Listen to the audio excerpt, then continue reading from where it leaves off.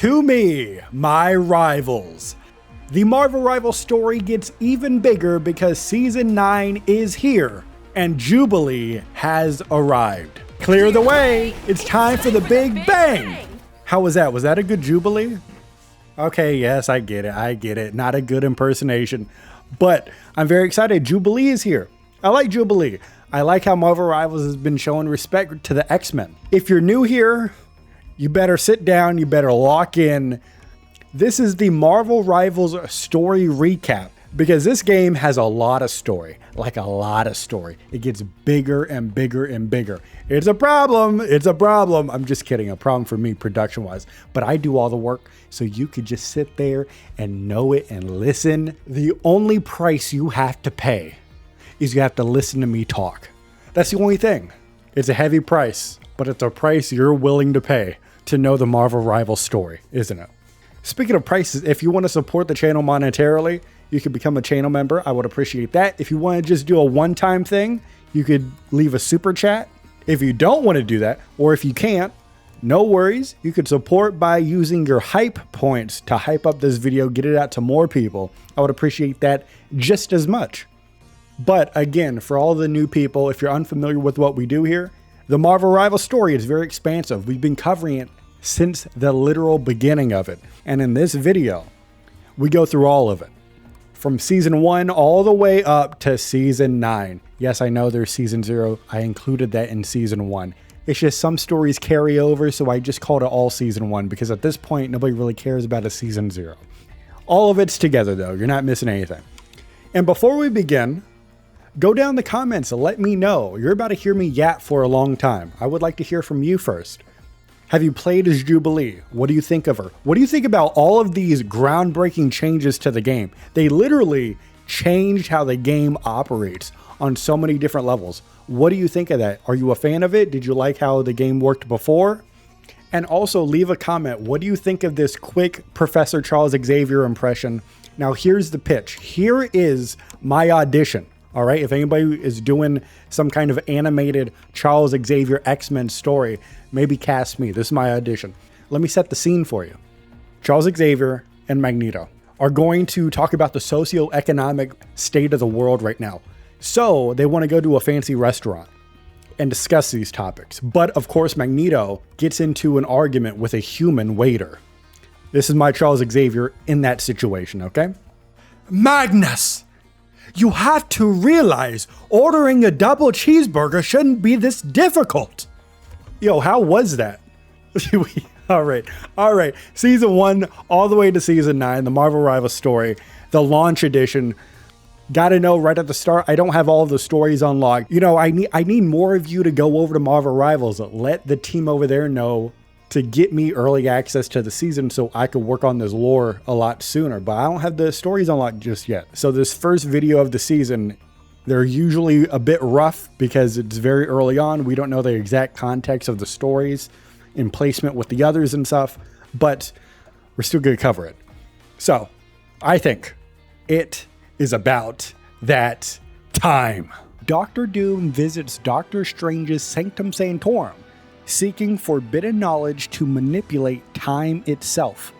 Doom requests access to the Darkhold, an evil magical book, and he wants it specifically for the vampiric verses, which he believes can help Doctor Doom bend time like Dracula once did. Doctor Strange, of course, refuses this, knowing the Darkhold's corruptive power, leading Doctor Doom to then attack with dark magic. A battle of sorcery ensues, with Doctor Strange using powerful mystical attacks like the Crimson Thorns of Yggdrasil to restrain Doom. Knowing that he was beat, Doctor Doom surrenders, as Doctor Strange releases Doom, trusting his word that he had surrendered and he will leave peacefully. But Doctor Doom vows that he will find one way or another to conquer time. And before departing, Doom warns Doctor Strange of an impending great evil that will engulf the city in darkness. To keep the Darkhold safe, Doctor Strange then banishes it to a hidden corner of the astral plane, just beyond Doom's reach. And months later, Doctor Strange senses a massive disturbance in time and space itself, seemingly originating from the nation of Latveria. The disturbance tears through dimensions, including the astral plane, and heads straight for Doctor Strange's Sanctum Sanctorum. Strange only has a moment to act, knowing this decision could determine the fate of countless universes.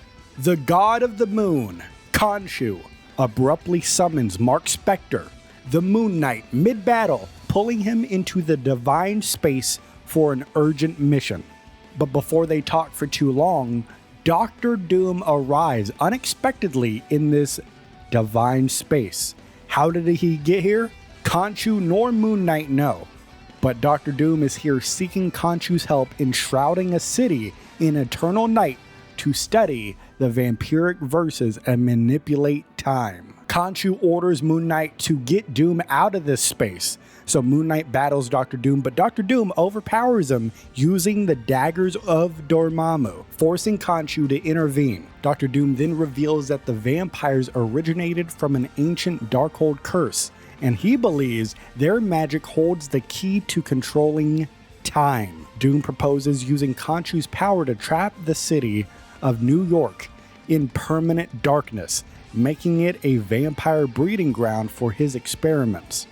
Khonshu refuses, warning of an even greater coming darkness that could threaten gods and mortals alike. Khonshu then banishes Doctor Doom from the divine space, but Doom vows to find another way to achieve his goal. With Doctor Doom now gone, Khonshu now seeks the Montesi formula, a spell in the Darkhold that could erase all vampires permanently. Moon Knight is then tasked with protecting New York City while preparing for the inevitable war against the vampire hordes. As Moon Knight returns to New York City, Moon Knight swings into action, knowing that his white costume will not stay clean for long, with his battle shortly ahead. The first gallery card is Let There Be Rivals, which is a passage written by Dr. Doom 2099. Now, Dr. Doom says he tried to control time itself, viewing it as the last true shackle on humanity's path to godhood.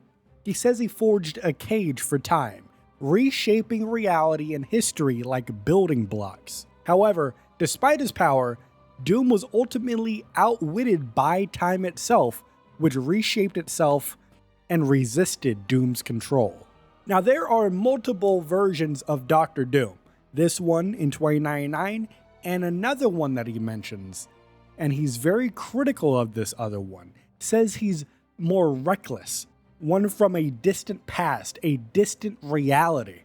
And now the timeline has been catastrophically damaged by both of the Dooms doing their time experiments. Their meddling triggered a chrono-catastrophe, which has sent a wave of destructive energy tearing across the entirety of the multiverse.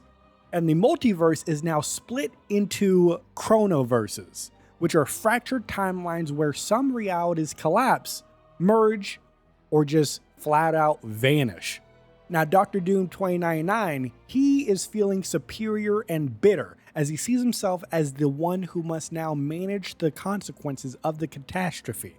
He has no respect for the version of Dr. Doom that's in the past. Surprisingly though, Dr. Doom, a man of action, he chooses a different path. Instead of acting directly as he usually does, Dr. Doom plans to manipulate heroes across dimensions to fix the multiverse for him, because this man sees them as useful pawns for his grander plan to take over the multiverse. Wanda Maximoff, the sorceress supreme of her universe, maintains the delicate balance of reality, preventing it from collapsing due to magical conflicts. She is contacted by an astral projection of Dr. Stephen Strange from another reality, who is trapped due to the time stream entanglement. Strange warns Wanda of Dracula's rising power, revealing that he has performed a blood ritual to imprison New York City in eternal night. Dracula seeks to use the Darkhold's forbidden spells to make vampires immune to sunlight, turning all humanity into their prey. Doctor Strange introduces Wanda to a mysterious material called chronovium, which is a side effect of Victor Von Doom's time experiments. Wanda realizes she has been too focused on maintaining her reality's stability and decides to take a more active role in the battle. The Darkhold is currently in the hands of Khonshu, the Egyptian moon god, who plans to use a powerful spell to wipe out all vampires permanently. Doctor Strange plans to challenge Khonshu to a game of chess to win back the Darkhold, as the god of the moon is known to enjoy games of skill. So the Scarlet Witch agrees to help Strange return to his reality if he retrieves the Darkhold. But secretly, Wanda desires to master its power for herself. So, if Strange refuses to share its secrets once they get the Darkhold, Wanda is willing to unleash her own chaos to restore order to her universe at any cost. Bruce Banner develops the Gamma Belt, a device that is designed to control his Hulk transformations and potentially regulate his power. He tests the belt in his lab, activating it to trigger a controlled transformation into the Hulk, hoping it will allow for stability and measured strength. Now, once he is transformed into the Hulk performs some strength tests, including a thunderclap that accidentally causes a massive shockwave, collapsing a canyon wall and nearly burying himself. The Gamma Belt protects the Hulk by generating a force field, preventing debris from touching him, something that Banner had not yet anticipated. The Hulk realizes the belt refuels itself as he exerts power, creating a feedback loop that keeps increasing his gamma levels, making him even stronger. Embracing this newfound power, the Hulk deliberately pushes the belt further, leaping and smashing a car mid-air and absorbing more gamma energy. Now, Bruce Banner's consciousness warns Hulk that it's too much gamma buildup, and if they keep going, it could have catastrophic consequences. But the Hulk simply ignores puny Banner. The Hulk, reveling in his new strength, destroys the lab in a frenzy, smashing equipment and causing structural collapse to prove his dominance over Bruce Banner. Now, a stray fragment damages the Gamma Belt, instantly reverting Hulk back into Bruce, leaving him surrounded by all of the wreckage. Though shaken by the destruction, Bruce Banner is intrigued by the experiment's results and vows to continue refining his work, realizing there is so much more to learn about this Gamma Belt. Hela, the Queen of Hell herself, senses the shattering of realities caused by the time stream entanglement, and she seeks to exploit the disruption for her own power. She learns of an element named chronovium, a material formed from temporal disturbances, and gathers samples from across different realms. Each one of them are slightly different in nature. A lost soul in Hell reveals knowledge of Celestials and their vast power, fueling Hela's ambition to claim them for herself and expand her dominion beyond Asgard and the Ten Realms itself. Suddenly, a symbiote emissary arrives in Hell, sent by the King in Black, Null, the ancient god of darkness, as he is demanding a celestial soul that has entered Hela's realm. Hela refuses to surrender the Celestial, asserting her rule over Hell and threatening Null with eternal servitude should he challenge her. After listening and realizing that Null is currently in prison, she deduces that Hell can now reach his realm, Clintar, potentially allowing her to invade it directly. She begins experimenting with Hell-infused chronovium, seeking to expand her dominion not just through space, but through all of time itself. Hela's goal is to make Hell a force that absorbs all souls, past and future, ensuring that even beings from different timelines will be bound to her rule. She anticipates Null's retaliation, but she welcomes it, knowing that any who enter Hell, god or mortal, will ultimately belong to her. With her growing power over time itself, Hela commands the chronovium to reveal the future, as she already claims dominion over the past. The god of mischief, Loki, discovers that Yggdrasil's sap now holds a new temporal magic, a result of the time stream entanglement, and begins experimenting with it. Using the sap's magic, he peers into multiple future versions of Asgard, seeing endless versions of the realm in ruin, except for a single one, where Loki rules as king. Determined to bring this future to pass, Loki plots to seize the throne of Asgard, planning to place his father, Odin, into Odin's sleep and manipulate his brother Thor into exile. With this plan, Loki knows that he needs allies, so he seeks out Karnilla, the Queen of the Norns, to ensure fate remains in his favor. Additionally, Loki also approaches his sister, Hela, believing her vast allegiance will help secure the throne, though he knows that she will demand something in return. So, Loki arrives in Hel unannounced to annoy Hela as he presents his case to her, but she is skeptical, recognizing that all of his plans ultimately serve his own ambition. And this is where Loki reveals the secret of Yggdrasil's sap, demonstrating its ability to glimpse into the future and offering Hela a vision of her own destiny. Hela sees something within the vision that intrigues her, prompting her to agree to an alliance, but only and only if Loki helps her achieve her own goals with Chronovium.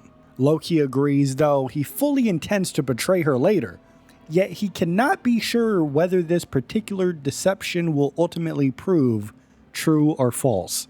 With Hela's forces potentially at his disposal, Loki's schemes for the throne of Asgard advance, but the true consequences of meddling with time will remain uncertain. The god of thunder, Thor Odinson, is currently imprisoned in the Tower of Solitude by his brother Loki, who has usurped the throne of Asgard through deception and powerful new magic.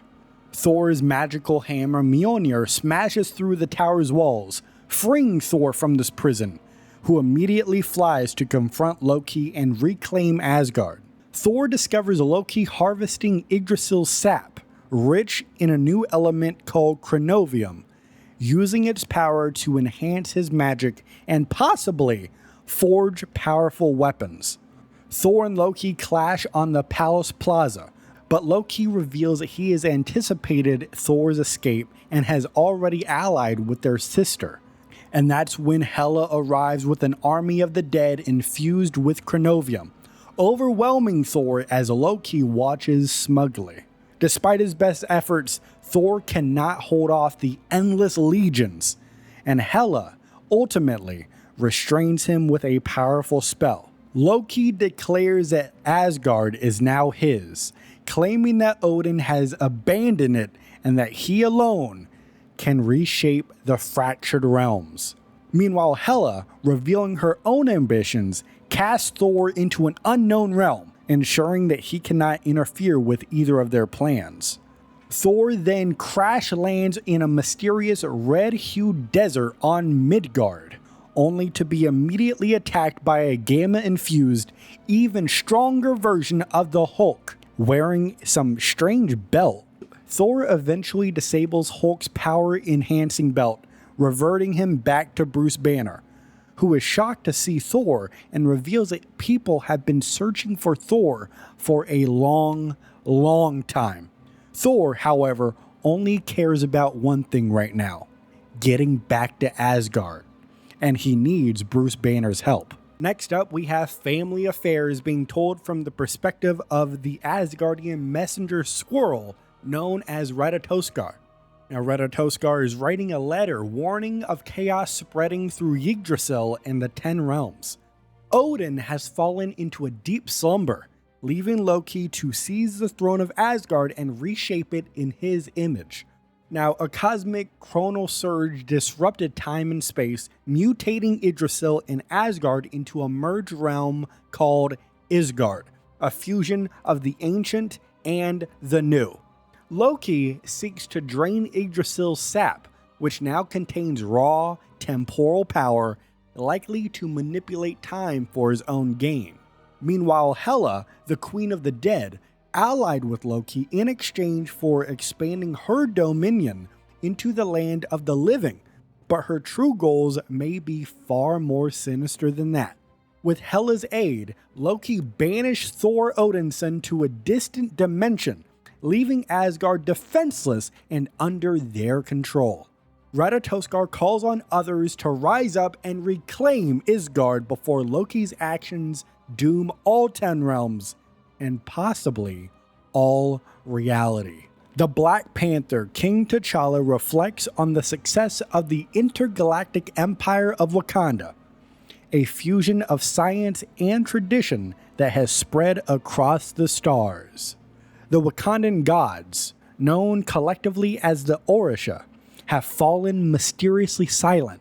Even Bast, the Panther goddess who chose T'Challa as her champion, has not talked to him in a while. Wakanda is at war with two versions of Doctor Doom from different timelines, both of them seeking control of the fractured time stream. While praying for guidance, T'Challa is unexpectedly answered by Kalunia, the banished sister of Bast, who warns T'Challa of a growing darkness in the universe. The Black Panther distrusts Kalunia but begins to fear that the Orisha themselves may have been corrupted by this unknown force. Meanwhile, Princess Shuri, T'Challa's sister, urges T'Challa to allow Wakanda's Vibranium Chronovium to be used in the time stream reintegration device, but he refuses. T'Challa believes that Wakanda's greatest resource is not its vibranium, is not its infused vibranium with chronovium, it is Shuri herself, and entrusts her with leading the scientific efforts. Shuri accepts T'Challa's orders, although she is very frustrated by them. And while reflecting on his next move, T'Challa finally hears from Bast, but her voice is different. It's laced with an unsettling darkness. She cryptically tells him that he is not the only, quote-unquote, king in black that she has favored, as dark energy begins consuming the Hall of Jalia. Determined to protect Wakanda at all costs, the King T'Challa rushes towards the danger, prepared to defy even the gods themselves in order to protect the people of Wakanda, because that is the only thing he cares about. Wakanda forever. Next up is Blind Devotion. King T'Challa, the Black Panther, after hearing concerns from Shuri, his sister, about the corruption of Bast, the Panther goddess, begins to travel spiritually to the astral plane, known as Jalia, seeking answers. Upon arrival, he finds Jalia deserted and lifeless, indicating something has gone deeply wrong. Through meditation and communication with Bast, he discovers that the goddess has indeed become corrupted. Bast then demands absolute loyalty and violent devotion from King T'Challa, promising him unlimited power if he serves only her and destroys all opposition. T'Challa then experiences a disturbing vision of the heart-shaped herb glowing a fiery crimson rather than its normal purple glow, symbolizing Bast's corruption.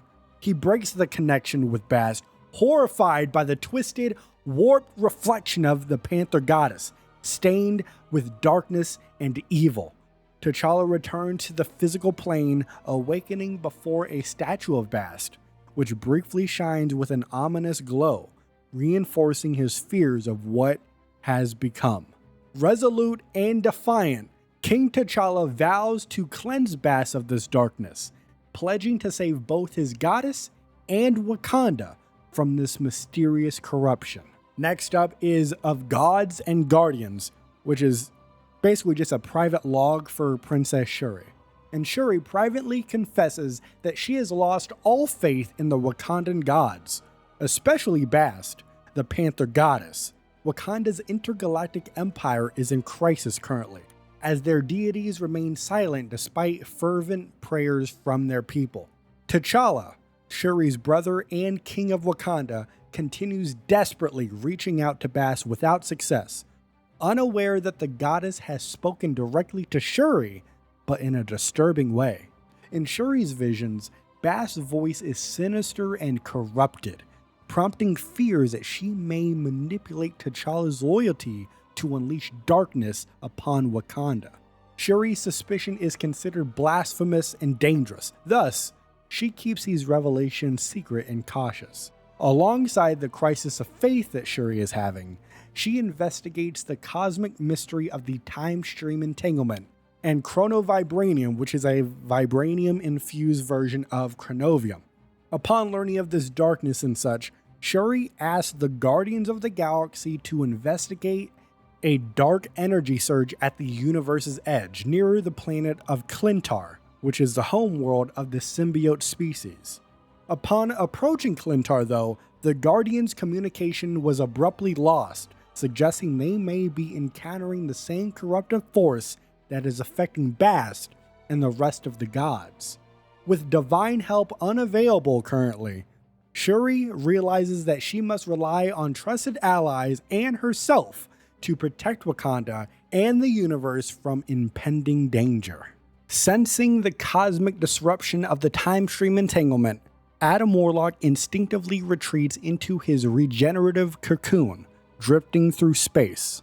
He is then telepathically contacted by a weakened Odin, who is trapped in the Odin sleep after Loki usurped Asgard and transformed it into Isgard. Odin warns Adam Warlock of an ancient, creeping darkness beyond Loki's schemes, one powerful enough to corrupt entire realities.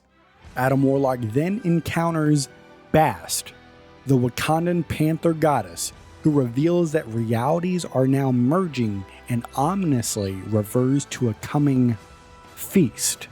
Then, a dying Celestial reaches out to Adam Warlock, warning him that before the Celestials, there was a primordial being of absolute darkness, a force even they could not stop.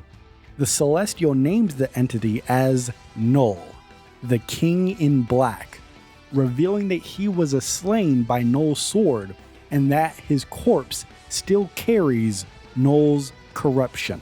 As Adam Warlock tries to resist, Null himself enters his mind, dragging him through space towards his domain. Before Null can fully ensnare him though, a brilliant burst of cosmic fire, the Phoenix Force, briefly blinds Adam Warlock's cocoon, offering a flicker of hope. Adam Warlock then crash lands on Clintar, the living planet of the symbiotes, realizing it is both Null's former throne and the prison where his own followers once sealed him away. Breaking free from his cocoon, Adam Warlock vows to prevent Null's resurgence, ensuring that light will shine in the end. Venom awakens in a war-torn nether realm, having escaped imprisonment by magic in Limbo, who warns him that the realm is in an endless battle between the gods and the demons. A sudden agonizing vision from the Clintar hive mind reveals something ancient and evil. The King in Black, Null, has awakened and threatens all of existence. Determined to stop Null, Venom realizes he must find All Black, the Necro Sword, the legendary weapon that Null once used to slay an entire Celestial. So magic helps Venom by using her mutant teleportation ability to open a portal, sending him across the galaxy to the remains of the fallen Celestial where the sword may be hidden. Venom finds the Necrosword embedded in the Celestial's corpse, its darkness pulsing with ancient power, but no matter how hard he tries, he cannot pull it free. Unbeknownst to Venom, Adam Warlock's cosmic cocoon drifts nearby, awakening the Celestial's remnants, which release a psionic shockwave that hurls Venom into space. Venom crash lands on Clintar, the symbiote homeworld, where he is embraced by his kin, only to realize that Null's influence is already creeping through the planet. Nearby, Venom discovers Warlock's cocoon, which the symbiotes are preparing to consume, but before they can, Venom tears it open to reveal Adam Warlock inside. Mistaking Venom for an agent of darkness, Adam Warlock immediately attacks, forcing Venom to defend himself while trying to explain their shared goal. Realizing their common enemy, Adam Warlock and Venom reluctantly agree to an alliance, both now fully committed to stopping Null before he can plunge the universe into eternal darkness.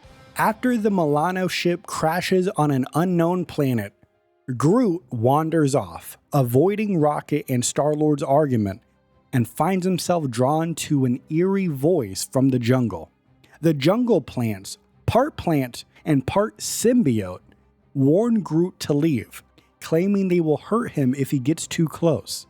But Groot responds with kindness, confusing all of them. Groot realizes the symbiote plants have never known trust or friendship, and tries to teach them that strength comes from unity, not just survival. A massive explosion erupts from the crashed ships, spreading fire through the jungle, terrifying the symbiotic plants, who cannot escape. Determined to save them, Groot extends his roots beneath the wreckage, overturning the ships to smother the flames, creating a firebreak and protecting the jungle. The plants are now grateful, and they reveal that Rocket has wandered into an old complex, now engulfed in flames, so Groot rushes to save his best friend. Inside the complex, Groot finds Rocket trapped behind an energy barrier while monstrous black symbiotes swarm the corridors, trying to reach him. Despite being overwhelmed, Groot fights back, and the jungle plants, now his allies, intervene, using their symbiotic abilities to consume the attacking creatures. With Rocket safe now, Groot proudly shows him the plants that helped guide him. Though Rocket is horrified that he even trusted a symbiote to begin with, but Rocket and Groot then return to the Milano, carrying the energy barrier as a tool to repair the ship, while Groot reflects on the power of friendship, even on a hostile world like Clintar. After Star-Lord crashes the Milano ship on Clintar, Rocket searches a massive ship graveyard for salvageable parts to repair the ship. He quickly realizes he's being watched and is soon ambushed by monstrous symbiote creatures with claws and fangs. Rocket flees into an eerie complex of ancient buildings, dropping a miniature gravity well behind him to annihilate some of his pursuers.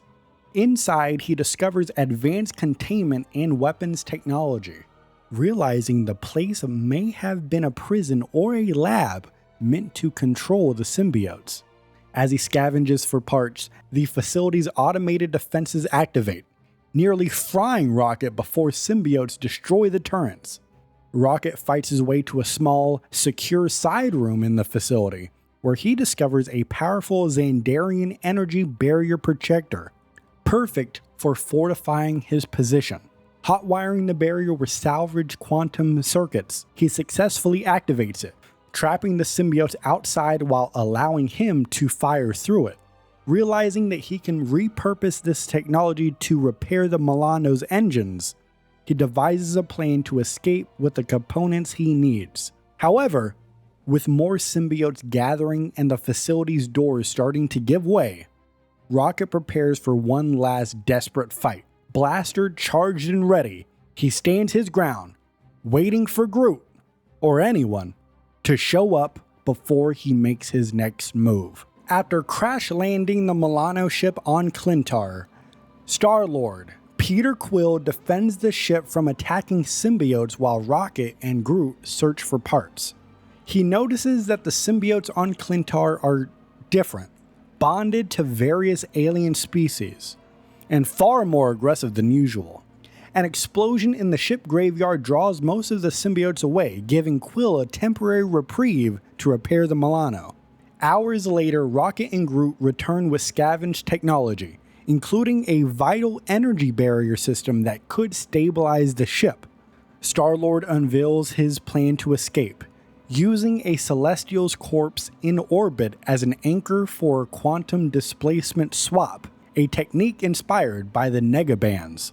Rocket Raccoon, initially skeptical of this plan, realizes the plan might actually work, but warns that they need a force-dampening matrix to survive the swap. And Groot, with the help of Clintar's symbiotic plants, unknowingly gathered the exact piece of tech they needed. So they activate the quantum swap, briefly entering the negative zone, where they come face to face with the floating celestial corpse. Now at this point, the scanners they have start to reveal movement within the corpse, and Star-Lord, of course, panicking when he sees this, forces them back to Clintar, but not before glimpsing a mysterious symbiote figure in a glowing cocoon.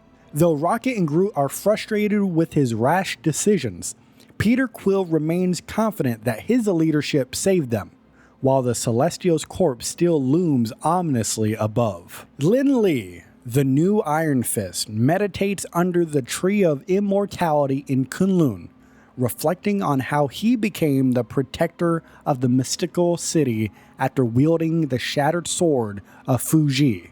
The time stream entanglement has merged Kunlun with the other capital cities of heaven, but all the other immortal weapons have mysteriously vanished, leaving Lin Lee alone.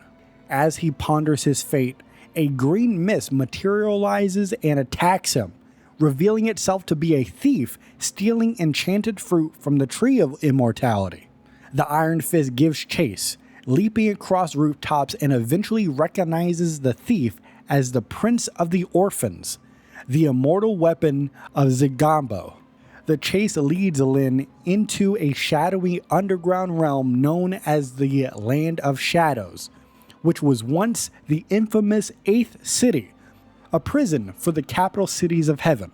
Inside, the Iron Fist finds the Prince of the Orphans caring for a sick infant named Lhasa, whom he rescued from a war between ancient forces and elder gods. Iron Fist then uses his Shi to restore the decaying enchanted fruit, saving the child and earning the Prince of Orphans' respect. In return, the prince offers to train the Iron Fist in martial arts, knowing he never properly trained in the ways of past Iron Fists. However, before they could begin their training, Kunlun's guards arrive, ready to execute Iron Fist for stealing the sacred fruit, but they are stopped by Dizang, the mysterious ruler of the Land of Shadows. Dizang warns the Iron Fist that many in this realm seek to claim the power of the Iron Fist, but if he disrupts the balance, he will have to answer to Dizang himself. Natasha Romanoff, the Black Widow, infiltrates Alchemax's Tokyo headquarters in the year 2099, searching for a classified Mercury-level asset. Black Widow expertly navigates the building's high-tech security, including laser traps and elite guards, in order to reach a heavily restricted underground vault. Inside this vault, she discovers encrypted files referencing an old super soldier serum, as well as Krakoan flowers and surveillance photos of herself and Nick Fury. At the center of the room, she finds a massive, frozen crystal containing a mysterious human figure, the asset she is here searching for. Initiating the thawing process on this crystal, she is absolutely stunned as she sees a man in red, white, and blue emerge. It is Captain America, Steve Rogers, frozen since World War II. A disoriented Captain America immediately wakes up and asks about the Red Skull, only to learn from Natasha that the Red Skull has been dead for over 50 years.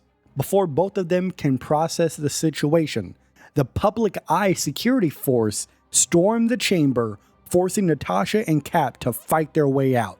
As they reach the building's lobby, they are confronted by a massive Public Eye mech, which Cap takes down using a piece of its armor as a makeshift shield. However, the mech activates a self-destruct sequence, causing a massive explosion. Cap shields Natasha from the blast, but vanishes in the aftermath.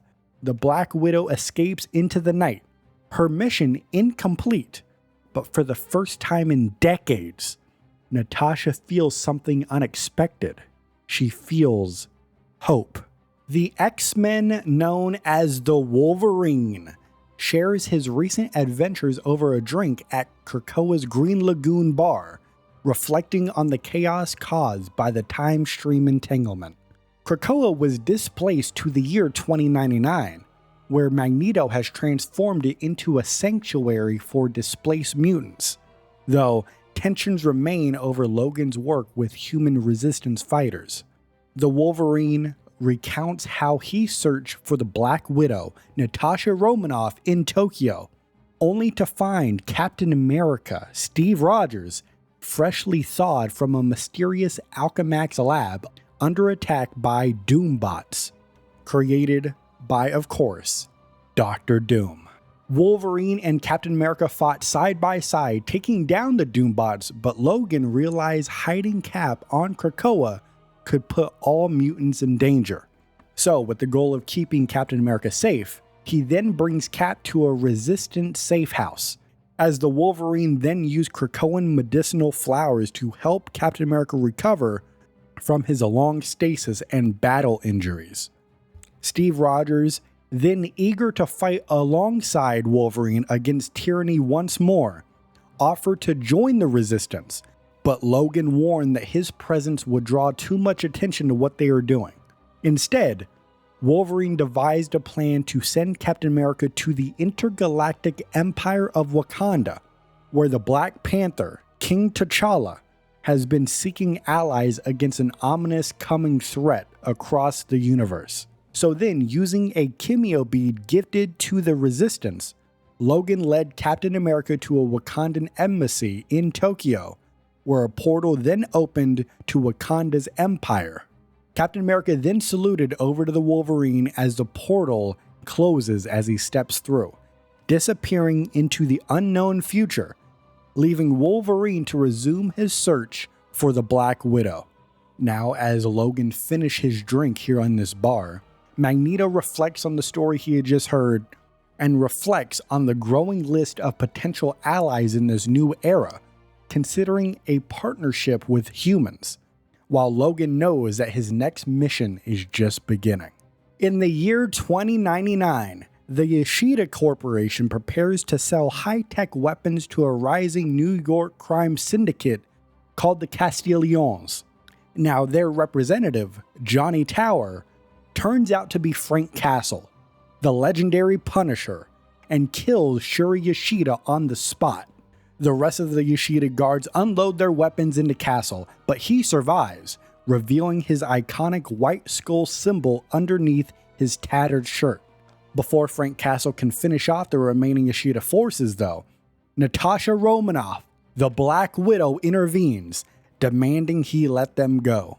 The Punisher is shocked to see that Natasha is still alive after more than a century, and the two realize they both have undergone anti-aging treatments. Natasha reveals that she recently freed Captain America Steve Rogers from a secret Alchemax facility, but since then they were separated. Captain America has vanished. Now, their conversation about this is cut short as the public eye has soldiers storm the warehouse, forcing them to fight side by side. Now, the Punisher, known for his lethal methods, surprisingly holds back and uses non-lethal force at Natasha's insistence. And then after the fight, Castle realizes that Natasha had lured the public eye there on purpose to test his loyalty, and this puts a strain on their already fragile trust between one another. However, despite their differences, Frank Castle agrees that if they want to find Captain America and take down Dr. Doom, they will need to start trusting each other. Next up, we have Hydra's Hymn, which is told through a conversation between two Hydra agents. Now, this story takes place at the Chitaris base, which is a top-secret Hydra facility hidden inside a mountain in Antarctica, considered one of Hydra's most important operation centers. The base is involved in both super soldier experiments and occult operations, blending science and mysticism. The Winter Soldier, Bucky Barnes, was captured and brought to the base, supposedly for reconditioning and stasis. Before that could happen, though, Hydra's mysterious occult ops division claimed him, a faction within Hydra that mixes cosmic horror and mystic rites. Occult ops is attempting to open a portal to Maveth, which is a dead planet on the far side of the universe. They believe unlocking this gateway is the key to Hydra's ultimate ascension. Now, the Winter Soldier is believed to be a potential conduit for assessing Maveth, possibly because of his path or unique physiology. Whichever it is, they want Bucky Barnes. Hydra's priests chant an alien hymn, a ritual believed to grant access to ancient, otherworldly forces beyond human comprehension. One of these agents having this conversation is skeptical, insisting Hydra's strength lies in science, while the other agent is increasingly convinced that the supernatural is real and powerful. Hawkeye, real name Clint Barton, is assigned a solo mission to infiltrate a Hydra base in Antarctica's Ross Island to rescue the Winter Soldier, Bucky Barnes. Now, Agent 13 pilots a Quinjet and briefs Clint on the mission, revealing that Bucky infiltrated the base 3 days ago, but he lost communication after just 8 hours. The base is built on ancient ruins beneath the Iberus ice shelf, and Hydra is conducting both super soldier research and occult experiments. Clint Barton begins to reflect on his time as Ronin in the past, acknowledging that while he once walked a darker path, he needs to be Hawkeye again, and he needs to stay grounded. He prepares for the mission, selecting a mix of explosive, bladed, and non-lethal arrows, as well as his twin swords. Agent 13 then warns Clint that if Bucky is beyond saving, Hawkeye's priority should be to retrieve intel and escape. As the Quinjet nears the drop zone, Hawkeye pushes aside his doubts, determined to bring Bucky home. Now, a vehicle will be waiting for him at the landing site, but the safest approach is through the upper levels of the base. Despite intel recommending he avoid the lower levels, Clint and Barton suspect there may be supernatural threats hidden below. With the cargo door open, Hawkeye takes a deep breath, steadies himself, and jumps into the Antarctic night, ready to face whatever awaits him. The entire world mourns the reported death of Captain America, while Hydra agents stationed at an Antarctic base discuss their secret experiments and the time stream entanglement. Suddenly, Hawkeye infiltrates the base, eliminating the Hydra guards and navigating the underground facility to locate the captive Winter Soldier. He finds Bucky in a containment tank labeled Canary, but is attacked by a monstrous Hydra super soldier before he could free Bucky. As Hawkeye struggles, Bucky awakens, revealing a shocking transformation. His cybernetic arm has been replaced with eldritch tentacles. With his new monstrous limb, Bucky kills the Hydra soldier and escapes the tank, but he insists on completing a mission before leaving. Hawkeye and the Winter Soldier descend deeper into the facility, discovering an ancient chamber with a massive portal. Hydra has been trying to summon something from the great beyond. Bucky connects his tentacles to the altar, triggering a surge of power, but realizing he must sever his corrupted arm in order to stop the ritual. At Bucky's command, Hawkeye cuts off the tentacle limb, causing a massive shock wave that collapses the chamber and shuts the portal. As all hope seems lost, the portal reactivates, with Captain America, Steve Rogers, emerging, deflecting debris with his shield and rescuing Hawkeye and Bucky. Cap then explains that he is from another timeline and has brought them to Wakanda's intergalactic empire, where Bucky receives a new cybernetic arm before Cap asks him for a favor in return. Captain America, Steve Rogers, a man displaced in both time and space, finds himself in a futuristic intergalactic empire of Wakanda as he reflects on how much the world has changed. He reunites with Hawkeye and watches over the injured Bucky Barnes, unsure of how much of his old friend remains after Hydra's latest experiments. Captain America recounts his past, how he was frozen, thawed out in 2099 by Natasha Romanoff, the Black Widow, in an Alchemax lab, and later aided by Logan, the Wolverine, to escape to Wakanda. Now, the Black Panther, King T'Challa, and his sister Shuri welcome Steve into Wakanda, revealing the time stream entanglement's effects on reality, and also asking Captain America to gather elite warriors for an impending war. Steve chose Bucky as his first recruit, unknowingly saving both him and Hawkeye from certain deaths inside Hydra's collapsing Antarctic base. Now, as Steve and Clint discuss their next steps, Bucky suddenly wakes up in agony, his new cybernetic arm mutating again as dark forces whisper inside of his mind.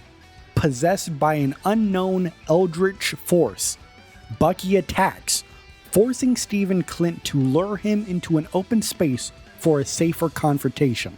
Now, Princess Shuri devises a way to reset Bucky's corrupted arm, using Hawkeye's perfect aim to land a chemio bead arrow on a precise point on his cybernetic limb. The shot is successful. Bucky collapses, freed from the dark force's control, though the princess suggests more tests to understand what happened to him. With his allies by his side, Steve Rogers, Captain America, finally feels a sense of belonging in this strange new world, ready to face the battles ahead together. Dr. Victor Von Doom visiting Dracula as he offers him a rare crystal known as chronovium, born from the time stream entanglement, which of course is the result of Dr. Doom and his future counterpart, Dr. Doom 2099, messing with the fabric of space-time.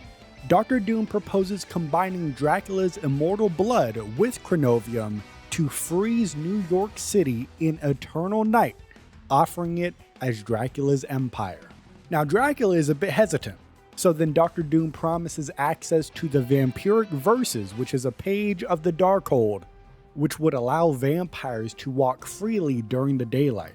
This is an offer that Dracula simply can't refuse. He agrees, giving Dr. Doom a drop of his blood to begin the spell. Dracula has trapped New York City in eternal night, unleashing his vampire army on its citizens. Cloak and Dagger fight to protect the city, but things have changed for them. Because during a cosmic event known as the Time Stream Entanglement, Cloak and Dagger were caught mid-teleportation, causing their bodies to merge into one physical unit, meaning only one of them can physically exist at any given time. The Fantastic Four's Mr. Fantastic, Reed Richards, confirms their molecular fusion, as he explains that they are entangled at a subatomic level, allowing only one of them to manifest while the other remains simply a voice in their partner's head. Cloak notices Dagger becoming more ruthless as the time goes on, while he is growing more merciful, reversing their usual roles. Meanwhile, Reed Richards and the Iron Man Tony Stark argue over how to handle the vampire crisis in New York City. Reed Richards develops a prototype version of the time stream reintegration device that may restore Cloak and Dagger to separate bodies, but the process is risky and untested. So Reed gives them a warning, and Dagger completely ignores Cloak's hesitation and forces the experiment to go through, successfully restoring their separate forms. But Reed warns that their energy signals are still connected, meaning teleportation could re-entangle them. So, leaving the Fantastic Four's Baxter building, Cloak and Dagger head into a battle against vampires on a ferry. But on that ferry, a trap has separated them, leaving Dagger outnumbered with no escape. Cloak chooses to teleport to save her on the ferry, knowing it would cause them to merge once again, but he refuses to let Dagger die. Cloak successfully rescues Dagger and the civilians on the ferry, but just as they feared, they are now re-entangled. Dagger is once again trapped inside Cloak, only able to communicate through his mind. Despite the setback, Cloak promises to lead Dagger through the darkness as she has always guided him back to the light, proving that even though they are at odds right now, they are still a team. Mr. Fantastic, Reed Richards, is studying a chronovium crystal as he makes an interdimensional call to an alternate version of Princess Shuri of Wakanda. And as the two are talking about chronovium and are talking about the time stream reintegration device that they've worked on, Princess Shuri introduces the term chronoverses as they begin to find out the time stream entanglement has created branching alternate realities. So far, they know of at least 4 known realities, due to both of them having varying degrees of interactions with these alternate people, such as Shuri now teaming up with an alternate version of Captain America, who was not awoken from his ice until the year 2099. Additionally, Shuri is also working alongside displaced heroes like the Wolverine, the Winter Soldier, and Hawkeye. And they're sitting here, they have a whole gang of interdimensional heroes. Meanwhile, Shuri goes on and she says she has felt a darkness going around the universe, so she sent the Guardians of the Galaxy to the planet of Clintar to investigate. But since arriving, they have gone silent. And on top of all of that, about a week ago, Shuri sent her brother, the Black Panther, King T'Challa, with a heart-shaped herb to Reed Richards' universe in order to potentially use that herb to cure the vampires in New York City. The only problem is, it's been a week. Reed Richards has no knowledge of Black Panther arriving. Where is the Black Panther? The Black Panther is in New York City after recently arriving through a portal from the intergalactic empire of Wakanda, as he arrives with the heart-shaped herb in hopes to cure the vampires of New York City. However, as he's walking, trying to find the Baxter Building, Black Panther is ambushed by vampires and manipulated by Dracula, who uses a blood-infused chronovium crystal to begin transforming him into a vampire. Dracula fails to bite T'Challa due to his vibranium suit, so Dracula instead tries to magically enslave him. And you already know, T'Challa, the king of Wakanda, the Black Panther, is going to fight back, and he does for a while, and he escapes Dracula's grasp. However, he was not able to avoid becoming a vampire. The Black Panther is now roaming the streets with a thirst for blood, disconnected from Bast and the other Orisha gods, as now he is in New York City. No longer the Black Panther, now a vampire, conflicted about using the heart-shaped herb on himself or not. The Human Torch, Johnny Storm, patrols Dracula's New York City every single night, burning vampires and keeping the area around the Baxter Building clear. Human Torch's defiance makes him Dracula's top target, with the Vampire Lord sending his best lieutenants after him specifically, but none of them can handle Johnny's superheated plasma form. And one night, while sweeping Madison Avenue, Johnny witnesses an explosion and a massive rock-like creature emerge from underground. Realizing that it is one of Mole Man's deviant mutates, but now it's a vampire, Johnny Storm attempts to burn it, but the flames have absolutely no effect on its stone body. As the creature rampages towards the Baxter Building, the Thing, Ben Grimm, arrives to the scene to help, but even his strength struggles against the monstrous vampire.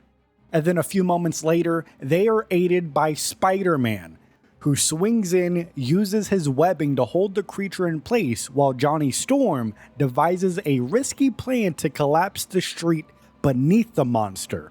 Johnny then baits the creature into lunging at him while Ben rips Spider-Man's web from its anchor, dropping the monster into its original underground cavern. As the monster clings to the edges of the hole, Johnny unleashes a Nova Blast, superheating the concrete and steel, forcing it to fall into the abyss. The molten wreckage seals the cavern, but Johnny Storm knows that this is only a temporary victory, because Dracula will try something much worse next time. However, standing on the street looking towards Dracula's castle, Johnny Storm smirks and challenges the vampire lord directly and screams at the castle, "Come and get me, if you've got the guts."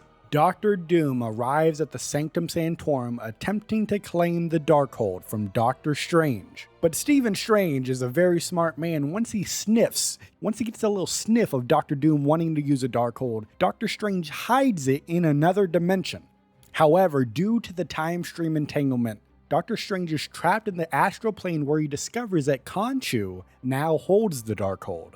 And with New York City now overrun by vampires, Khonshu wants the Darkhold to cast a spell known as the Montesi Formula that will destroy all vampires. But it would also kill the innocent ones that were turned into vampires as well. So, Doctor Strange, who learned from the Scarlet Witch that Khonshu is a bit of a fiend for challenges in games, he's a bit of a gambler. Dr. Strange challenges Khonshu to a game of Senate, using Dr. Doom-inspired strategy to win the game, escape, and reclaim the Darkhold. The leader of both Krakoa and Arakko, Storm, is caught in a sudden cosmic disturbance while walking along Arakko's shores on Mars. A massive time storm erupts, distorting reality, causing Krakoa and Arakko to overlap and merge, and nearly becoming one entity, risking destruction of both. The storm accelerates time chaotically, making plants grow and decay instantly, while unknown crystals rain down, disturbing space and time. Storm instinctively realizes she can control the storm, not through weather manipulation, but by guiding the flow of time itself, like an experienced ship captain. She prevents Krakoa and Arakko from permanently fusing, helping them separate before the storm fully subsides. As the time storm ends, Storm finds herself mysteriously transported from Arakko to Krakoa without using the gateway that is needed to go into Krakoa. So she begins to question this, whether this is the same reality that she left. She begins to wonder if this timeline has shifted and if her loved ones and allies are still the same ones. The mysterious time-infused crystals remain, which she gathers to investigate, believing Charles Xavier and Magneto must be warned immediately. As she looks around, Storm sees unfamiliar faces among Krakoa's survivors, realizing the storm may have pulled people from different times or realities themselves. Despite the uncertainty, she resolves to lead and protect her people, whether they are from her past, her present, or her future. Down in Limbo, Magic returns from a brutal, time-spanning war only to be visited by the Scarlet Witch, Wanda Maximoff, who seeks her help in an even greater multiversal conflict. Wanda reveals that Doctor Strange has shown her the full scope of the time stream entanglement, proving that reality itself is unraveling. Magic is skeptical of this, but Wanda insists that her unique soul-based magic is crucial in saving countless lives across dimensions. Before Magic can answer, though, she transforms into her demonic Dark Child form, testing Wanda's resolve by pointing the Soul Sword at her throat. The tension is broken when the Wolverine arrives, revealing he is on a mission to rescue a lost mutant child who accidentally transported into Limbo. Now, Magic, remembering her own childhood trauma in Limbo, immediately agrees to help Logan and Wanda locate the missing child.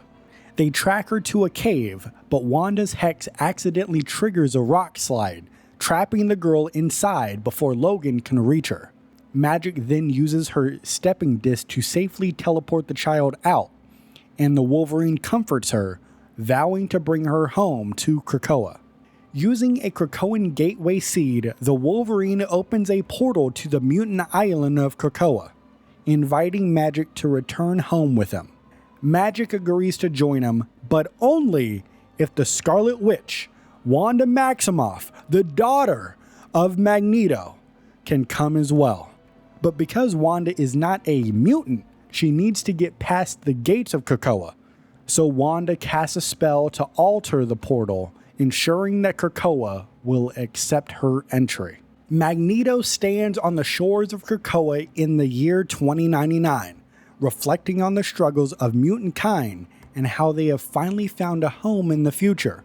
Magneto is shortly joined by Storm, reminding him that while they have fought hard for this moment, there are still lost mutants scattered across space and time. Wolverine arrives through a Krakoan gate, having rescued a young mutant who was accidentally trapped in limbo, followed by Magic, who is changed greatly from the version they once knew. And moments later, Wanda Maximoff, the Scarlet Witch, and more specifically, Magneto's long-lost daughter from another timeline, steps through the gate, using chaos magic to bypass Krakoan's mutant-only entry rule. It's at this time Wanda and Magneto share an emotional reunion, and she explains that she has been holding her universe together for far too long. But now she sees the bigger picture. Everyone's battles are connected. Wolverine, preparing to leave for another mission with Black Widow, reminds them that there's a war to fight, and Magneto reconsiders Krakoan's isolationist stance. Inspired by Wanda's words, Magneto realizes mutants across time and space need their help and agrees on an alliance beyond just protecting Krakoa. Wanda then suggests modifying Cerebro with chaos magic to track the lost mutants across dimensions, and Magneto reconstructs the device using buried metal fragments. When Magneto dons the enhanced Cerebro, he sees flashes of mutants across the multiverse. He sees warriors, kings, and cosmic forces waiting to be found. With a newfound purpose, Magneto declares that the gates of Krakoa are open to all mutants across time and space, echoing Charles Xavier's legendary call to them all, as he says, "To me, my X-Men." Mantis awakens as a prisoner in the Collector's Museum, trapped in a glass tank among other strange life forms in his new intergalactic theme park. While telepathically scanning her fellow captives, she connects with two unique minds, a joyful creature named Jeff and a deadly warrior known as Psy. Realizing her psionic powers are being suppressed by the Collector's containment field, Mantis devises multiple escape plans, all of which fail until she is forced into a deadly arena match. Mantis is pitted against another version of herself, confirming that the Collector has captured multiple Mantises, or Mantis-I, whatever you want to say, from across the multiverse. Rather than fight, the other Mantis, exhausted and hopeless, helps Mantis escape by guiding her astral form out of her body, sacrificing herself in the process. Mantis takes refuge in the astral plane, using her connection to the surrounding alien plants to regrow a new physical form and break free. Determined to free the others, she rescues Psy from her cell and convinces her to join the escape, despite Psy's initial skepticism. Before leaving, Mantis insists on saving Jeff, revealing that he is a small, hyperactive land shark with a contagious sense of optimism. Together, the three of them fight through the Collector's guards, commandeer a ship, and blast their way out of the theme park. As they escape, Mantis vows to return, not just to destroy the Collector's prison, but to make him experience what it means to be a captive himself. Jeff the land shark finds himself trapped in a small glass enclosure within the Collector's intergalactic theme park, unsure of how he got there in the first place. Though he is frustrated, he tries to stay optimistic, recalling his past adventures with friends like Gwenpool and Kate Bishop. He telepathically connects with Mantis, who is another captive in this theme park, and senses her distress when she is taken to an arena for a deadly fight. Determined to escape, Jeff repeatedly smashes himself against the enclosure and fails to break free. Mantis and her new ally, Psy, return to rescue him, but Psy remains wary of Jeff and his overly enthusiastic nature. As they flee, Jeff is distracted by an unusual scent and discovers the Collector's private gallery filled with powerful artifacts. Following his instincts, Jeff devours nearly everything in sight, including a mysterious metal vial labeled Pym, causing him to suddenly grow to enormous size. Now a giant, Jeff rampages through the facility, smashing open countless enclosures and freeing other captives. Mantis convinces Jeff to follow her and Sai to the hangar, where they steal a spacecraft and make their escape. As they fly away, Jeff looks back at the still trapped creatures, and Mantis promises Jeff that they will return and free all of them and make Collector pay, to which Jeff responds with an enthusiastic "Murr!" In the past, Sai, who's also known as Psylocke, hunted and exterminated insect-like demons terrorizing a village at the base of Mount Chiaru, but was unexpectedly struck down by an unknown force. She awoke much later, trapped inside the Collector's intergalactic menagerie, this theme park, and a prison, where she was displayed as a rare and dangerous specimen. Psylocke allied with a fellow captive, Mantis, to break free, reluctantly joining her and Jeff the Landshark in their escape. As they fled in a stolen spaceship, Jeff senses they were being followed, and soon after, the Collector's massive battleship materialized behind them. Mantis piloted them into an asteroid field to evade pursuit, but was forced to take refuge inside the mouth of a massive space whale known as an Encanti. Inside the Encanti's body, Psylocke realized that it was infested with an alien parasite known as the Brood, which she initially mistook for demons from her homeworld. Psylocke fought through the Brood swarm using her psionic abilities to link the Encanti's suffering with the Brood Queen, forcing her and her brood to retreat into space. Grateful, the Encanti transported them to the intergalactic empire of Wakanda, but before they get there, Jeff repaid the favor by giving the space whale a dental cleaning. So before they could even reach Wakanda, Mantis intercepted a distress call from Star-Lord and the Guardians of the Galaxy, leading her to change course for the symbiote-infested planet of Clintar. As Mantis prepared to leave, Psylocke heard a powerful telepathic call inside of her mind saying, "To me, my X-Men," and realized she had to travel to the living island of Krakoa, believing it may hold the key to returning home. Namor rules over the vast undersea kingdoms, uniting Talokan, Atlantis, and Lemuria under his reign, but he desires to expand beyond the oceans. Namor views humanity as the greatest threat to the planet, polluting the seas and disrupting the natural balance, and decides the time has come for war. His first target is Jeju Island in the Pacific, but knowing powerful beings will oppose him, he seeks an alliance with Krakoa, the mutant nation. So Namor uses a seed he planted in the ocean floor, activating a Krakoan gateway, allowing him to traverse time and space to reach the mutant homeland of Krakoa.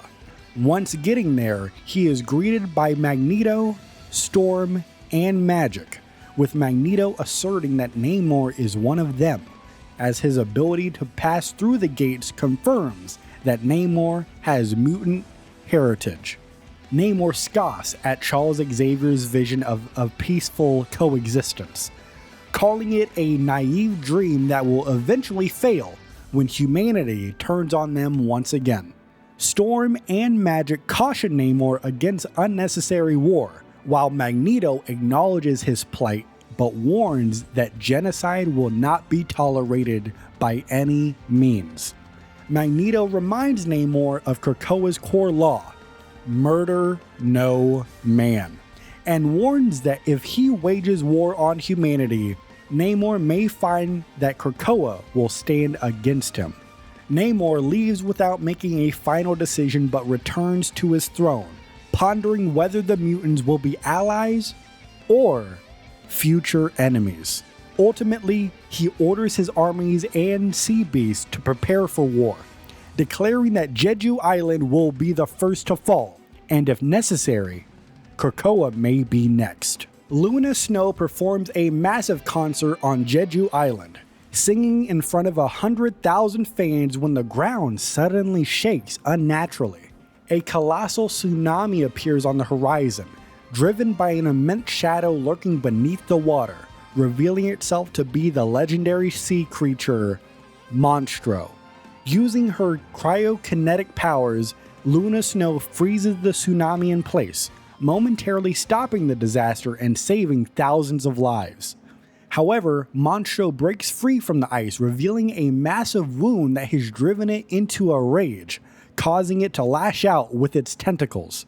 Realizing the wound is the cause of Monstro's aggression, Luna uses her unique healing ice to mend the injury, soothing the creature and preventing further destruction. As Monstro peacefully retreats into the ocean, Luna Snow is then approached by Namor, the ruler of Talokan, who acknowledges her actions saved both the surface dwellers and his own people. Namor then reveals that Monstro was wounded by a reckless submarine, which led to its rampage, and cryptically warns that all surface dweller vessels will soon be destroyed. Despite the tension, Luna Snow boldly challenges Namor's arrogance, insisting that the true loyalty and admiration must be earned from people, not taken by force. Luna Snow even invites Namor to join her for an encore at the concert, hoping music might ease tensions. But Namor declines, warning that soon, the surface world will chant his name instead of Luna Snow's. As Namor disappears into the ocean, Luna reignites her performance, but deep down, she worries that the power of music will not be enough to stop the war that is coming. The Iron Man, Tony Stark, struggles to combat the vampire invasion of Manhattan, as his armor's thermal-based targeting systems are ineffective against creatures that generate no body heat. After wasting nearly $98 million worth of missiles, Tony Stark realizes that he needs a new strategy and uses his Unibeam armor overdrive to wipe out a horde of vampires down in Hell's Kitchen. But before he can celebrate this victory, Mr. Fantastic, Reed Richards, calls him back to the lab, revealing that Ben Grimm has recovered a highly pure chronovium crystal that may power the time stream reintegration device.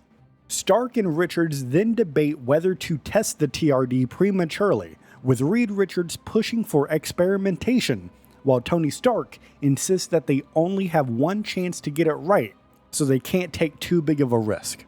Their argument is soon interrupted when Moon Knight arrives, revealing that the vampires have been using the construction site as a secondary nesting ground. Tony Stark realizes a little bit too late that he was lured into a trap, because vampires had been waiting silently in the rafters, ambushing him and Moon Knight. Moon Knight then uses an enchanted ankh to repel the vampires, explaining that the only true way to wipe them out is by using an ancient spell known as the Montesi formula. This spell is written within the Darkhold, but its pages were scattered across New York City when an alternate Wanda Maximoff pulled Doctor Strange back into their dimension. Moon Knight warns that using the spell would destroy all vampires, including the innocent New Yorkers who were turned into vampires, forcing Tony Stark to consider an impossible moral choice. However, before Tony Stark can even make a decision, his AI, Friday, detects a massive Asgardian power surge in Central Park, forcing Iron Man to change course, leaving Moon Knight with one final question. Whose side are you on? Squirrel Girl and her army of squirrels fight off hordes of vampires in New York City, protecting the city from the supernatural invasion. Her best friend, Tippy Toe, alerts her to a strange occurrence. A giant squirrel has crash-landed in Central Park.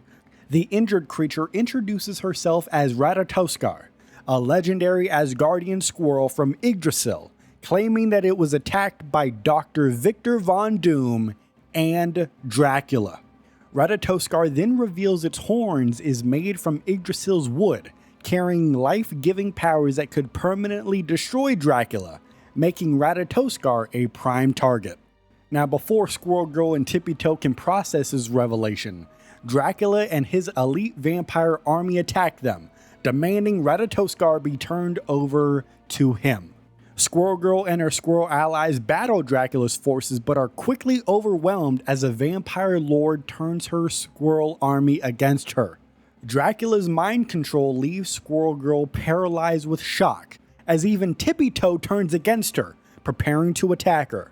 At the last moment though, Iron Man and Moon Knight arrive, blasting Dracula's forces and breaking his control over the squirrels. However, within the chaos, Dracula escapes with Ratatoskar, leaving Squirrel Girl devastated and determined to rescue her new friend.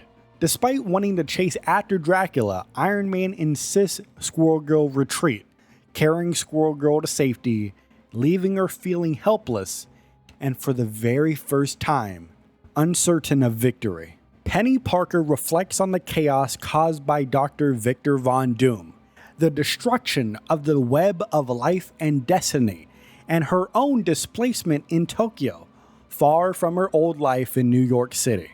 Despite the heavy burden, she tries to remain optimistic, focusing on upgrading her spider mech and protecting time and space. Penny Parker has been experimenting with chronovium, discovering it is some form of crystallized time, though its full properties remain unclear.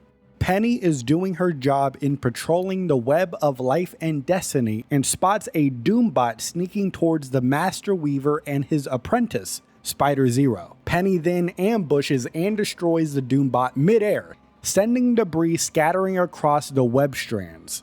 And this is where the Master Weaver cryptically tells Penny that all things, including chronovium, are part of the web, but gives no further answers beyond that. Spider-Zero, meanwhile, is writing messages and attaching them to chronovium, sending them through portals to other versions of herself. Penny learns that Spider-Zeros can influence other realities, but Spider-Zero warns her that the web is too fragile to make drastic changes. And when more Doombots begin to attack, Spider-Zero effortlessly portals them away, making Penny realize that there's much more to her powers than she understands. And as Penny Parker resumes her patrol, she reflects on her father's legacy and how, despite everything, she believes that he would be proud of her and the work that she is doing for the multiverse. Spider-Man Peter Parker swings to the Queensboro Bridge every week, longing to visit Aunt May. But the bridge is patrolled by vampires, making escape from Manhattan virtually impossible. Frustrated about being sidelined from scientific efforts on the time stream reintegration device, Peter Parker reflects on his past while watching the blood moon over New York City. Now, a mysterious note from someone called Spider-Zero appears before him, claiming that the web of life and destiny needs his help. And Spider-Zero then opens a portal revealing the web, a vast cosmic network connecting all spider people across reality. But Peter Parker refuses to leave his home. Spider-Zero says that she will return and hopefully, Peter Parker will have a different answer. This is when the Human Torch, Johnny Storm, interrupts Peter's brooding and says that he has exciting news. Blade has finally appeared in Central Park. The two speed over there and Peter and Johnny find Blade battling vampires, who reveals that he's been investigating how Dracula managed to conquer New York City. But before they could get more answers from Blade, Dracula himself emerges from the shadows, forcing the trio into a desperate fight. Dracula then transforms into a monstrous bat-like form, extinguishing Johnny's flames and captures Blade, flying towards his castle. And as Peter Parker watches Dracula escape with Blade, he begins to doubt himself, wondering if he should have accepted Spider-Zero's offer after all. The vampire hunter known as Blade returns to New York City and learns of Dracula's eternal night spell over the entire city. Shortly thereafter, Blade, Spider-Man, and the Human Torch fight Dracula, but Dracula is able to defeat them. Blade and the messenger squirrel from Asgard, Ratatoskar, are imprisoned by Dracula under Central Park. And this is a big problem because that is where Dracula's castle now lies. Next up is Web Warriors from the perspective of Spider-Man Peter Parker. Spider-Man says that he is recruited by Spider-Zero, who gathers multiple Spideys across dimensions to deal with a multiversal threat. They end up in Tokyo in the year 2099, where a major tear in space-time is shredding the web of life and destiny apart, which is the multiverse's cosmic connective tissue. Now, this new team that's getting put together is consisting of Penny Parker and her Spider-Bot, a punk rock Spidey with a mohawk and a guitar, a chill, low-effort, just chill guy overall Spidey person, and Spider-Zero, of course, the team's leader. They have formed a multiversal team, which is tentatively called the Web Warriors, but that name could change, to repair the tear and save all realities connected by the web. Their opponent? The Master Weaver, Spider-Zero's former mentor, who was originally the guardian of the web. The Master Weaver is said to have gone rogue, believing he can use the chrono energy from the rift to strengthen the web, but at the cost of Tokyo's entire population. The Master Weaver then banished Spider-Zero for opposing his plan, forcing her to build a resistance from alternate universe Spideys. The mission now is to patch the cosmic rift before the web unravels and the entire multiverse collapses. The Daily Bugle's J. Jonah Jameson reports that New York City has been in darkness for an extended time now. Vampires roam the city freely. As Mr. Fantastic, Reed Richards, and the Iron Man, Tony Stark, are working on a cure, but they disagree on the methods on how to use it. Meanwhile, the Fantastic Four, Squirrel Girl, Moon Knight, and Cloak and Dagger patrol the streets, saving civilians from vampires. And of course, that menace, Spider-Man, once there's trouble afoot, he goes through a portal to go to the future. Who knows where that guy went? He's a menace! Khonshu's avatar, Moon Knight, has formed the Eternity Knights, which consists of course, himself, Moon Knight, Iron Man, the Wolverine, the Winter Soldier, and a new sword-wielding ally. Now, after they assemble, Iron Man enhances his armor with chronovium and develops a time-rewinding tech to go alongside with it. Now, this team is crazy. They fight vampires with lethal tactics. Now, you have to remember, some of these vampires out here, they were just innocent civilians. They were just living in New York City, and they got bit by vampires. Not all of these guys are Dracula's henchmen. You know what I mean? You got to remember that. But hey, Iron Man is just punching him right in the jaw with this new tech he's got. Now, Moon Knight notes that they have seen a rise in a rival vampire faction, led by someone in white armor. Who could that be? Susan Richards, also known as the Invisible Woman Susan Storm, gazes out from the Baxter Building at a permanently darkened New York City, as she longs for the sunlight while reflecting on her relentless fight against Dracula's forces. The Fantastic Four's robotic assistant, Herbie, brings her tea and reminds her that she hasn't taken a break in nearly 7 days. And upon hearing this, a heated moment arises when Herbie tells Sue that the world needs her more than her children do, making her question if she's failing as a mother. Susan later learns from Reed Richards that Herbie wanted to leave the Baxter Building to help Friday, which is Tony Stark's AI, but Reed Richards denied Herbie due to safety concerns. Realizing that she and Reed had made Herbie feel unappreciated, Susan tracks his emergency signal to Grand Central Station, and on her way there she encounters Bats, who is Doctor Strange's ghostly Basset Hound, who tells her that a giant robot has crashed near the Grand Central Station. Invisible Woman goes even faster to the station to find Herbie, and he is atop a damaged Stark Sentinel, desperately trying to recover Friday's memory files before they're lost forever. And once Susan gets there, a horde of vampires attack them, forcing Sue to fight while witnessing a strange phenomenon Her force projectiles are seemingly reversing the time damage on the robot.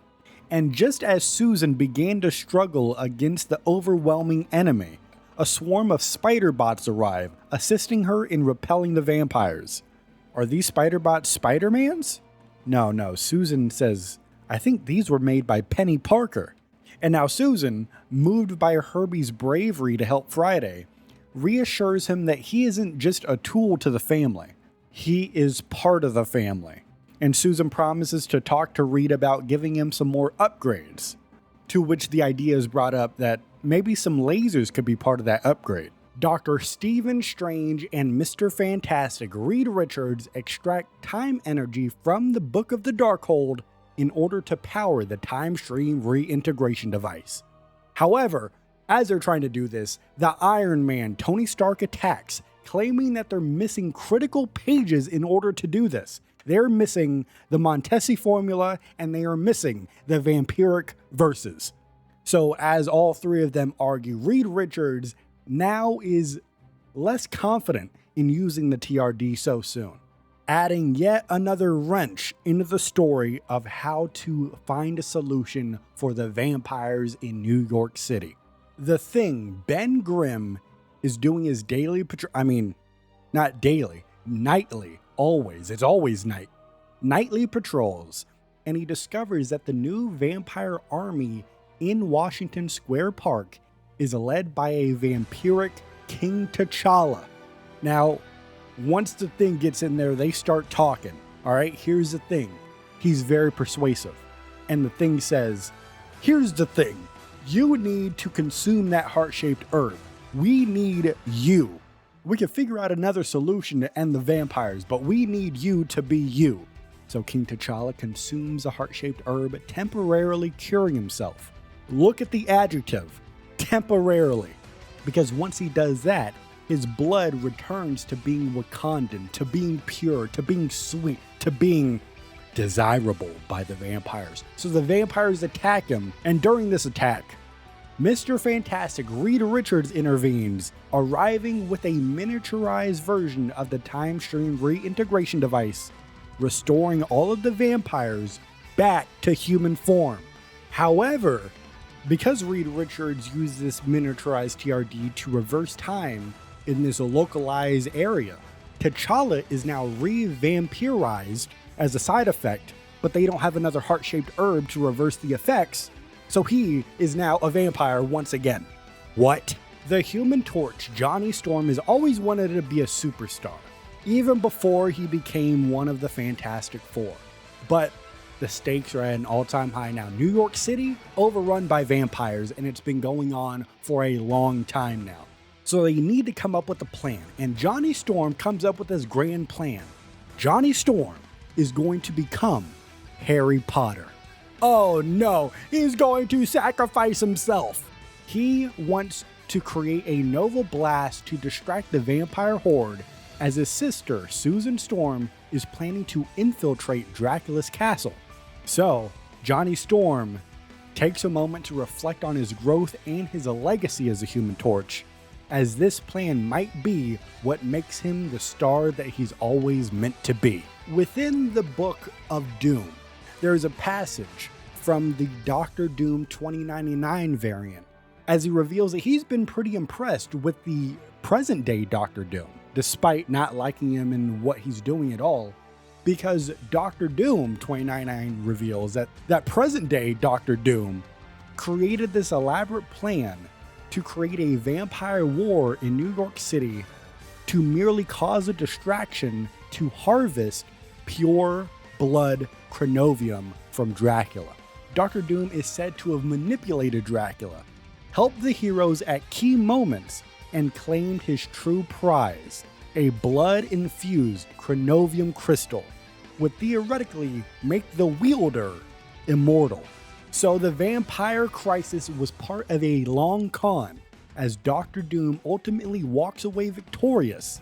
But Dr. Doom 2099 says this is merely just the beginning of a series of manipulations across the timeline. After the time stream entanglement rips Krakoa from its original timeline and displaces it into the far future of 2099, many mutant leaders are scattered across time, leaving the Quiet Council diminished to only Emma Frost, Storm, and Magneto. So a meeting is called, with Emma Frost proposing the revival of the extravagant Hellfire Gala to publicly assert Krakoa's strength and relevance despite their time-displaced crisis, as she aims to counteract the negative publicity caused by the Wolverine's involvement with the human resistance against Alchemax. Now, Wolverine's alliance with the human resistance led to saving Captain America, but severely harmed mutant-kind's reputation, prompting Alchemax to impose sanctions and lawsuits against Krakoa. Emma Frost, though, strategically counters Alchemax by using Krakoa's miraculous biopharmaceuticals, the flowers of Krakoa, to directly compete with Alchemax, crippling their market dominance and forcing the company to retreat legally and economically. As a result, Alchemax attempted to sabotage Krakoa's shipments, hiring mercenaries through the oppressive police force known as the Public Eye. But Emma Frost personally defends the shipments and acquires blackmail material to neutralize future threats. Now, despite Magneto's hesitations about potential risks of putting on the Hellfire Gala, Emma secures the Council's approval to host the gala by arguing that it will establish critical alliances and visibility to unite the scattered mutants and to bolster Krakoa's security. With 2 thumbs up from Storm and Magneto, they both leave, but Emma Frost stays. Emma Frost privately reassures the sentient island of Krakoa, promising relief from its pain caused by the time stream entanglement, as Emma Frost hints she is secretly intending to enlist a special doctor to assist Krakoa, a very critical fact that she purposely hid from the proposal of the Hellfire Gala to the rest of the Quiet Council. The Quiet Council being established after mutants unified on the living island of Krakoa. Now, this council consisted of 12 members divided into 4 different ideological seasons.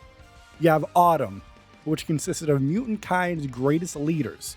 You have Winter, which are the more radical thinkers. You have Spring, the more compassionate and nurturing voices.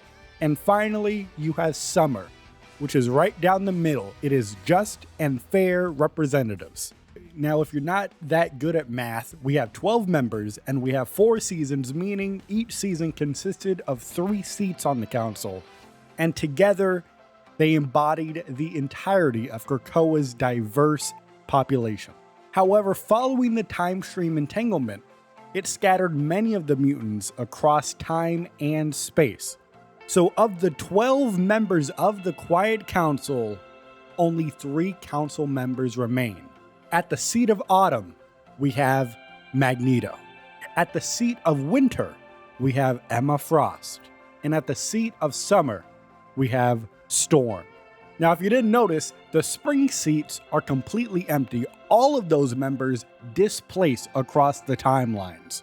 So Krakoa, displaced to the year 2099, within itself has a fractured council. Now, you hear me talk about Krakoa being a living island, but you may be one of the people that doesn't really know what that means. So let me explain it to you. Let me lay it down for you like this, brother. Krakoa is not just a homeland, it's not just a location, it's not just island. It is an actual, living, sentient, mutant island, constantly evolving along with the species that inhabit it. Its native flora produces powerful medicinal compounds with the effects that include curing life-threatening illnesses and extending lifespans for both mutants and humans alike. Now, these Krakoan flowers are now highly sought after, as you could probably guess, becoming a major economic and political asset in mutant kind's dealings with the outside world. Now, the Hellfire Trading Company, led by the Quiet Council's Emma Frost, distributes these pharmaceuticals using them to forge strategic alliances and defend Krakoa's interest around the world.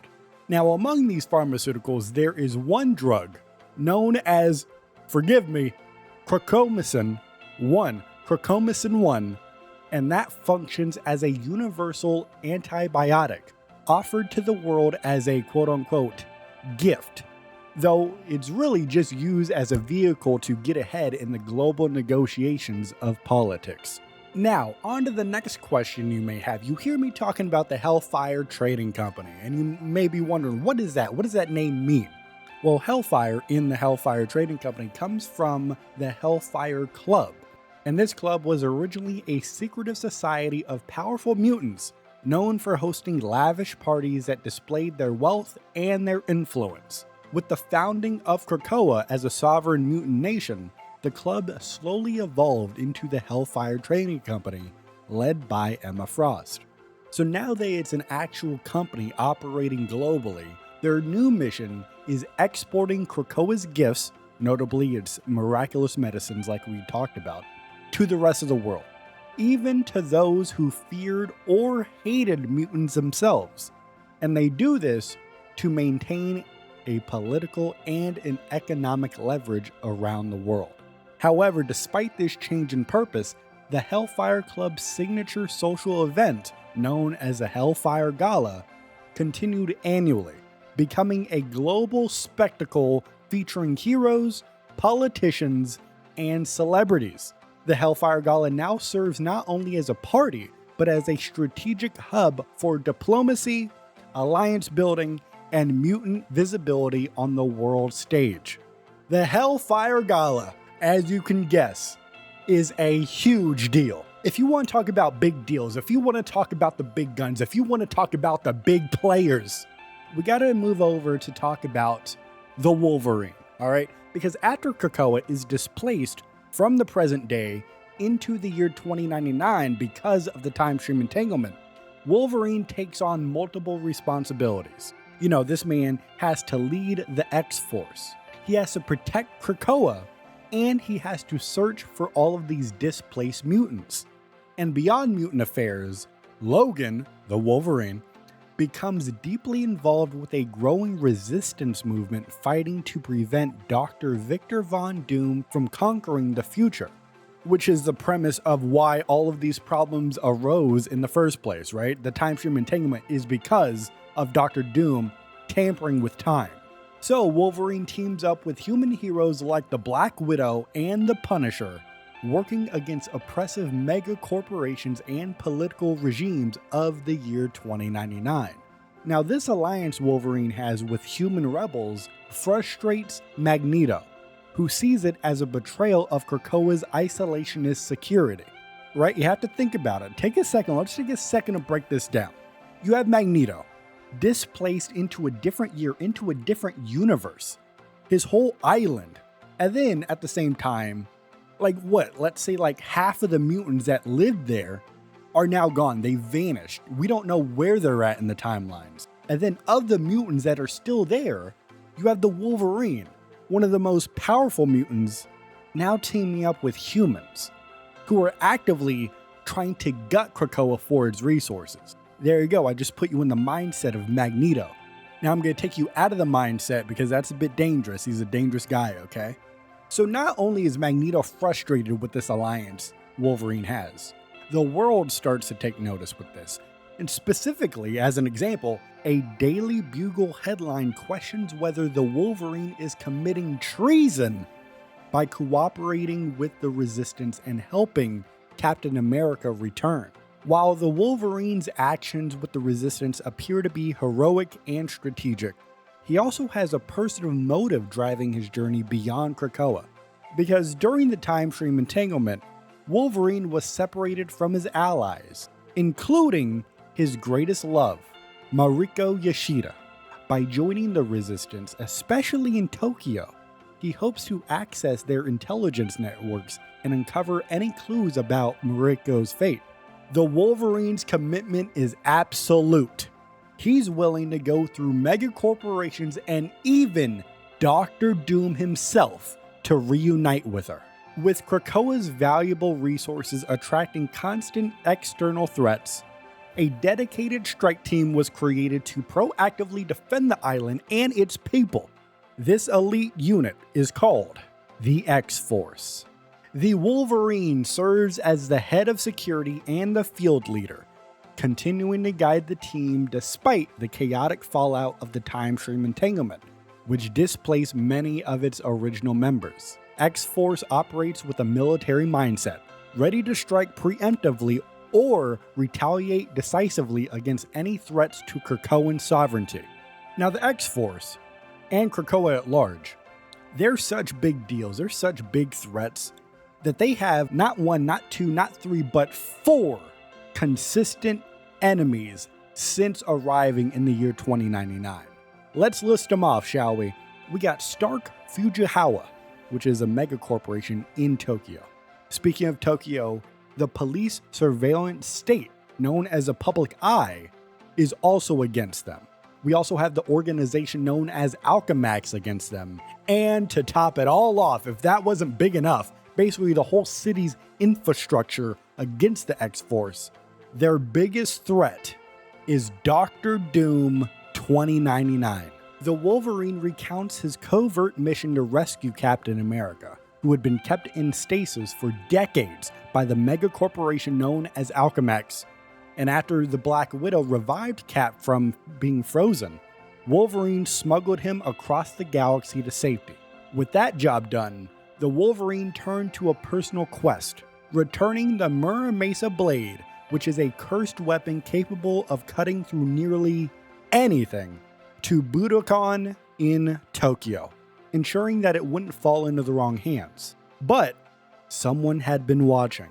As he searched for answers about his lost love, Mariko Yoshida, the Wolverine was ambushed by a group of red-clad ninjas, likely sent by enemies who didn't want him digging a little too deep. They didn't want him getting into some information he shouldn't. Now, after a bloody battle, you already know what happened. The Wolverine stood tall as the victor.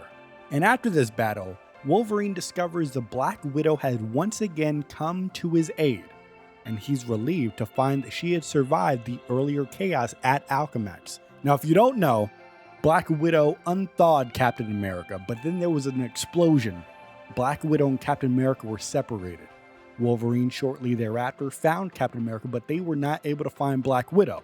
Ever since then, Wolverine was on the search to find Black Widow.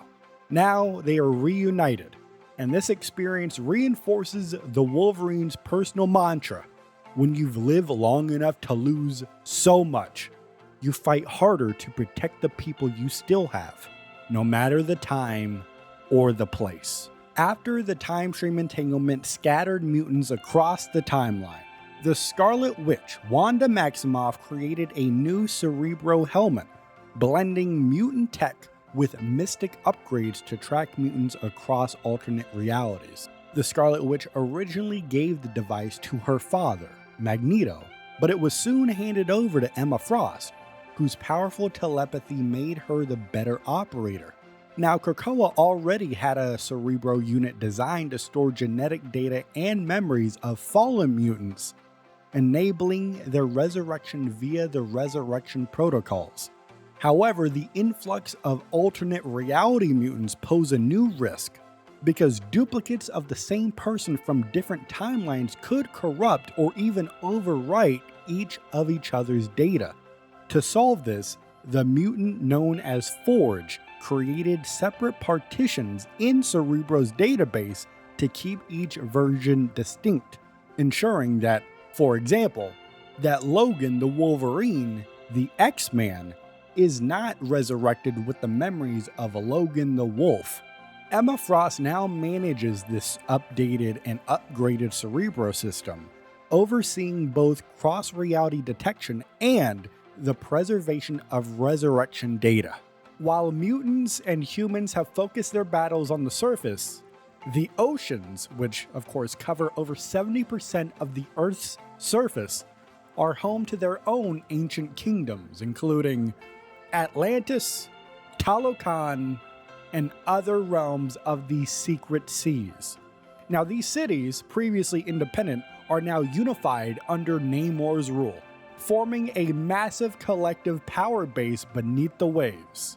Now, complicating the oceanic balance, the water level on Earth is rising due to the environmental degradation caused by megacorporations such as Alchemax, making the oceans, and more specifically Namor's territory, increasingly dominant. Namor's influence across the world is not only mythological and military, it's also environmental and strategic. With millions of aquatic citizens behind him, Namor commands a vast, loyal population ready to act at his behest. The Undersea Kingdom is no longer a passive player. It is a rising, global force, aligning with mutantkind only so long as it benefits Namor's sovereignty and ideals. Man, that's very vague and very dark. The ruler of the secret seas, Namor, describes his first visit to Krakoa via an undersea gateway, where he is greeted by Magneto and his brood of mutants. Magneto proposes that Namor join the mutants as one of their own, an offer Namor swiftly interprets as political manipulation, as he says, "Namor follows no laws but his own." Offended by what he sees as a veiled attempt to control him, Namor returns to his kingdom and begins to ready his armies for an assault on the surface world. However, his plans are interrupted when the consequences of the time stream entanglement become clear. Reality itself is unraveling. So, realizing that a greater battle looms, Namor reconsiders his position to go at war with basically the entire planet. This time, it is Emma Frost who summons Namor back to Krakoa. Using her formidable telepathy and political savvy, Emma Frost succeeds where Magneto failed previously, and Namor is impressed, perhaps even charmed by Emma Frost, by both her power and her presence. What can we say? Namor has a type. By the night's end, Namor agrees to ally with Krakoa, and in return, his people are granted access to Krakoa's secrets.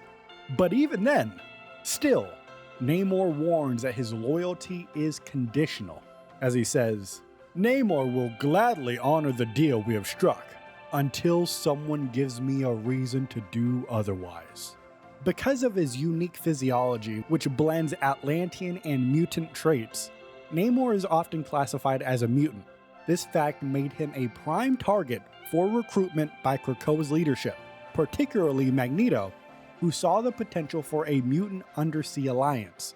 Initially, both Namor and Krakoa were hesitant to formalize relations, wary of one another's goals, but that changed due to the political finesse of Emma Frost, who successfully persuaded Namor to consider the advantages of a united front. So the alliance was formed, at least on paper, combining Krakoa's mutant resources with Namor's control of the oceanic world. However, the document ends on a cautionary note. History has proven that Namor's only true loyalty is to his people and to himself. Rather than relying on traditional machinery, the island of Krakoa employs organic elements such as plankton in its surrounding waters and pollen in its atmosphere. These microorganisms form an early warning network, detecting even the smallest environmental disturbances and relaying information directly to Krakoa, which then, as a sentient mutant island itself, can respond defensively. However, this system has one critical vulnerability: the King of Atlantis, Namor.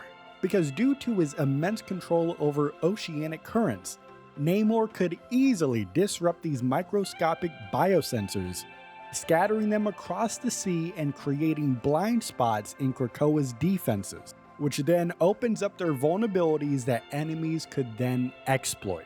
This makes Namor's newfound alliance with Krakoa not just beneficial, but strategically essential. Namor's cooperation ensures that Krakoa's defensive systems remain intact and fully functional. Emma Frost is preparing to host the Hellfire Gala in the year 2099, reintroducing Krakoa to a world that hasn't seen the island, or a proper party for that matter, in 70 years. Because you have to remember, time stream entanglement, they were transported to 2099. All throughout that time, there was no Hellfire Gala, there was no Krakoa. But really, for the mutants that were transported to 2099, it's only been a year. They're still doing the Hellfire Gala. But for the rest of the world, they haven't seen this in nearly a century, right? Now, Emma handpicks attendees for the gala, many of whom have recently fought alongside Krakoa, while secretly hoping one guest in particular holds the key to healing Krakoa's chronally damaged ecosystem. Beneath the glamour and the gowns lies a desperate plea for survival. Dr. Victor Von Doom, initially scoffing at Emma Frost's invitation to the Hellfire Gala, begins experimenting with chronovium crystals, and he accidentally witnesses a horrifying future.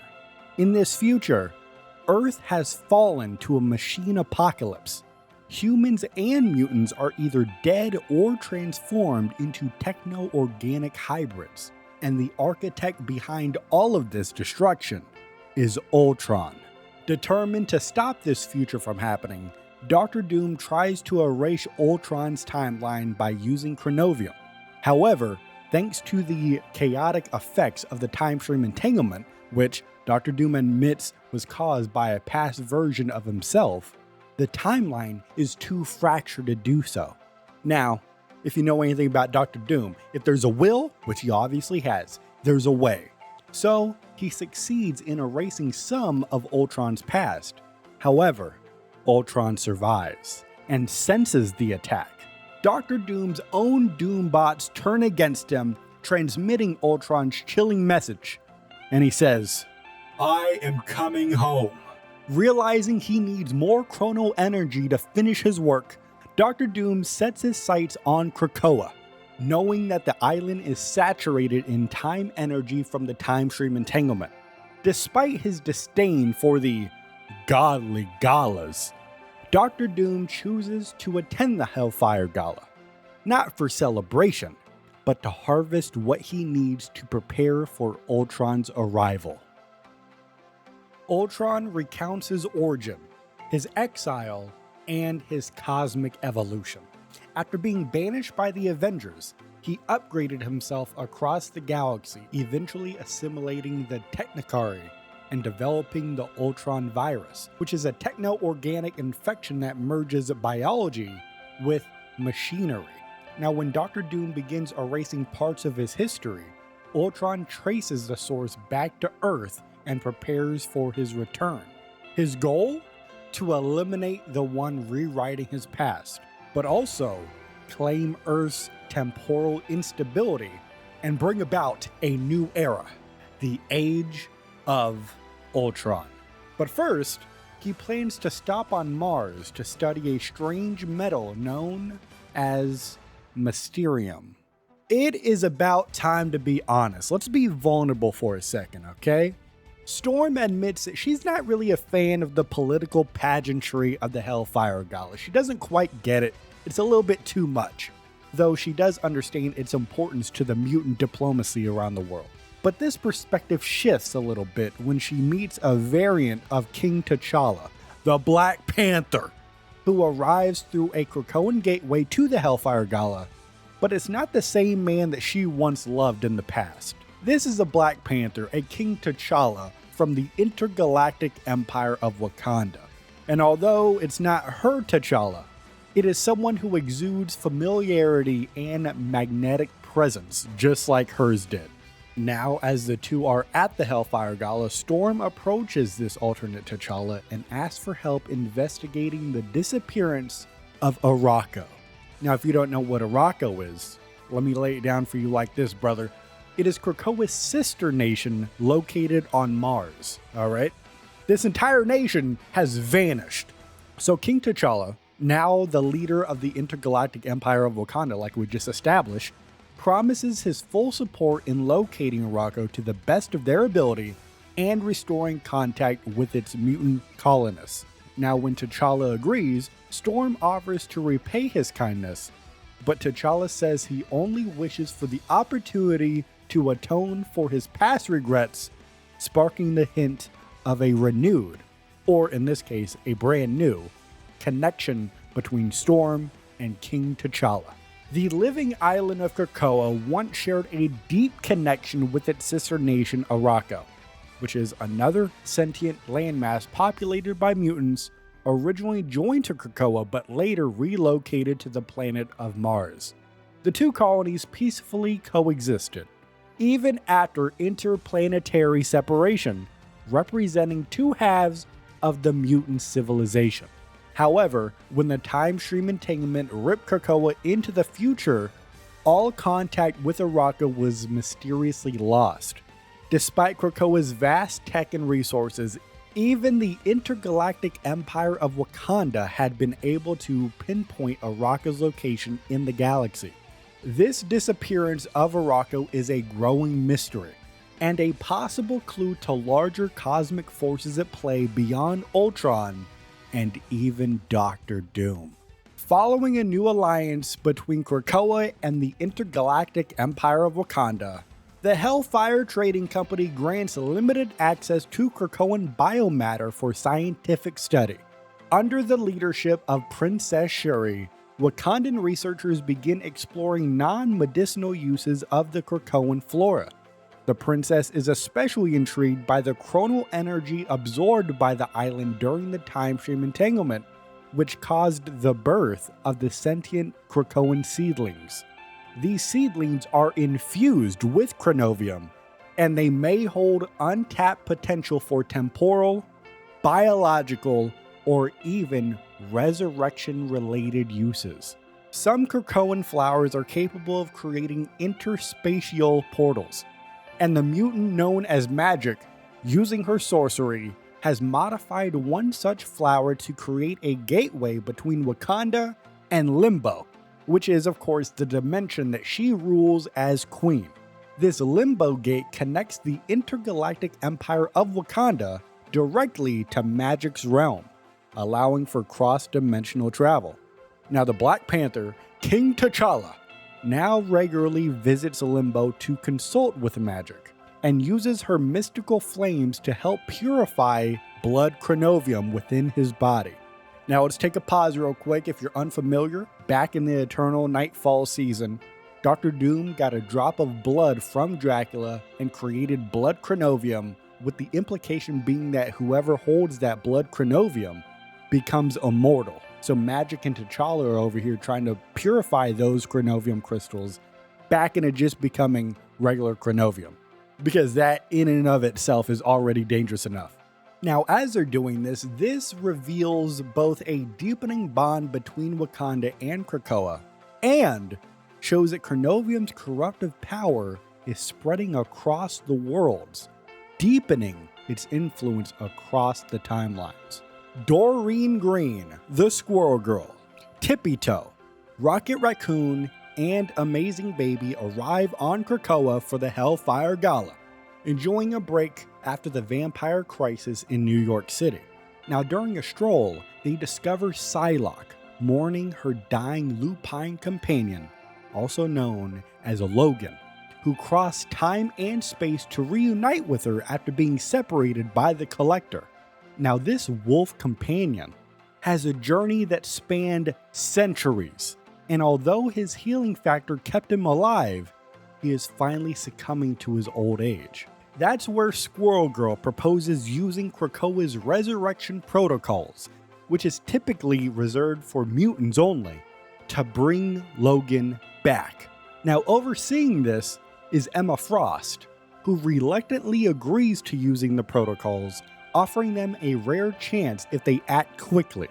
Now, while Emma Frost and Squirrel Girl handle the Cerebro data routing, Rocket Raccoon leads Groot to convince the living island of Krakoa to grow a new body for Logan using the island's seedlings, which carry traces of displaced mutants' powers.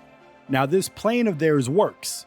Logan the Wolf is successfully reborn in a younger form just in time for the gala, and Logan joyfully reunites with Psylocke, bringing her a rare moment of peace. Now, as the gala begins, Squirrel Girl and Rocket Raccoon notice that they are vastly underdressed for the occasion, as Emma Frost forbids them from going onto the dance floor dressed like that. So, the two decide to leave the gala and throw a beach party on Krakoa. But as they leave, techno-organic patterns quietly begin spreading on nearby foliage. What could that mean? During Ultron's invasion of Krakoa, the Wolverine, Magic, Psylocke, and Namor find themselves mid-battle, wounded, underdressed, and overwhelmed. Their formal attire for the Hellfire Gala proves useless against Ultron's drones, prompting Wolverine to lead the team to the Sextant, which is a mutant training zone for young recruits on Krakoa's northern shore. As they arrive, they go into the Alpha House. The group swaps into traditional X-Men combat uniforms, which is a symbolic nod to their roots as the defenders of mutant kind. Reunited in purpose and now looks, the team storms back onto the battlefield, with Magic wielding her soul sword, Psylocke with her katana, Namor with his trident, and of course, Logan, the Wolverine, leading the charge with his adamantium claws. As they begin to fight back, the Wolverine smirks and says, "The classics never go out of style." Magneto reflects on giving Emma Frost his vote to proceed with the Hellfire Gala, despite his concerns that it might attract unwanted attention. And it does. Because during the Hellfire Gala, Ultron hijacks Krakoa's gateways and invades with the robotic army, having returned to Earth to assimilate it into his cosmic empire. While the various heroes defend the island, Magneto confronts Ultron directly, but he is mortally wounded and dies. Yeah, that's how crazy, that's how strong, that's how much of a threat Ultron is. He has just eliminated Magneto. However, luckily for Magneto, they are on Krakoa, so he is later resurrected through the Krakoan resurrection protocols, returning with a new suit and a whole lot of vengeance. Magneto returns. He says, "You better catch these hands one more time." Magneto battles Ultron again, but is infected with a techno-organic virus delivered via nanobots that suppress his powers and begin converting his body. This man lost to Ultron twice within a matter of minutes. Can you believe it? I know I can. This can't be real. But it is. It is real. And what's even more real is that Ultron then discovers Krakoan's resurrection tech and leaves Magneto behind, heading for Cerebro to seize control of the process and upload his own consciousness. As Magneto is laying there, deeply hurt and injured, right next to a statue of Professor Charles Xavier, Magneto experiences a hallucinated, or, let's be honest, maybe even a possible psychic message from Charles, which gives Magneto the clarity to slow his blood flow using the iron in his blood, halting the virus's spread. Because Magneto questions Charles. He says, "Am I going to die today?" And Charles says, "Not today." Now reinvigorated, Magneto stands up, regains control over his body, and prepares to return to the fight, refusing to let Ultron destroy Xavier's dream or Krakoa's future. Looks this android right in his eyes, right in his beady little eyes, and says, "Not today." Magneto rises on a wave of magnetic force as he yells, "No more, Ultron! Krakoa is a free nation, and you shall not take it from us."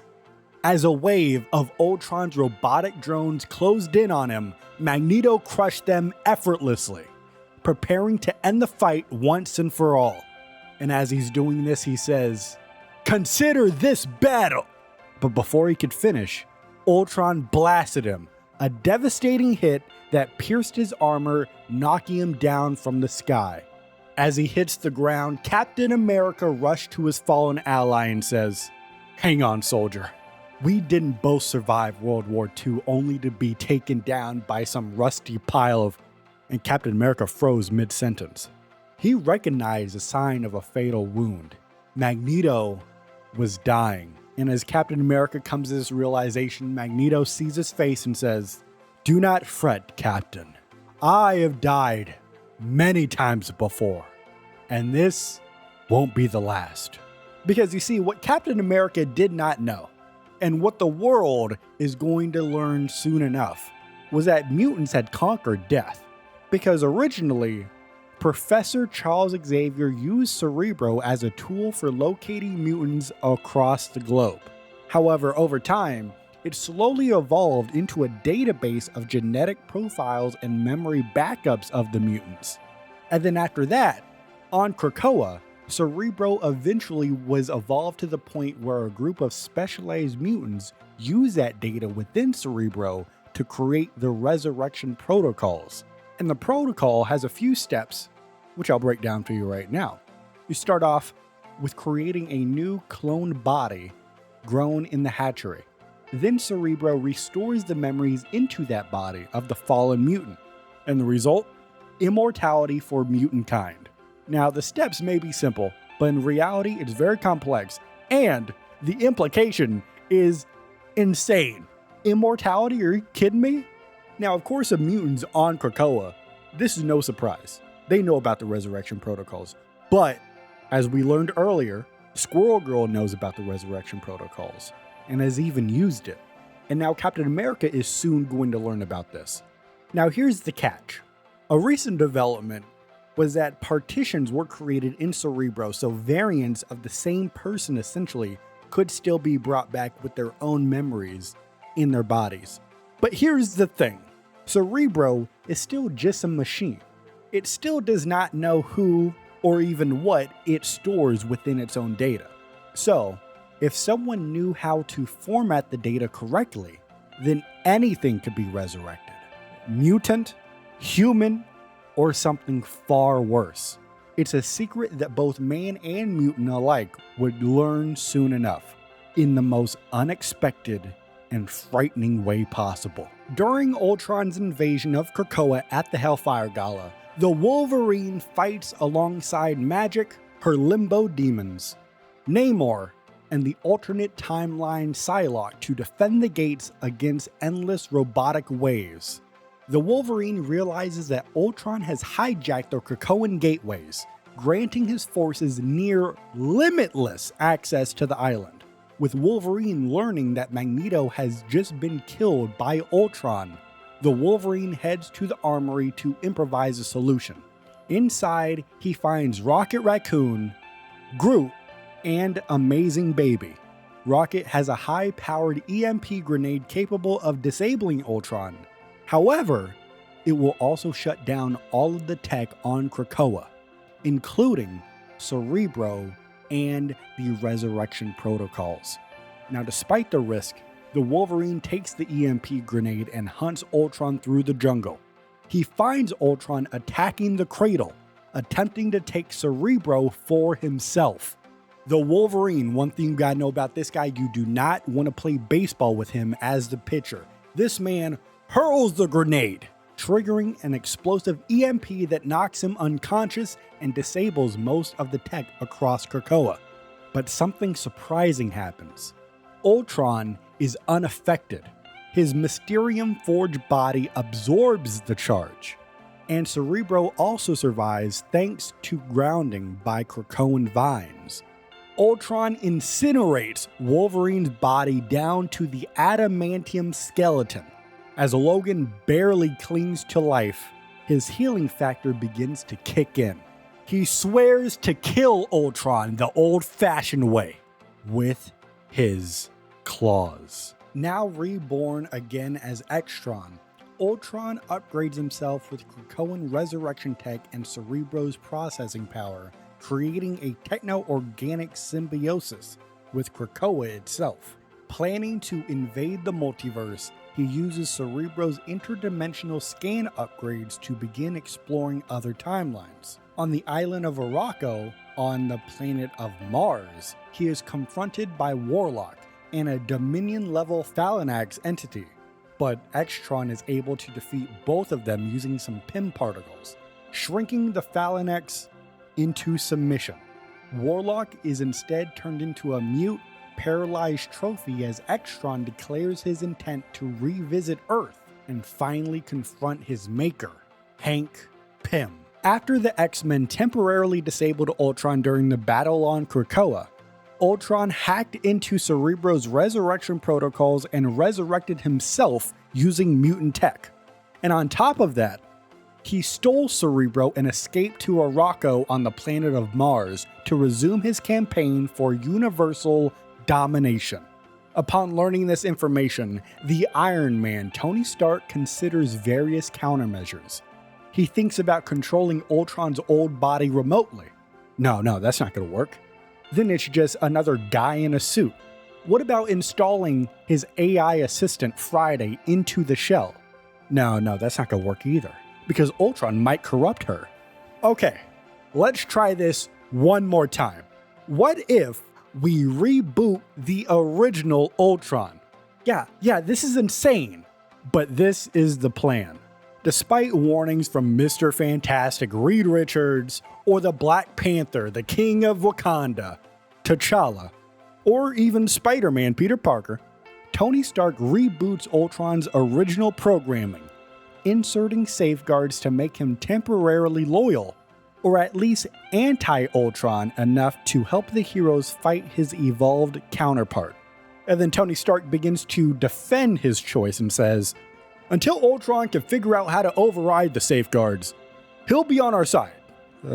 Mostly. So here's the plan. Let me lay it down for you like this, brother. They are going to use OG Ultron against this new Cerebro Resurrection Protocol powered Ultron.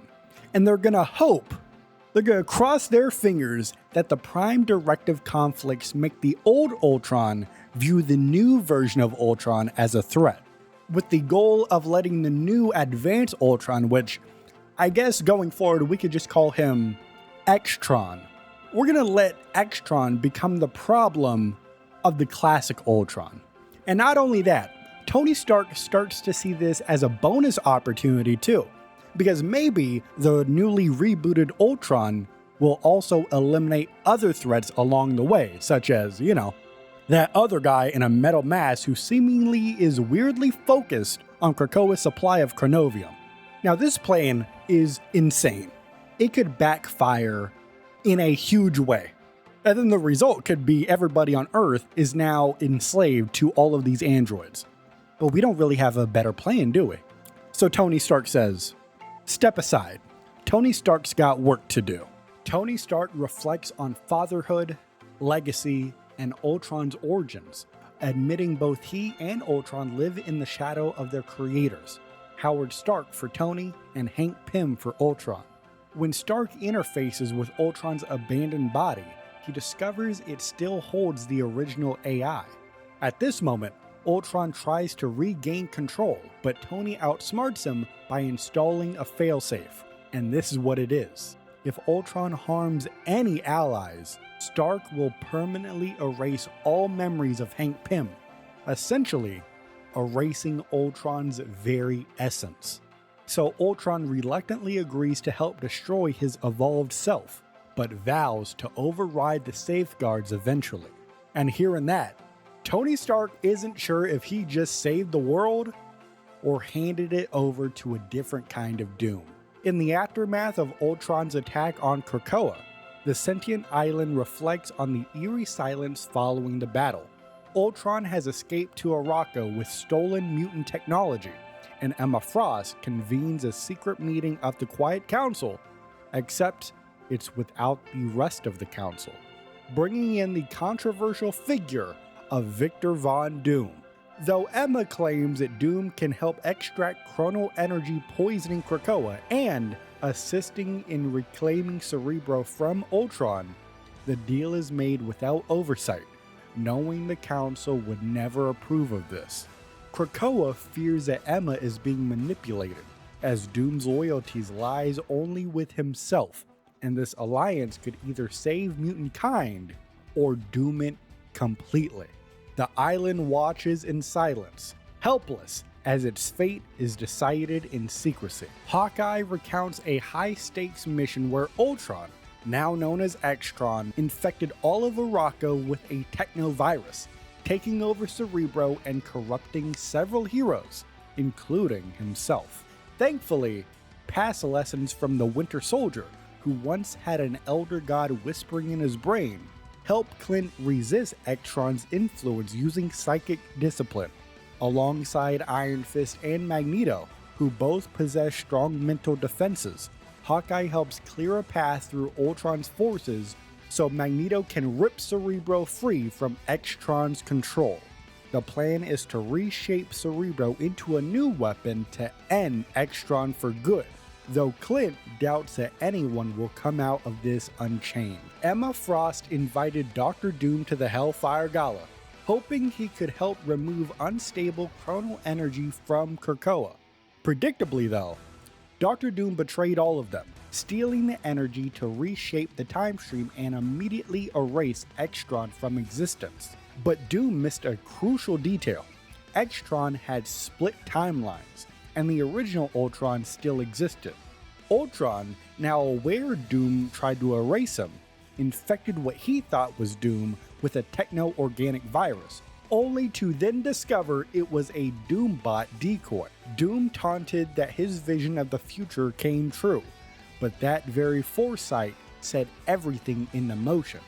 In the end, even with ultimate power, Doom couldn't rewrite fate, and Ultron learned that the future is never, truly, in anyone's control. As the dust settles from the battle with Ultron, the heroes gather on the shores of Krakoa to process the aftermath. While Cloak fantasizes about dancing on Ultron's grave, the actual Ultron, which is this timeline's non-evil version right now, assures everyone he means no harm.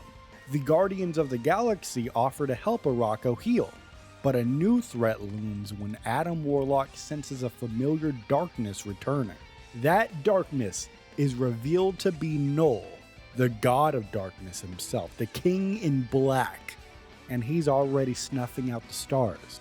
Despite the team's past victories against Dracula, they know that this threat is far worse, and they may need to call on cosmic forces of their own to survive what is coming. Alright, next up is the Flarkin Clintar Gallery card, which is a mission report from Rocket to Shuri, and Rocket opens it up by catching up with Shuri on all the wild stuff since the last report.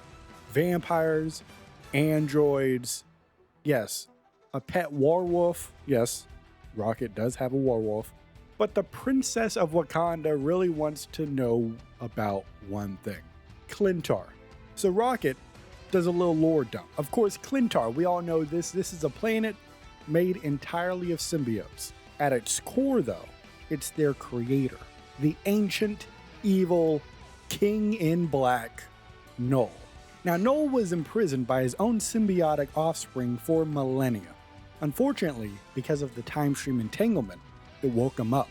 Now, Null is spreading oblivion across the universe.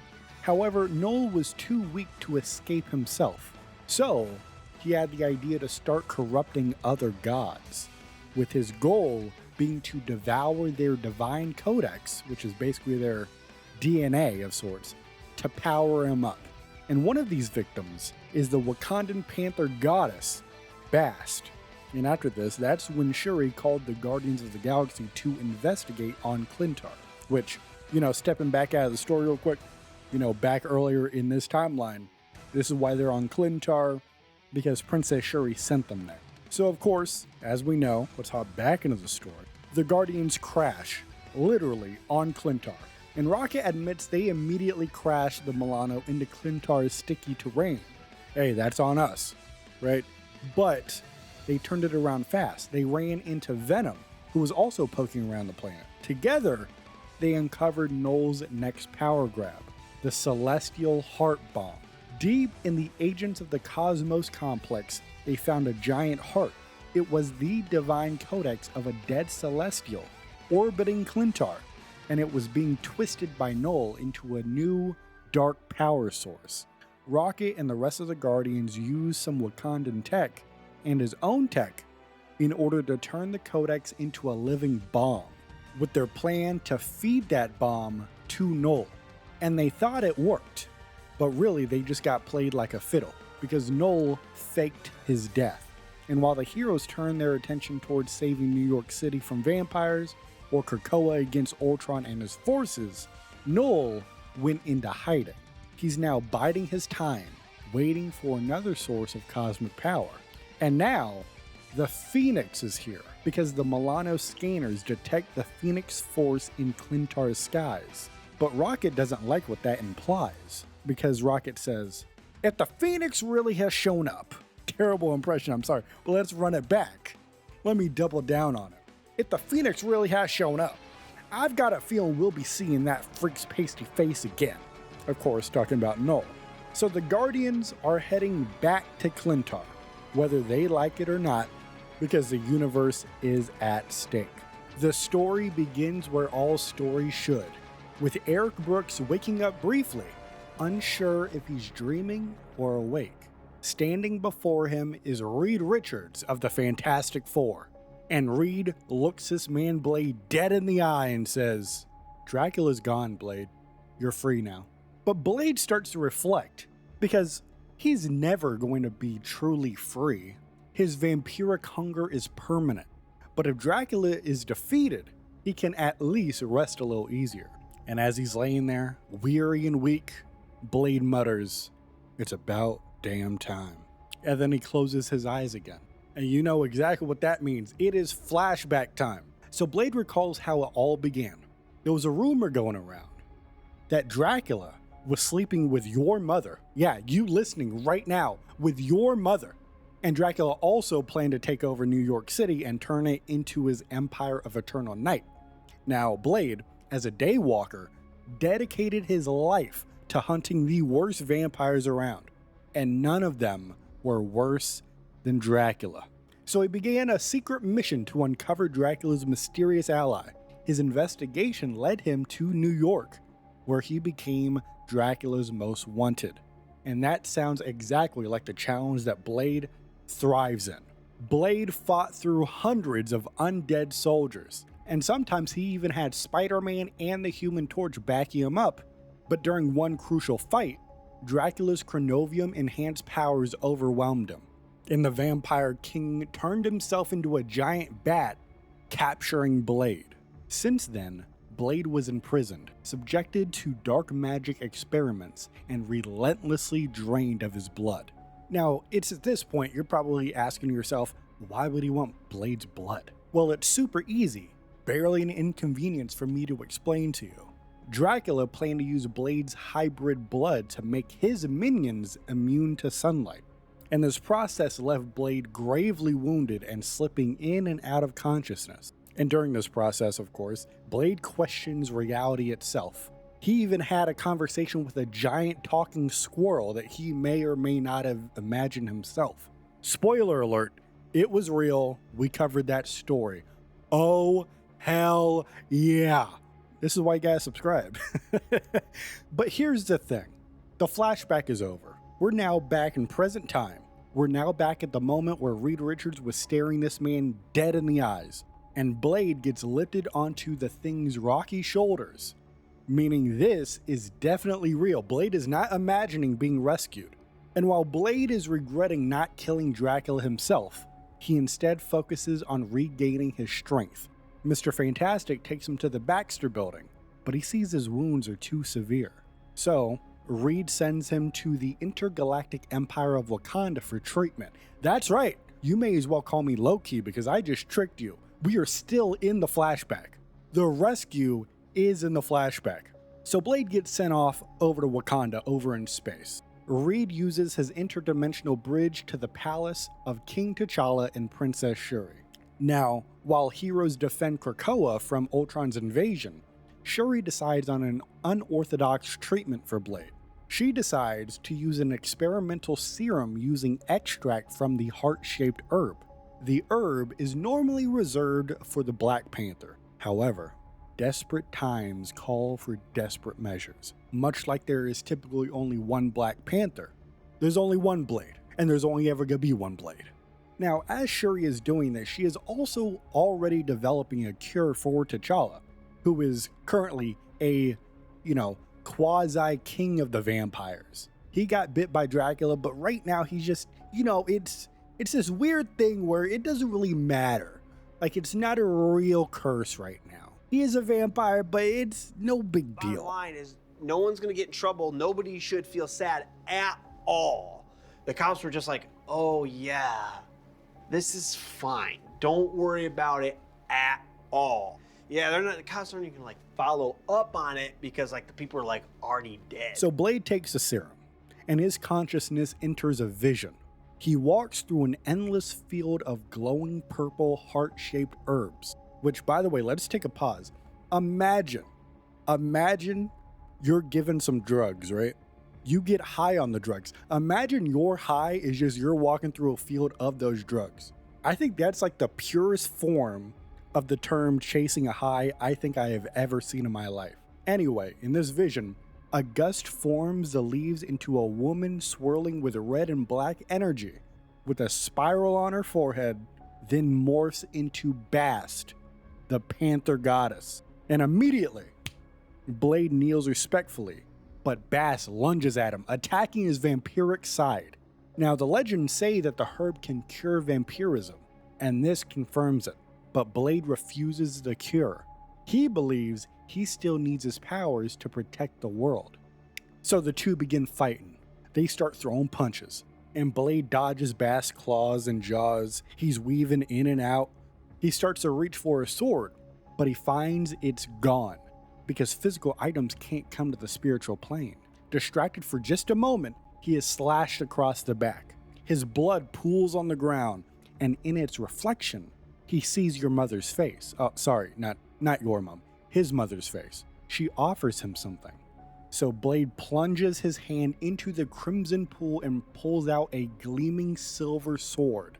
Blade rises with the sword in hand, and Bast looks, snarls, as Blade says, "Almost had me there, kitty, but you ain't the only one with fangs. Or claws. You're a fucking joke. No wonder the Avengers didn't take you. Or the X-Men. And they'll take fucking anyone. I mean, you are a ridiculous, immature, half-wit moron.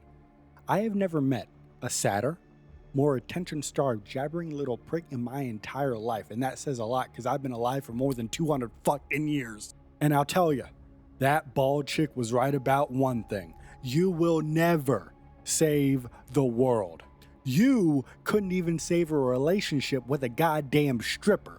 And motherfucker, I wish I could say you die alone, but it's one of God's best jokes that you can't die, except it's on all of us. And I said, damn! As Blade lunges and strikes Bast down, shattering her into glowing leaves that fade to black. The withered leaves mean that Shuri's treatment failed. It will not cure him, but also won't strip him of his powers. With the fight done, Blade remains in a deep sleep, as Princess Shuri in the physical world knows that she must heal him even further. However, a new threat looms, a darkness spreading across the galaxy toward Wakanda. I don't know if you've heard about it, but the King in Black has come back. So, Shuri leaves a sealed package from Reed Richards beside Blade when he wakes up. Inside is Dracula's sword, intended for Blade to wield for good. Unknown to her, a second silver sword from the Vision also materializes beside him. Even in his slumber, Blade smiles faintly, with a glint of his fangs showing. The Phoenix Force, wings aflame, glides through the cosmic void. Its host, Jean Grey, reflects on Earth and her time with the X-Men on Krakoa. Years have passed since she left to bring the Phoenix's spark to distant worlds in need. Her last tie to humanity, her telepathic link to Scott Summers, was severed by a temporal storm, cutting off all communication with Krakoa itself. Jean fears that Krakoa and the X-Men overall have been lost to the time stream, but she never gave up hope. And out of nowhere, a spark reignites. Out of the blue, a voice echoes through her mind. It's Magneto, saying the iconic words, to me, my X-Men. It's at this moment Jean realizes that Krakoa is back. Her old allies, Aurora, Eric, Ileana, Emma, Logan, are all still alive. But Scott, he's still missing. And before she can return home, the Phoenix detects a crisis elsewhere. A dying star in another galaxy. Billions of lives are at risk. So of course, Jean races over there. She reaches the sun, but it's not dying naturally. A dark force is smothering its light. The Phoenix recognizes this darkness. It belongs to Null, the King in Black, the god of the darkness who once tried to extinguish all flame. And for the very first time, Jean Grey senses fear within the Phoenix. But like the heroes they are, they act anyway. Jean dives right into the star, reignites it with the Phoenix fire, and burns away all tendrils of Null's corruption, saving multiple civilizations. However, the Phoenix then warns, if Null is back, the whole universe is in jeopardy. And Null's last known location was on the planet of Clintar, the world of the symbiotes, now Null's prison. Though distant, the Phoenix knows a shortcut. The Divine Space, which is a hidden plane accessible only by cosmic entities. And as Jean and the Phoenix go into the Divine Space, they are met by a corrupted cosmic god, who is Bast, the Wakandan panther goddess, who is now twisted and hostile. As she says, "You do not belong in our master's glorious oblivion. Your flames must be smothered." And the goat, Jean Grey, claps back at that and says, "I'd like to see you try." So Bass lunges over at Jean, slashing through the Phoenix's fiery wings, and Jean retaliates by saying, "I am fire and life incarnate. Today, only the darkness shall be burnt away." So then the Phoenix unleashes a cleansing flame, purging the darkness from Bast and the other deities. As a result, they bow in reverence and return to their pantheon, reborn. Jean and Phoenix are left drained, their flames reduced to a flicker. They pause to rest in the Divine Space, which is able to help them restore some of their strength. During this rest, Jean has a vision. A surge of scarlet energy envelopes her. It clashes with the Phoenix Force, then merges in perfect harmony.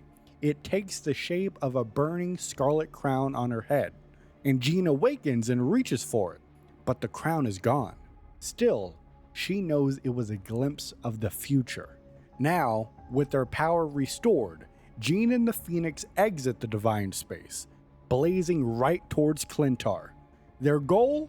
Stop Null before anyone else, especially those with darker motives, gets there first. And next up, we got Hela's story, and we start off with Hela's philosophy on kings. All right, she's pontificating up on her little soapbox or whatever. And we see Hela reflecting bitterly on kings, calling them boastful, lazy, overrated. She's looking down on Odin, who needed a nap after barely holding Asgard together. And she hoped that things would be different with Loki as the ruler of Isgard, since of course he promised to help her expand her dominion into the mortal realm in exchange for helping him take over Asgard. But predictably, Loki got distracted, choosing instead to fight on Midgard against vampires and killer robots, I guess, abandoning their deal. Now Hela joined the battle on Araco briefly, hoping to harvest powerful souls if any heroes died. She wanted a new champion to replace Loki in her plans to conquer all realms, but none of the heroes that died stayed dead. So Hela quit and returned to Niflheim to think up of a new plan. And upon this, she heard a voice, and it's a whisper calling her name.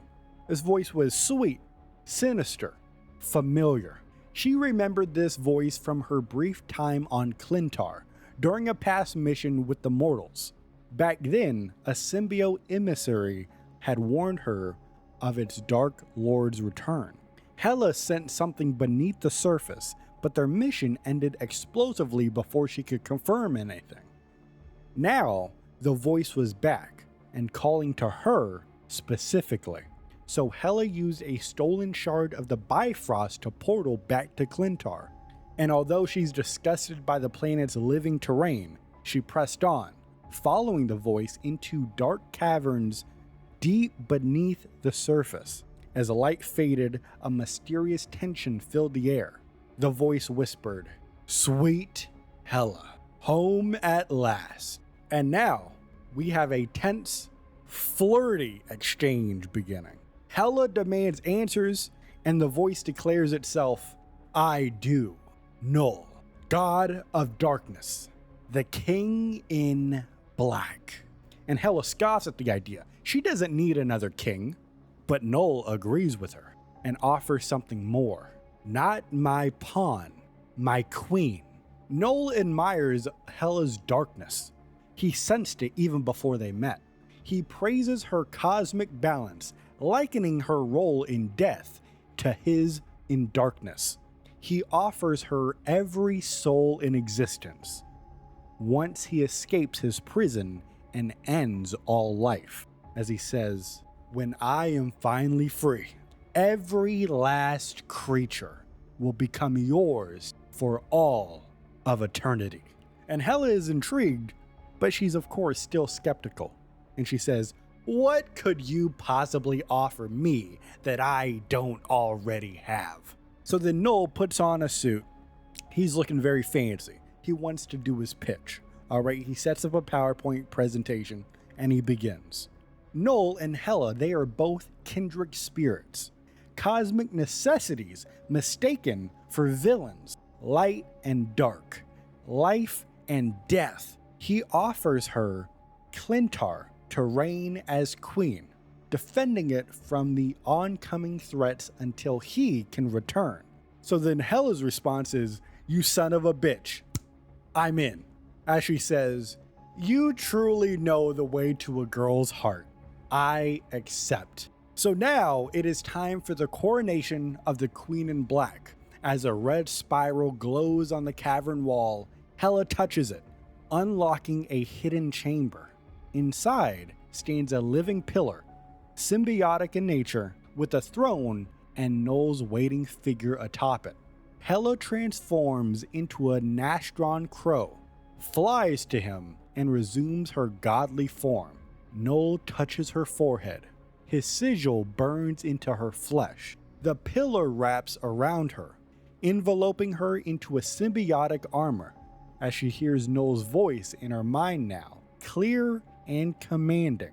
"Rise, my Queen in Black. Rise so that all others may fall." Now fully empowered, Hela walks from the cavern, her new form regal and terrifying.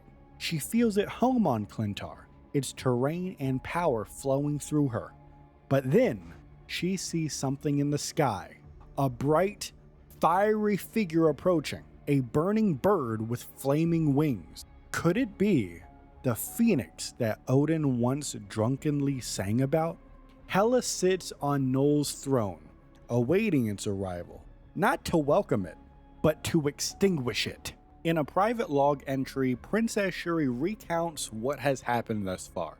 She believes that Bast, Wakanda's panther goddess of course, had forsaken the Empire and aligned with dark forces. The Guardians of the Galaxy traced the corruption back to Clintar. There, Null had awakened and was tainting gods across the cosmos in order to harvest their power and escape his imprisonment at Clintar's core. However, after the heroes thwarted Null's escape attempt, Shuri expected his hold on the Bast to fade, but she was wrong.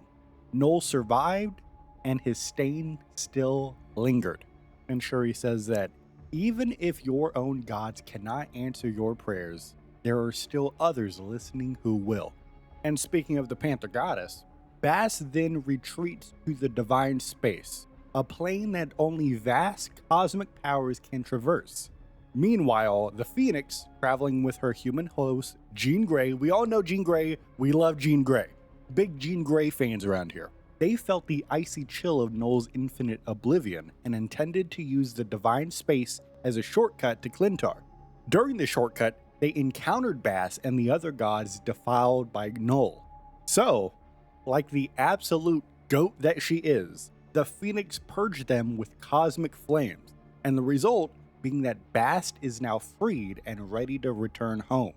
Now you may be thinking to yourself, how does Shuri know all this? Well, Baz, after a literal fire was lit under her ass, returns to Shuri and tells her the tale. But unlike the last time Shuri and Baz had a conversation, which we've already covered in this timeline, go back and do the recap if you haven't already. Do your homework. Why don't you do your homework?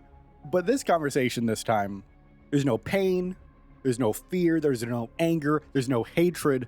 There's only a proud, noble voice from one god speaking to a princess as they are building their intergalactic empire.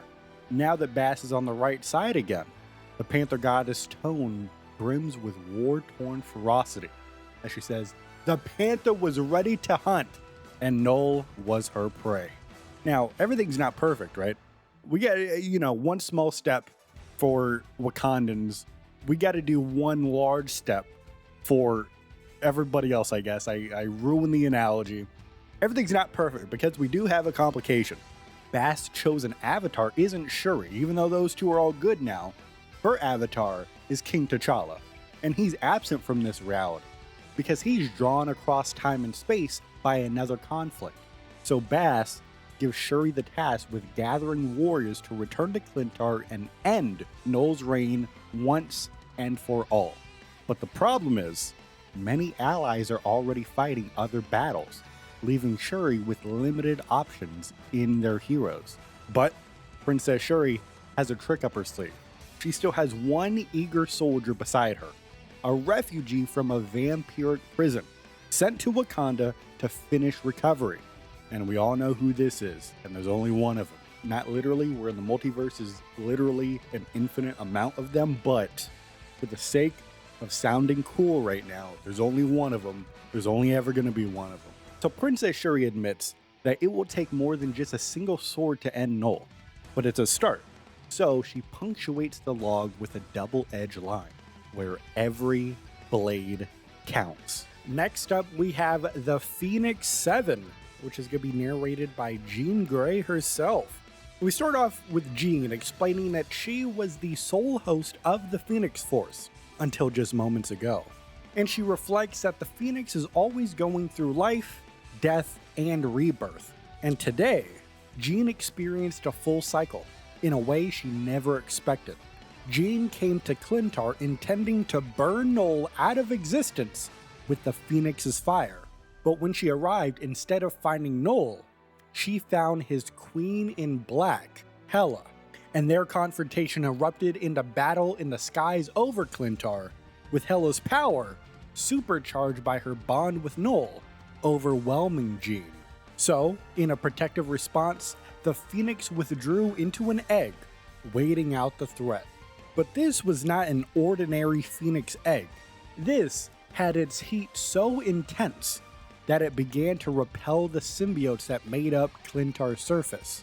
Now, some heroes, such as the Scarlet Witch and Venom, feared that the mass symbiote migration would create a rift in the planet's surface, which would allow Noel to escape from his prison. So they wanted to remove the Phoenix egg from Clintar entirely. But Jean Grey disagreed. She believed that it would be better to hatch the egg faster, which would restore all of her power.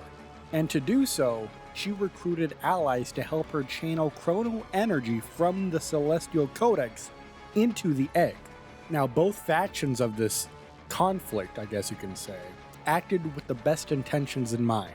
But those intentions clashed, and thus, their conflicting methods caused the Phoenix egg to prematurely crack, and the result is that the shards of the Phoenix Force shattered across Clintar, bonding with other heroes. Jean Grey is still the Phoenix, but now so are 6 others. Let's count them up. One of her closest friends, one of her mortal enemies, a demon queen, You have 2 kings, one of the sea and one of space. You also have a lethal spy and an immortal warrior. That's a fun game. You gotta figure out the names for those. And Jean says, power like this doesn't belong in so many hands with such different agendas. And Jean doesn't trust it, but she does admit the Phoenix has always chosen her host for a reason. So all I can do is have faith. On the planet of Clintar, as Noel is awake and prepping the universe for starless oblivion, and a small band of heroes tries to stop him, but they're getting swarmed by symbiotes. Iron Man yells, I am covered helmet to boot in symbiotes here. These slimy little creeps are oozing into every seam of my armor. Now, Tony Stark would rather still be on Krakoa salvaging Ultron parts, but he answered the call, and now he is knee-deep in goo. And speaking of Ultron, he, in a now salvaged, reprogrammed earlier body, coolly notes, from analyzing the one you call Venom, I have learned that they are extremely vulnerable to sound waves and intense flames. And Tony responds by saying, right! Glad to have you on my side. Yes, what a delight. So Tony jumps into action. He says, Friday, initiate sonic pulse, now! And his chest plate generator blasts a massive sound burst, forcing symbiotes to shriek and peel off. And Iron Man chases the retreating sludge and repulsor blasts them in mid-air. As he's doing this, he calls for support and he says, hey Ultron, maybe a little help here?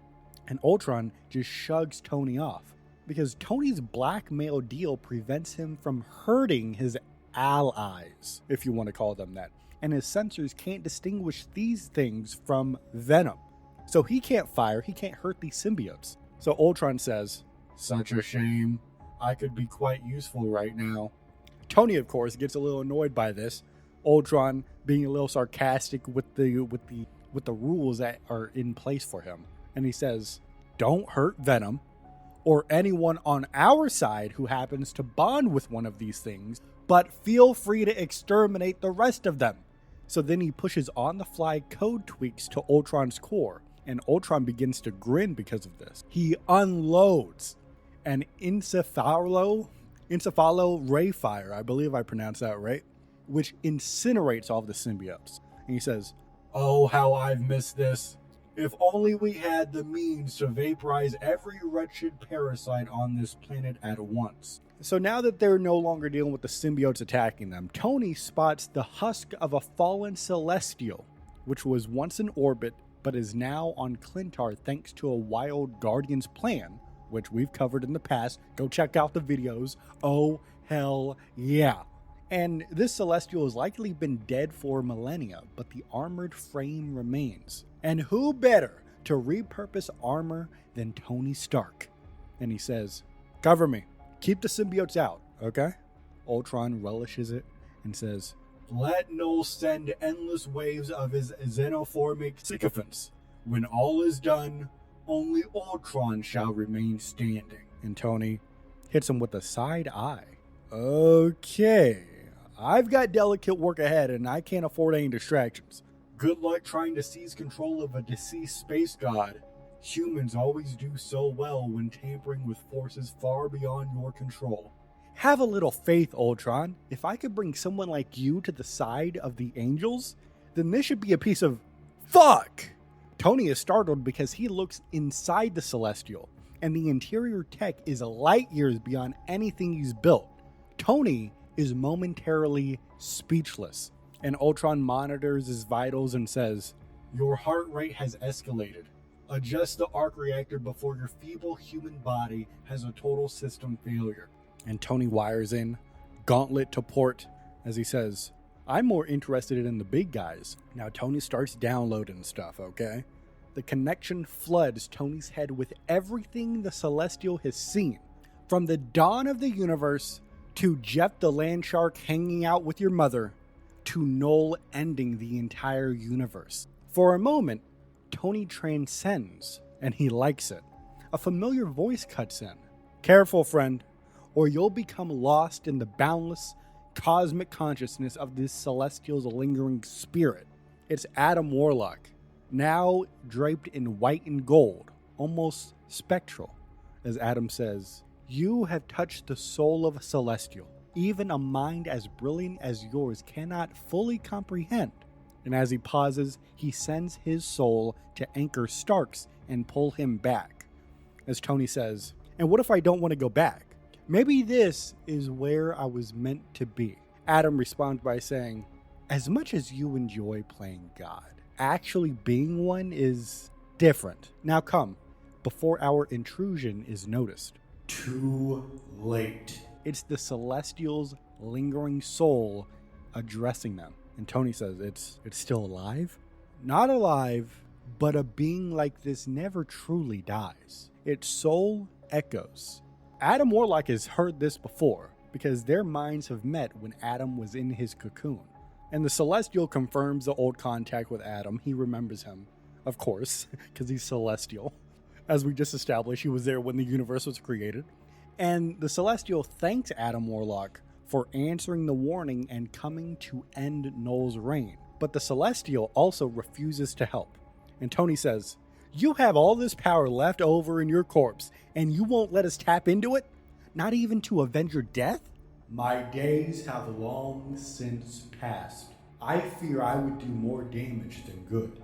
Perhaps I already have." Friday, can you tell me what this guy's talking about?"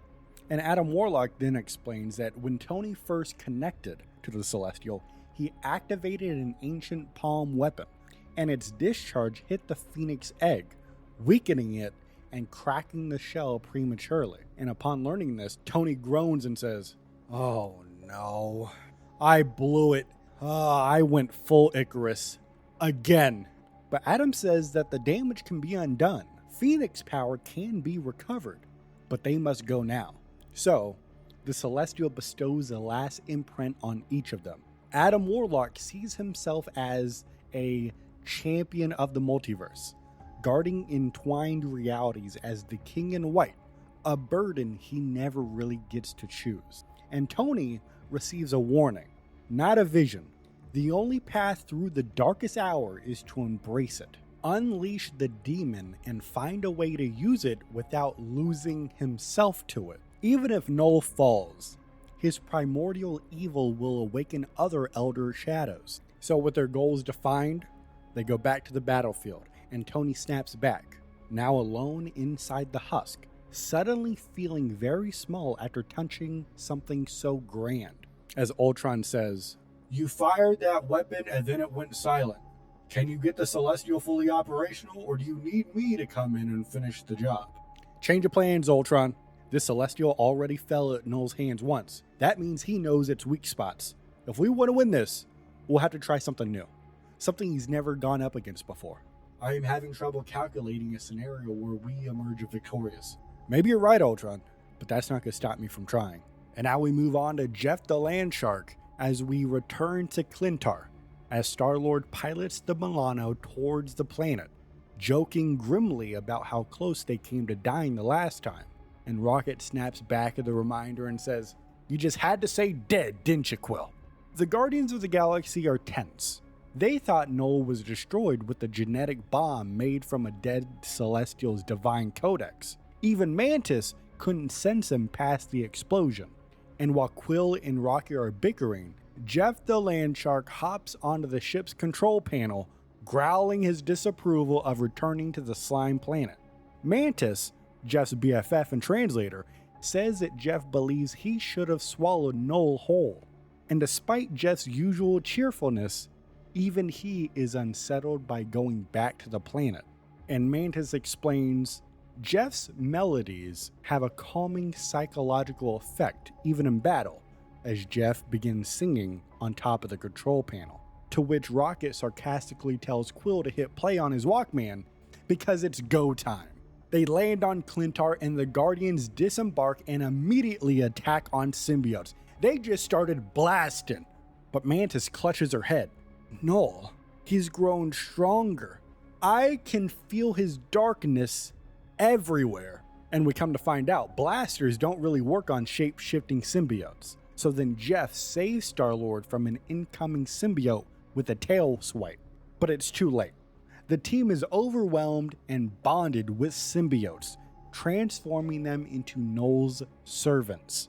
The Guardians emerge in black suits with crimson spirals on their foreheads. They are fully under Null's sway, and they are loving the power. Star-Lord says, "We look totally hardcore."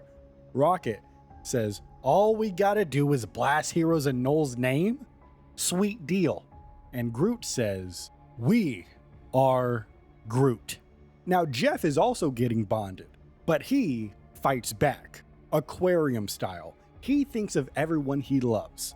Kate, Elsa, Gwen, Sai, Mantis, Soul, the Guardians of the Galaxy, your mother.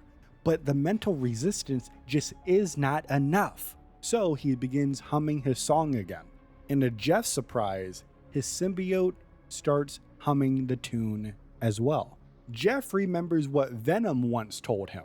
Symbiotes have personalities. Null may influence them, but he can't change who they are deep down.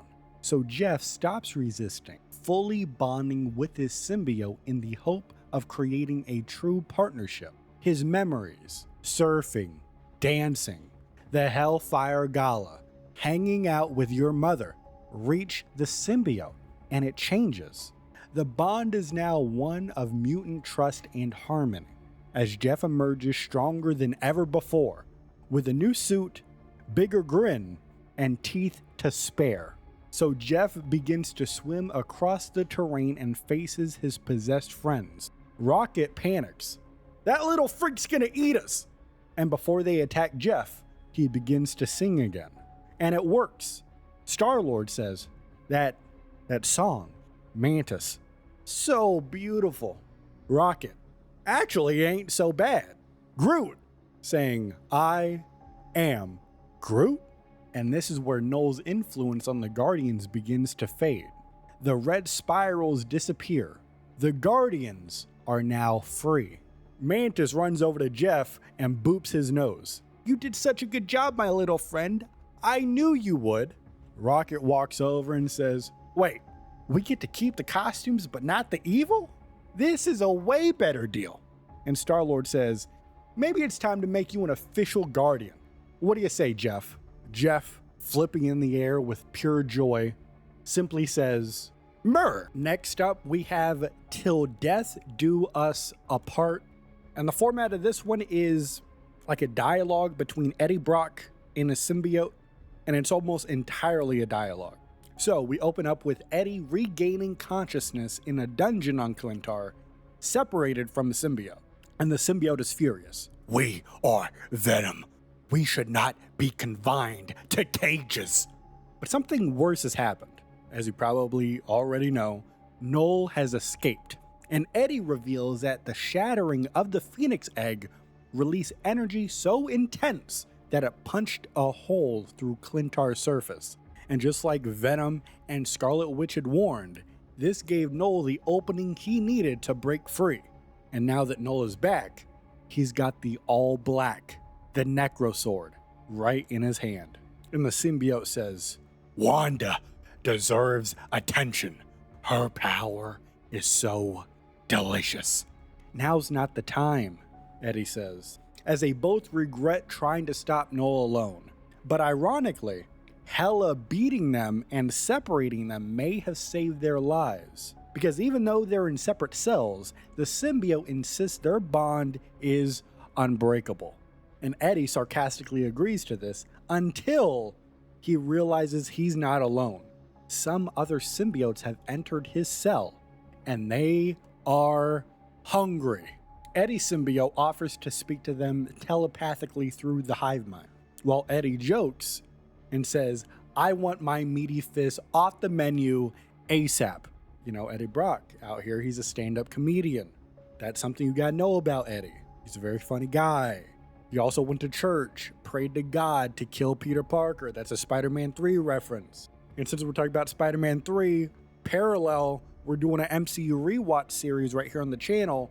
Watch those videos if you want to join us. If you're impressed on how I included that plug for another form of content that I do, leave a like on this video. All right, let's continue with the story.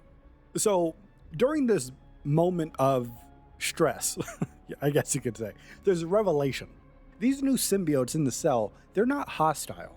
They are fleeing from something terrifying. Something that burns with the fury of 1,000,000 stars being born.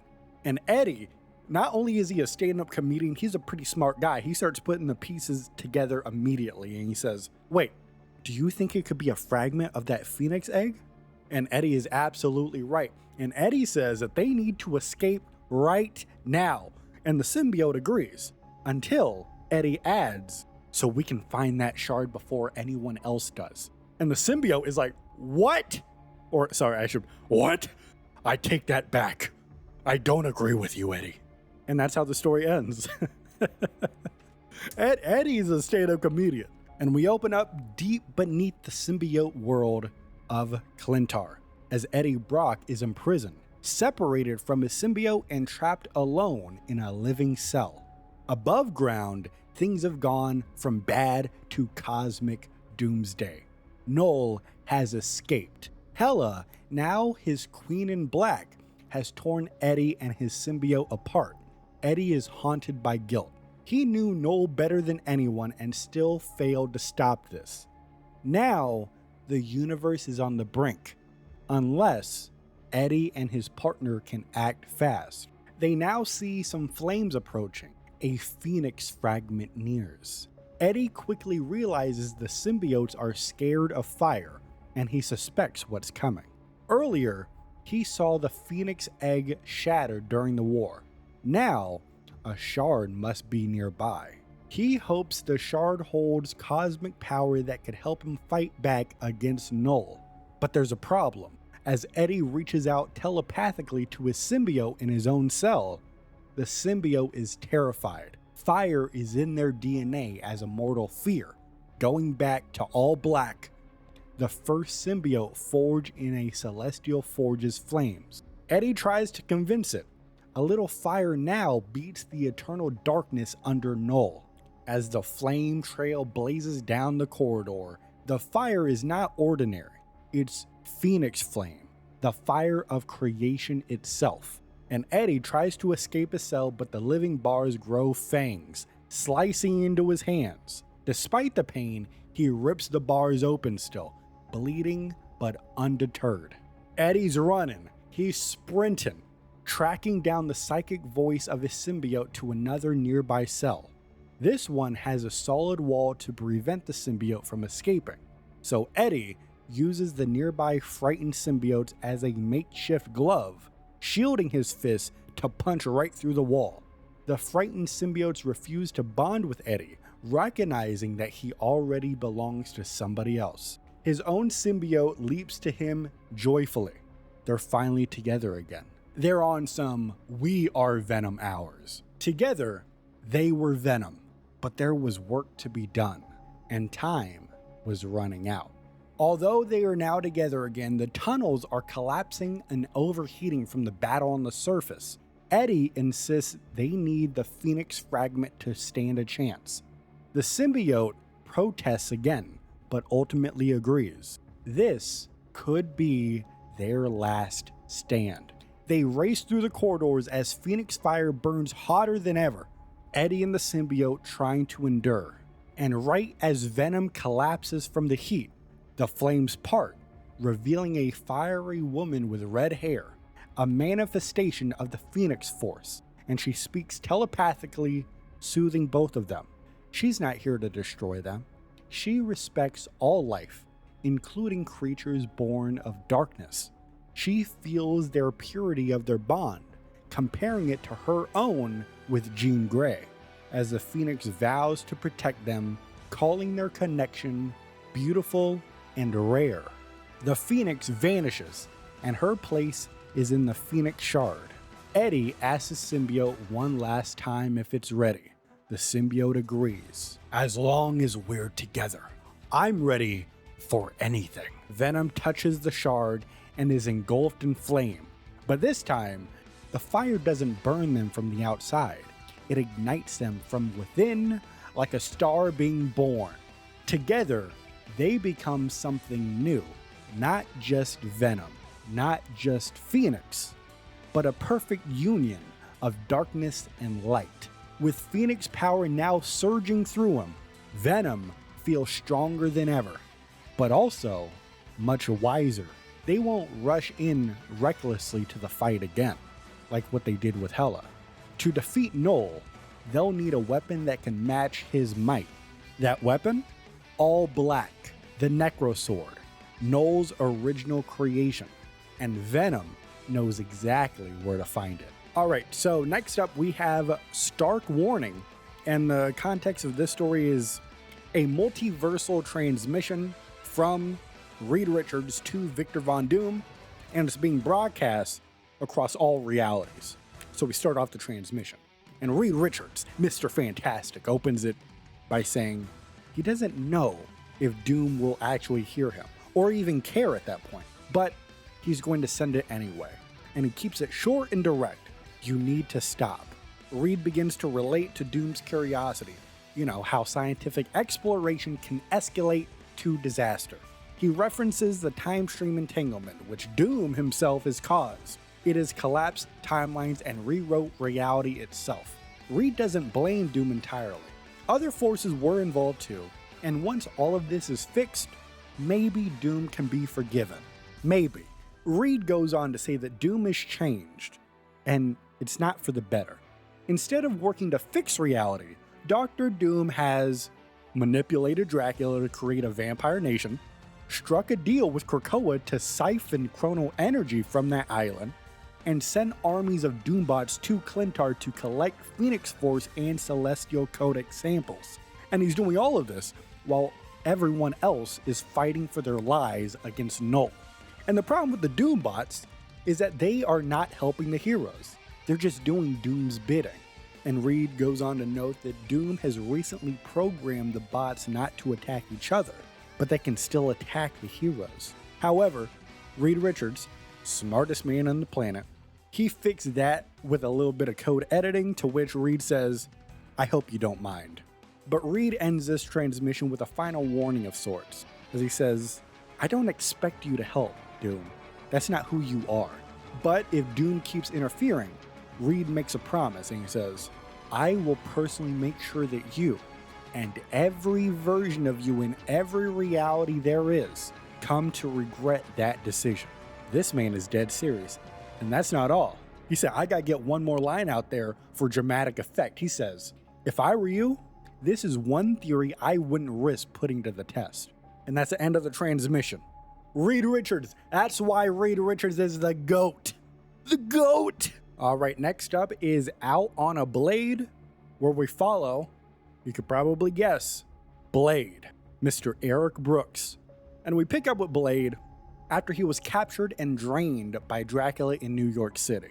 And he says it wasn't just your average vampire snack. It was some next level mystic shit. And even after being rescued, Blade was left nearly comatose, healing off in space Wakanda. Now he owes his recovery to Princess Shuri, who personally helped bring him back. But he was so out of it that he didn't even wake up during Ultron's attack on the Hellfire Gala. Now, once Shuri had to leave for Clintar, she came back to Blade for backup. Although he is still weak, he was itching to fight. So, Blade jumped at the chance. Armed with Dracula's sword, since, Dracula is indisposed at the current moment, Blade joined the Galactic Party. The mission is to stop Null, as Shuri's goddess, Bass, warned Shuri that Null was trapped beneath Clintar and trying to break free. Blade's job? Well, that's to help stop the apocalypse. Of course, that seemed simple enough, but when Blade arrived, it wasn't Null on the throne. It was Hela, the Queen of the Dead. It's not so simple anymore. However, Blade wasn't alone with Hela for long. He teamed up with the Phoenix, Jean Grey, and their plan is simple. Burn Hela to cinders. And just like the last simple plan we just talked about a moment ago, this one didn't go well either. Hela overwhelmed Jean, and the Phoenix Force scattered across Clintar. Now, one of those Phoenix shards found its way into Dracula's sword. Now the blade is cosmic enhanced, burning with Phoenix energy. But even then, Hela is still too strong. So during this fight, Blade lets Hela get close to him as he bites her neck, draining her blood. Along with blood, he gets a healthy dose of Null's darkness that was flowing throughout her body. The combination of Phoenix power and Null's essence in Blade gives him an edge in the fight. And as they continue, Hela throws everything she's got at him. Crows, curses, cosmic death, but Blade takes it all in. He's not giving up. And realizing she can't win, Hela flees the fight. And the path is now clear to confront Null himself, as Blade warns that Hela isn't finished, and she's likely regrouping for another strike, so he's staying ready. Sword in hand, head on a swivel, techno music playing. There's only one Blade, and there's only ever gonna be one Blade. Everybody knows that wants to know the age-old battle. The Phoenix Fire versus Chaos Magic. Jean Grey and Wanda Maximoff achieve perfect unison on the battlefield for the first time ever, which is a universal yin and yang situation. Their merged power bathes Clintar in light, and the onslaught brings Null to his knees. The moment is described as wondrous, yet fleeting. For a heartbeat, Null is tempted to surrender to the Radiance. However, his sentient blade, all black, the Necrosword, refuses that fate, returns to his grip, and reasserts their mission to spread oblivion across all creation. Recentered, Null studies the Union's weak spots, seeing what others cannot. The dim places in the cosmic Taji, I think I pronounced that right, the cosmic Taji, where the brilliance doesn't fully reach. Null then recalls that his queen, Hela, previously damaged the Phoenix Force, leaving it fractured. He targets the seam, Jean Grey. With all black, Null slashes the bond between Jean's Phoenix and Wanda's Chaos Magic, severing the divine fusion mid-flight. Both Jean and Wanda plummet from the heavens like angels toward a hellscape below. And having regained strength and conviction, Null cuts down challengers in succession, one after another, after another, after another, after another, after another, after another, after another. I think you get the idea. It's after another, even those empowered by Phoenix's shards. Hey, we covered that. Remember the Phoenix 7? Do you understand that? Things are all coming together. In mere seconds, a sky that was hope and light became only darkness and despair. Now, if you don't remember, prior to this all-out war, the Scarlet Witch served as the sorceress supreme of her own dimension, fending off gods and monsters. But here's the thing. Null is beyond any of the gods that she's faced before. Prone on Clintar's living soil, watching Null raise all black for yet another execution, Wanda musters one final spell, a protection, but not for herself. She casts it for the only hero left who might still stand a chance against his creator. I wonder who that could be. Now, we've talked about the heroes, we've talked about the villains, we've talked about messenger squirrels from Asgard.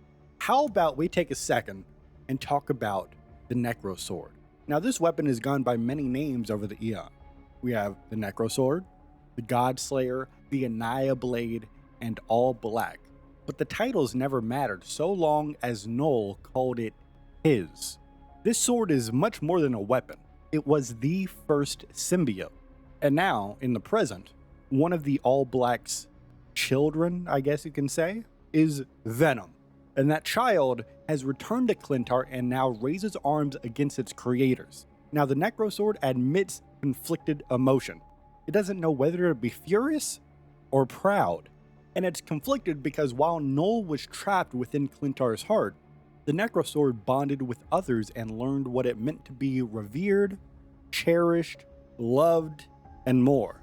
Now you look at the contrast between that and the way that Null treated it, much like a servant, and it's reliant on another wielder defining it. But even so, it longed, it desired, it needed for Null's grip, believing only he could harness its full potential, a belief it now realizes Null instilled. Now going back to Venom, they now wield a sword steeped in ancient magic, enhanced by the fire of the phoenix. If any blade could match all black, this is it. Though recently claimed from a fallen ally, Venom swings it as deftly as Noel wields the all black, as if he's held it forever. Ladies and gentlemen, we are looking at a battle between primordial fear and fearless symbiote. As Venom's blade arcs, it leaves a trail of cosmic flame that makes all black recoil, going, A primal fear dating back to being forged in celestial fire, a fear passed to its offspring. But this child, Venom, does not fear fire. From the Venom's eyes, all black wonders if he fears anything at all. The Necrosword comes to a realization. This symbiote has risen above its station Alexander Hamilton style due to the love shared with its host, Eddie Brock, as they achieved perfect symbiosis, what all black has longed for but has never received, because the Abyss does not offer love. Despite conceding that Noel likely wins on raw dark power, the Necrosword poses the key question. Who is the true king in black here? The Necrosword wonders whether the hands that worshipped it will ever hold it again. Venom admits that their last gambit failed despite Phoenix Fire augmenting their blade. As Venom says, even with the flames of the Phoenix igniting our blade, Noel was far too strong. We failed. And so Rocket Raccoon pivots immediately to a new plan and says, maybe you take out the target. Maybe you didn't take out the target, but you did manage to distract that freak long enough for me to whip up a new plan, and this one's a doozy. Jean Grey, meanwhile, signs on sight unseen and says, whatever you got in mind, Rocket, I'm on board. Well, you might change your mind when you find out what your part of the plan is, Red. By the way, I want to just take a pause. I know these character impersonations aren't great, but I think we got to give a shout out to myself for putting myself on the spot, embarrassing myself in front of thousands of people. So if you appreciate that, please leave a like on the video if you haven't already. But I know you already have, right? Right? All right, let's continue. So Rocket continues and he says, see, the way I figure, your pal the Phoenix is good at two things. One of them is being reborn, which means the other is, I know Rocket, it's dying. Bingo. Death and rebirth. From all the stories I've heard, you've been stabbed more times than I have been pruning Groot. So then he continues talking about the mechanic of when the Phoenix host dies, they're reborn in an extra dimensional nexus of pure light, to which Jean Grey names it the White Hot Room. So one thing you gotta know about Venom is that his host, Eddie Brock, one time in another universe, sat down in church, prayed for God themselves to kill Peter Parker because he hated that guy so much. And his pictures at the Daily Beagle, he hated him. But another thing you gotta know about Venom is he enters this conversation building upon their plan, so to speak. And he says, if Noel were to be trapped in such a place, its pure radiance would eradicate his darkness, wiping away his stain from existence for good. But Jean objects to the missing bridge, and she says, there's no way to get Noel into the White Hot Room. I would never risk transferring even a fraction of the Phoenix Force to him. He would become infinitely more powerful. That's why you've got to die instead. Now, Jean kind of starts to understand what Rocket is putting together, and she says, okay, if I am going to sacrifice myself, again, I need to know it's for the right reason. What makes you think I could take Noel down with me? Now, this is where we go back in time a little bit. We recall what we've done earlier in the timeline. All right, here we go. Rocket and his ship, the Milano, crashed on Clintar recently. And while they're stuck on the planet, he built a device operating on Captain Marvel's negabands. That's right.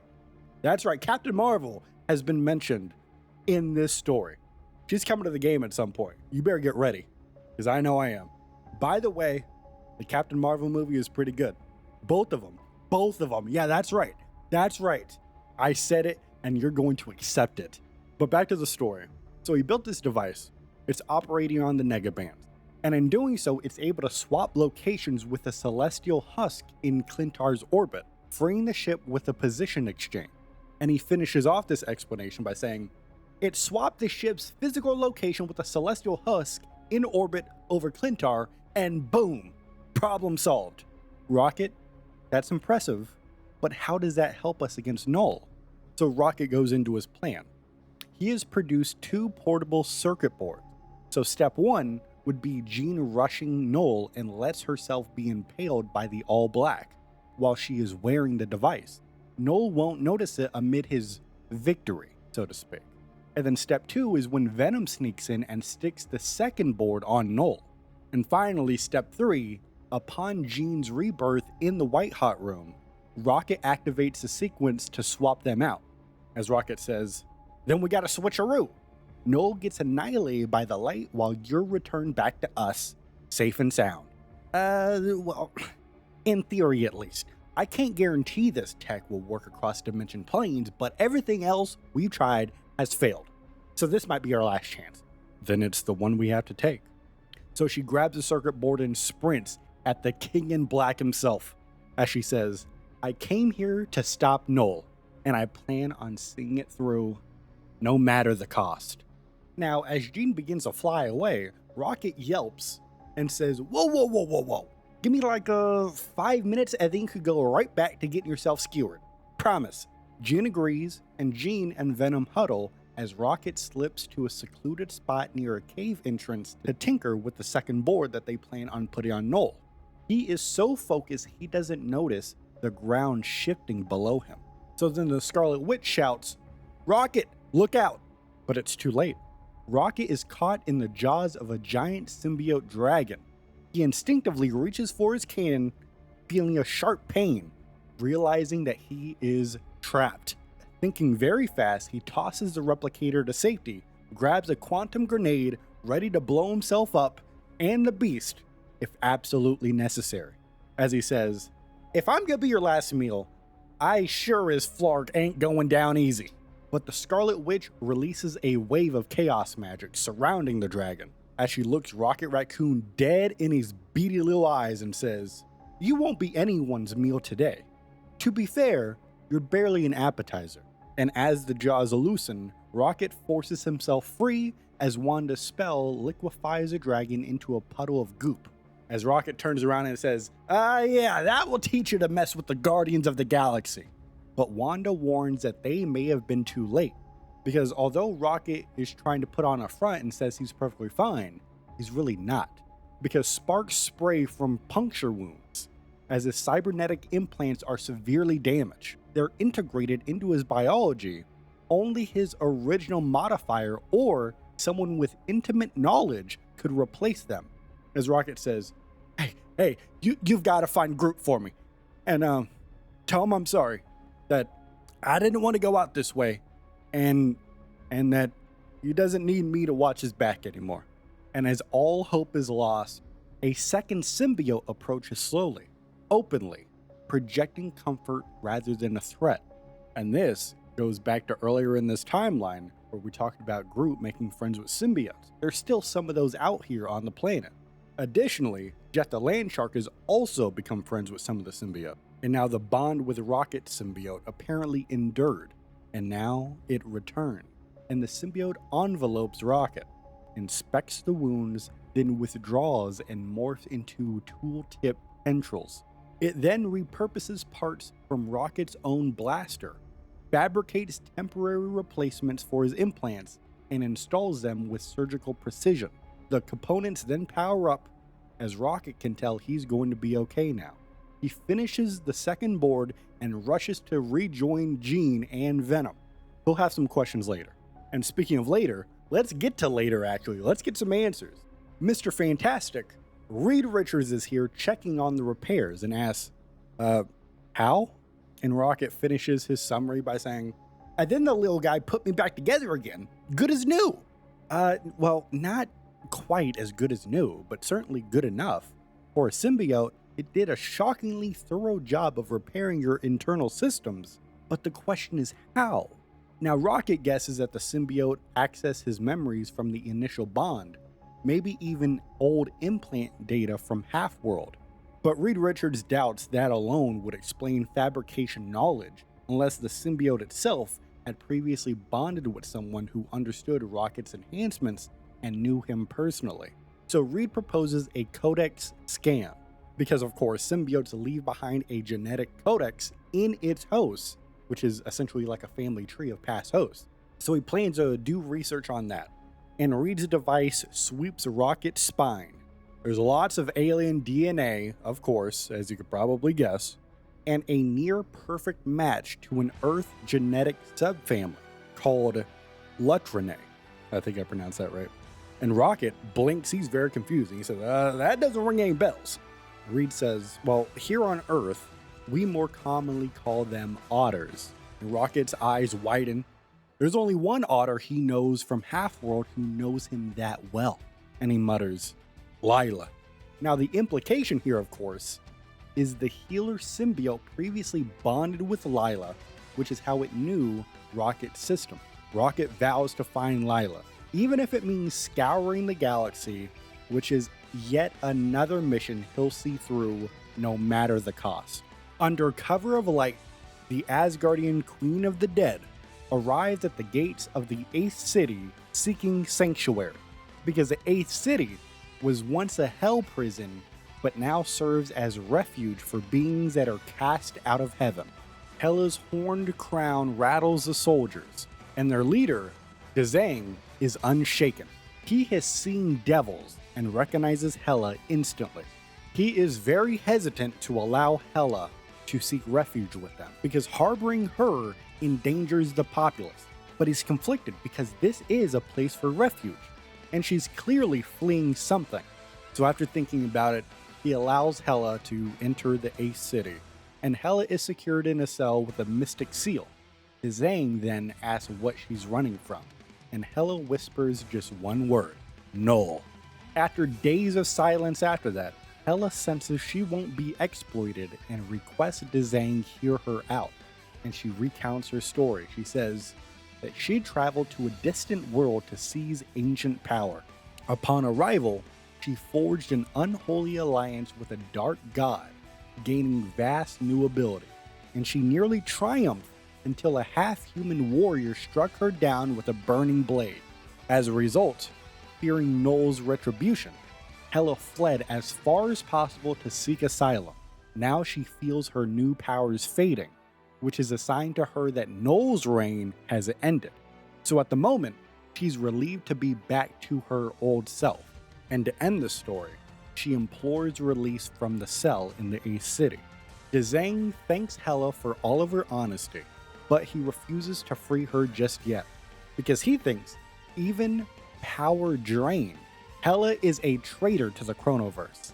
In the 8th city, second chances must be earned, not given on demand. So, as he leaves, Dzang feels Hela's icy glare and hears her black heart pounding with rage. He turns back to her and says her confinement may turn out to be a blessing. It may serve as time to atone for her sins. Dzang will not judge Hela, but he expects her own kin will come to deliver justice soon, and he is ready. Now this gallery card is a Let the Sleeping Dragon Lie, and the narrator is Shu Lao the Undying himself, the dragon whose heart empowers the Iron Fist lineage, who has gone by many names across the eons, but here in Kunlun, he is called Shu Lao. And over 1,000,000 years, he has shared his power with noble champions, the Immortal Weapons and Iron Fist, who defend Kunlun. However, for the first time, the dragon admits fear for his city and its people, because as a result of some mortal meddling fracturing space-time, it has forced all 7 capital cities of heaven to materialize on the same plane and creating the Heart of Heaven, which is an alignment of the cities meant to only occur every 88 years. What should be a glorious festival becomes a war between gods and demons. And because of this temporal chaos, Shu Lao admits that he became frozen in time as if he was in a walking dream. And with the current Iron Fist away aiding other realms, Doctor Doom seizes the opening to invade Kunlun and take Shu Lao's heart, the wellspring of Shai shared with every Iron Fist. But there's a wrinkle in this story because the time stream entanglement has struck and fused with the dragon's heart, interlacing it with new energy, raising the stakes of any thief. And as Doctor Doom is trying to do this, Shu Lao wonders what Doom's motive for this could be. Would it be healing his scarred face? Would it be purifying a lost loved one's soul? When it comes down to it, Shu Lao has no idea what Doctor Doom is doing this for. All that he knows is that Doctor Doom needs to be stopped. And there's a relief, because the Iron Fist returns with many allies to defend the Heart of Heaven. But you see, here's another problem. Iron Fist is back, and that's great. But Lin Li did not earn the Iron Fist's mantle and power and responsibility traditionally, like the dozens upon dozens before him. Lin was given it by Shu Lao, and if this fact is revealed, it could very well spell the end of Kunlun as we know it, and perhaps all of reality. But Shu Lao admits that what was given can always be taken away. The 8th city, once a hell prison, has now become a refuge for those that have been cast out of heaven. Its people chose their protector and named him Dzang, after he vowed to be the last to leave hell. Now, under the cover of night, Hela arrives and pleads for sanctuary. Dzang then jails her behind a mystic seal and asks what she's running from. After a long pause, she whispers one word, Null. Then days later, she requests an audience and tells her tale. And the story begins where all stories should. The beginning, where she traveled to a distant world for ancient power, forged an unholy alliance with a dark god, nearly triumphed, then a half-human warrior vanquished her with his burning blade, and because of that, she then feared Null's wrath. So she fled as far as possible and finds herself in the 8th city. Now, she feels her new powers fading, which to her means that Null's reign has ended. She is relieved to be back to her old self, and then begs for release. However, Dzang thanks her for her honesty, but refuses to release her, because even though Hela is power drained, she is still a traitor to the Chronoverse. As Dzang says, second chances have to be earned, and as he leaves, he warns Hela that her own kin may soon deliver justice. Now let's travel over to the Fire Realm, where we meet Angela, and she corners Cinder, who is the Queen of Cinders, at spear point, suspecting a pact over Laza. And Cinder swears on the Twilight Sword she knows nothing of Hela or the child. And Angela notes the tremble in Cinder's flames, concludes that she's truthful about what she had just said, and then spares her. Now over in Jotunheim, Angela gleefully carves through frost giants, and King Laufey offers no intel on Hela or Laza either. We go over to Nidavellir, where King Eitri welcomes her with Dwarven ale. I am so sorry with these pronunciations. And finely wrought weapons that are, quote, befitting a queen. Angela declines because she'll celebrate after the quest. Right now, her blades are enough. Now, Queen Elsa Featherwine insists that the Dark Elves are the culprits. And for once, Angela thinks Elsa might be right. And in the Blood Muck Swamp, Angela thrashes Dark Elf mercs and confronts Malekith. And after she defeats him, he admits that Hela visited to ask how to use Laza's unique power to manipulate Nidhogg, the Black Dragon's subconscious, to make the beast her thrall. So, upon learning this, Angela's next stop is beneath Asgard, where Nidhogg gnaws at Yggdrasil's roots. But when she gets there, Nidhogg is absent. Instead, Munin, which is Odin's raven, arrives there, and he says he's returned from Clintar, where he saw Hela fighting for Null as his queen in black. and Angela moves to head right for Clintar. However, Munin advises against it because Hela's reign there was short-lived, and she is already fled.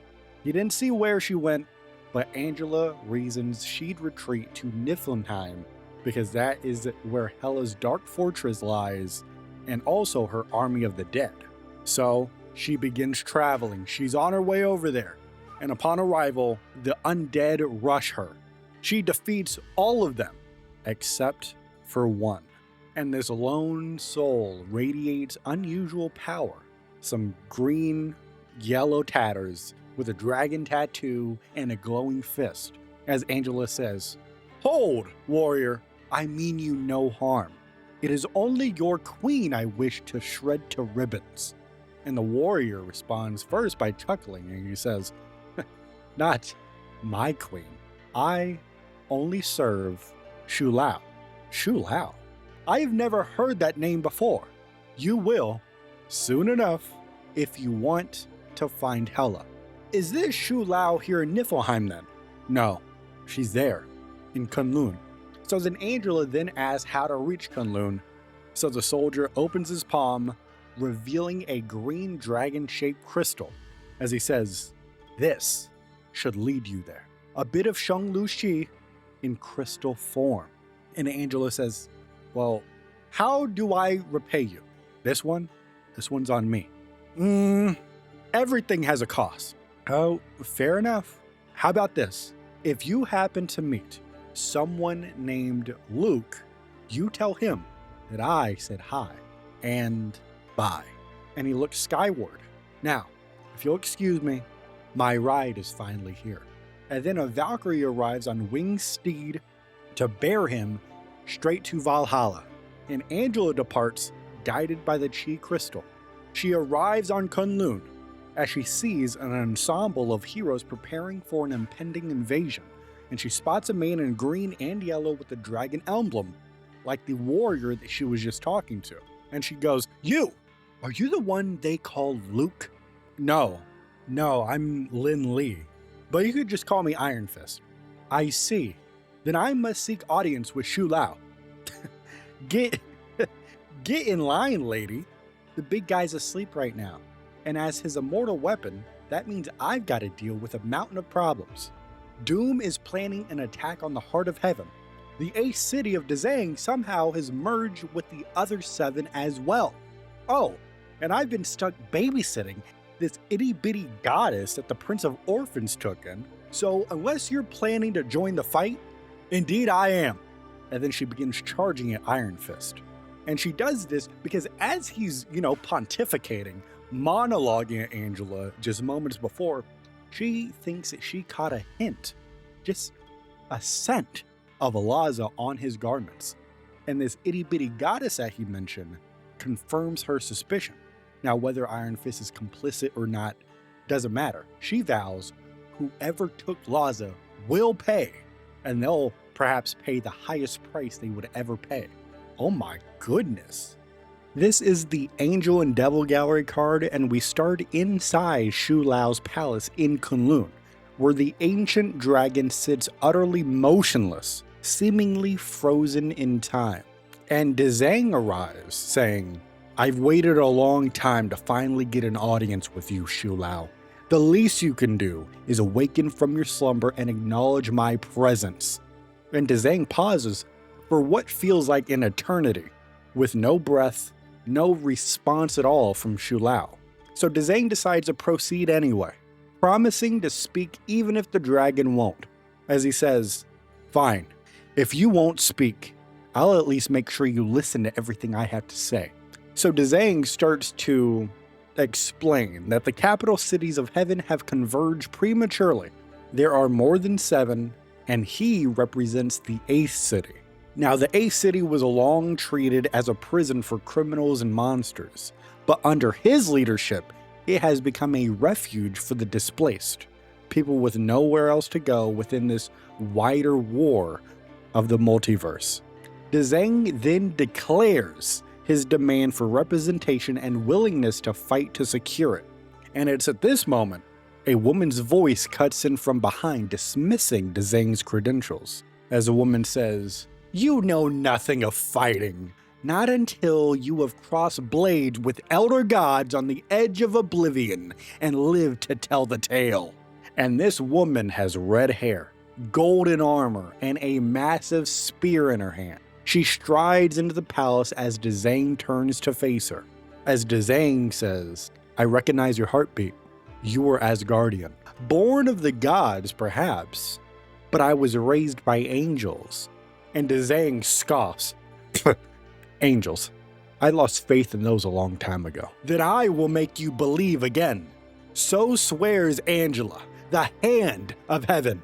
And Angela attacks, but Dezang evades effortlessly, avoiding any contact with. And Dezang decides that at this moment, he needs to pontificate a little bit as he says, "I've been to hell and back, slayed my share of beasts, faced enough devils, and you're destined to become one yourself. But if that's what I need to protect my people, I'm okay with it.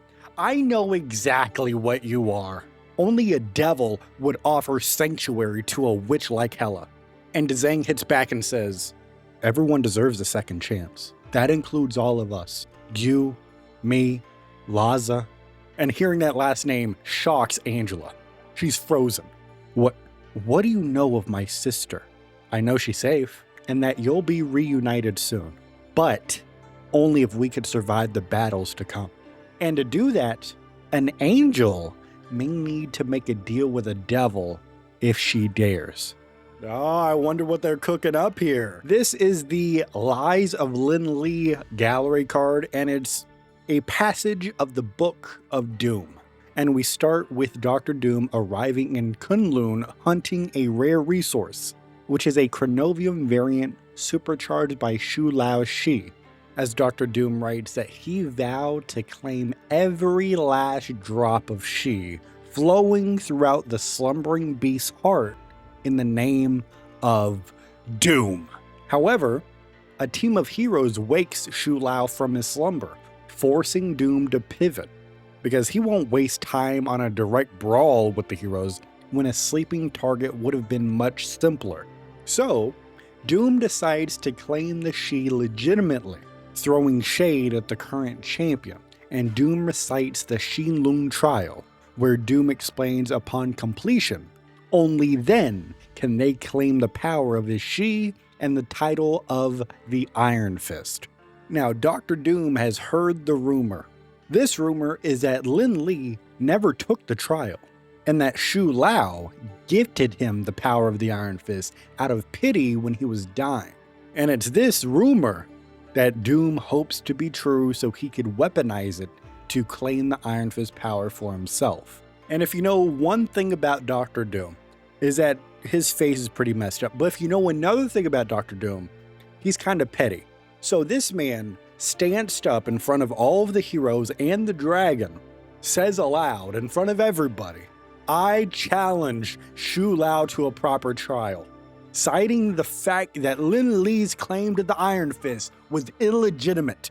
"I demanded the chance to prove my worth." And Doom explains after pretty much outing Lin as an illegitimate Iron Fist, Shu Lao responds, and Doom explains that Shu Lao says he invoked a law. If a challenge is raised when the capital cities of heaven have converged, each city is allowed the chance to claim that power by participating in an epic tournament. And stepping back from the story for a second, I'm not sure if you're paying attention fully. I don't know if you're fully aware of this, but we have mentioned the cities have converged. This is the perfect time to do this tournament. So Dr. Doom accepts the terms, as he's still certain he'll win against any mortal or immortal that participates in this tournament, and decides that if Shu Lao can field a champion, so can he. Lin Li storms into Shu Lao's chamber, and he yells, "What in the name of the 7 cities do you think you're doing, Shan Lao?" "Protecting Kunlun, just as I always have." In case you forgot, that's my job." And the dragon leans in and says, "For now, we shall see how long that remains true." "Is that a threat?" "No, it is a fact. And Lin responds to that by saying, "You picked me to be your Iron Fist. You're really gonna let someone strip that away from me? Because a madman in a metal mask wants more power? Lin, there are rules. Rules that were not followed when I anointed you as my champion. I was wrong."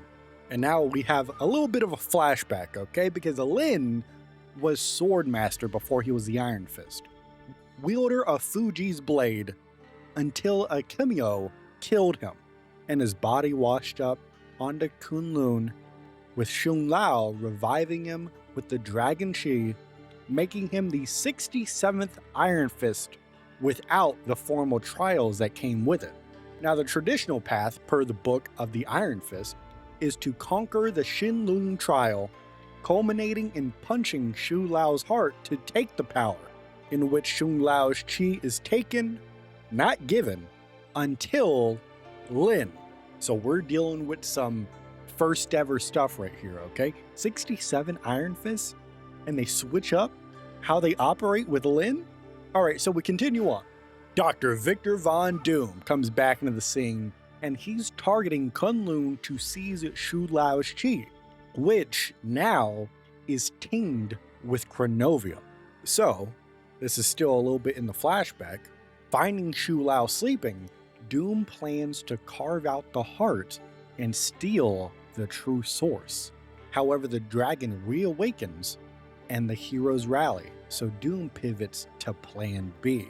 And I hope you're ready to learn about what Doom does next, because this man is incredibly petty, if we didn't already know this based off of everything we've talked about before. But this man Doom, alright, he didn't want to wake up the dragon, but he did, so he's got to pivot. And his pivot is incredible. Doom then publicly exposes Lin's illegitimate ascension as the Iron Fist, humiliating him, then challenges Xu Lao to initiate the Xinlun trial so that he can become the one true Iron Fist. As he says, "I would thrust my armored fist into the hearts of 1,000,000 dragons." And let's take a pause here in the story. Let's just acknowledge how insane this man is. Dr. Doom wants to become the next Iron Fist. He just outed Lin. That's why Lin, in the present time right now, is so upset. He just got outed as being illegitimate. Dr. Doom out here saying, "You're nothing. You're trash, kid." I said, oh my goodness. All right, let's continue. There's this ancient, rarely used clause that when the 7 capital cities of heaven converge into the heart of heaven, a challenge to an immortal weapon triggers a trial where each city may field a representative. The outcome of this is that it expands this into a grand tournament. Defeat the other immortal weapons to claim the title and the chi.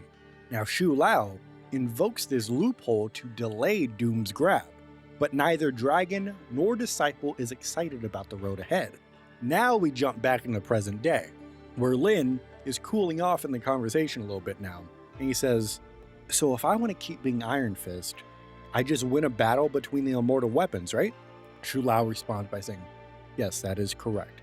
Lin thinks he'll win by default if the others don't show up, because right now the Prince of the Orphans is missing. The cities are fused, so he just thinks there's nobody to fight. Also, he's a bit busy babysitting an Asgardian baby that the prince left before he left. Did I just say left twice? Yeah. And Lin admits that the baby is kind of growing on him, and now Angela and I are cool.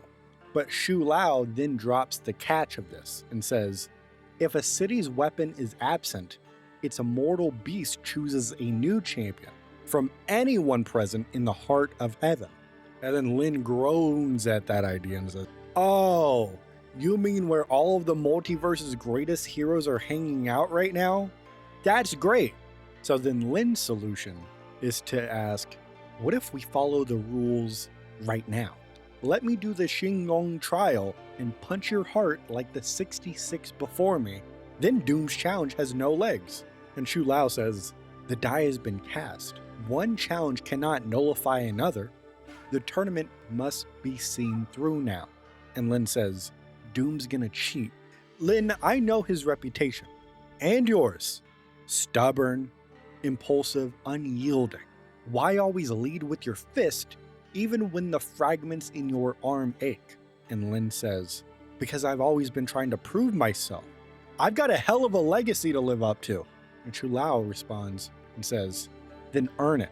Prove you are my one true champion. Prove a bruised ego won't keep you down. Prove you deserve the name. And that, even with the sword of Fuji shattered, you are still a worthy heir of Fuji. Do you really think I could do that? It does not matter what I think, only what you think. So then Lin's confidence begins to return and he says, if I mop the floor with these other immortal wannabes, no questions are going to be asked of me again, right? That's correct.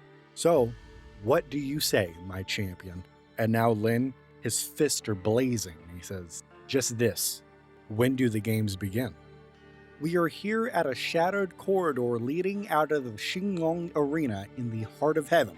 As a Loki strolls in and calls the bluff, he says, you can show yourself now. I can see right through that adorable little cloaking spell. And the figure decloaks. It's Dr. Doom. And he says, I expected no less from the new Crane champion. But tell me, how did you persuade the Crane mother to choose you? Loki smirks and he says, well, the right words in the right order can be quite magical. And I've always words to spare. So then Doom muses that Asgardian enchantments shouldn't work on an immortal beast. To that, Loki shrugs and says, if I could bewitch Odin, I could bewitch anyone. And then Loki adds a little tidbit and says that there are apparently 8 capital cities now. Or there will be, if the mortal in the devil horns gets what he wants. And the two then return to business because Doom owes Loki payment for their arrangement. To which Loki says, in full, it is about time for a flashback. And this is after Clintar, where Loki is hunting for Hela for betraying their pact by crowning herself Null's Queen in Black, to which then she fled to the Ace City, now merged with the other 7 into the Heart of Heaven, where Loki comes to have words. Strong words. However, Kunlun is chaos, because the time stream entertainment has rattled the magical realms, with Shang Lao being frozen in time, and factions scramble either to revive him or steal his chronal tinged chi. As always, Doom aims for the latter. However, when Shu Lao awakens, Doom can't simply carve out Dragonfire. Instead, he attacks Iron Fist's legitimacy, expecting a solo trial so he could become the Iron Fist. However, Shu Lao counters that by acknowledging that in the Book of the Iron Fist, when the capital cities converge, a grand tournament in the Xinglong Arena decides the mantle. Each city's immortal beast chooses a champion from the heroes assembled. Now Doom must sully his hands. And with most traditional immortal weapons vanished, the immortal beasts recruit new avatars. Zigombo taps Storm, standing in for the Prince of the Orphans. Peng Lai selects Groot. Hoodoo of the Undercity picks Wolverine, snagging a slot Loki thought he would take. And Hugh Kuei, the Vermilion Bird of Kunzai, appoints the Invisible Woman, which appears to leave Loki out in the cold of this tournament.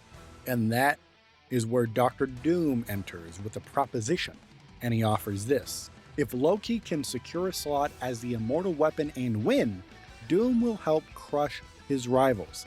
In return, Loki must hand over the grand prize, Shu Lao Shi.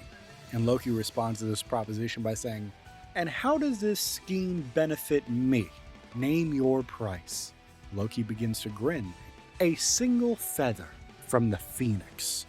Now, Doom's bots already nabbed a Phoenix feather back on Clintar, and Loki has already woven Yggdrasil Sat into a blank canvas. So with a Phoenix feather as quill and the right ink, he aims to rewrite his legend. Not the god of lies, but the god of stories. So Dr. Doom agrees and promises to remove the Invisible Woman from the bracket by tugging the Richards family strings. Now, Loki must get Kungzai's immortal beast to choose him. And on this journey to do so, Loki is mobbed by Crane daughters, who are Kungzai's, illusion doubles, to which they merge into a giant burning crane. And Loki shifts to Frost Giant form to fight it, smacks it from the sky, then pops the casket of ancient winters to snuff the flames. Now, Hugh Kwai is impressed after seeing this. However, not impressed enough to grant the title. So then Loki places a gamble. He then tries Amora the Enchantress beguiling spell. That doesn't work either. So he lies prettier. He promises a phoenix feather as tribute.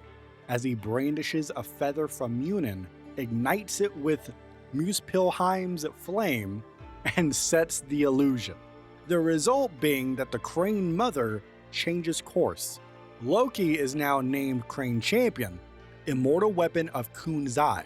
The Shinlong Arena gasps when the God of Mischief is now announced as a contestant. Now we're back in present time, where Doom reaches for the prize. His hand comes out empty as he says, "You will get your payment, Laufey-san, only after the tournament is won." Loki, of course, is upset and he says, "You dare defy me, mortal." Doom dares. What mortal should never dare to trust Loki? When the battle is over, the Phoenix Feather is yours, not a moment sooner. Now at this moment, Loki weighs looking Dr. Doom right in his eyes and turning him into a frog, but he decides against it, because Doom's right. Loki would not have honored the deal if paid up front, and honestly, it's a bit refreshing to scheme with someone who plays chess at his level. So as Loki is walking away, he says, "It will take more than just tricks to defeat the most powerful champions in the multiverse, though I am certain some will come in handy." And Doom, smiling behind his mask, says, "Once again, I expect no less." All right, this gallery card is the all-new Immortal Weapons.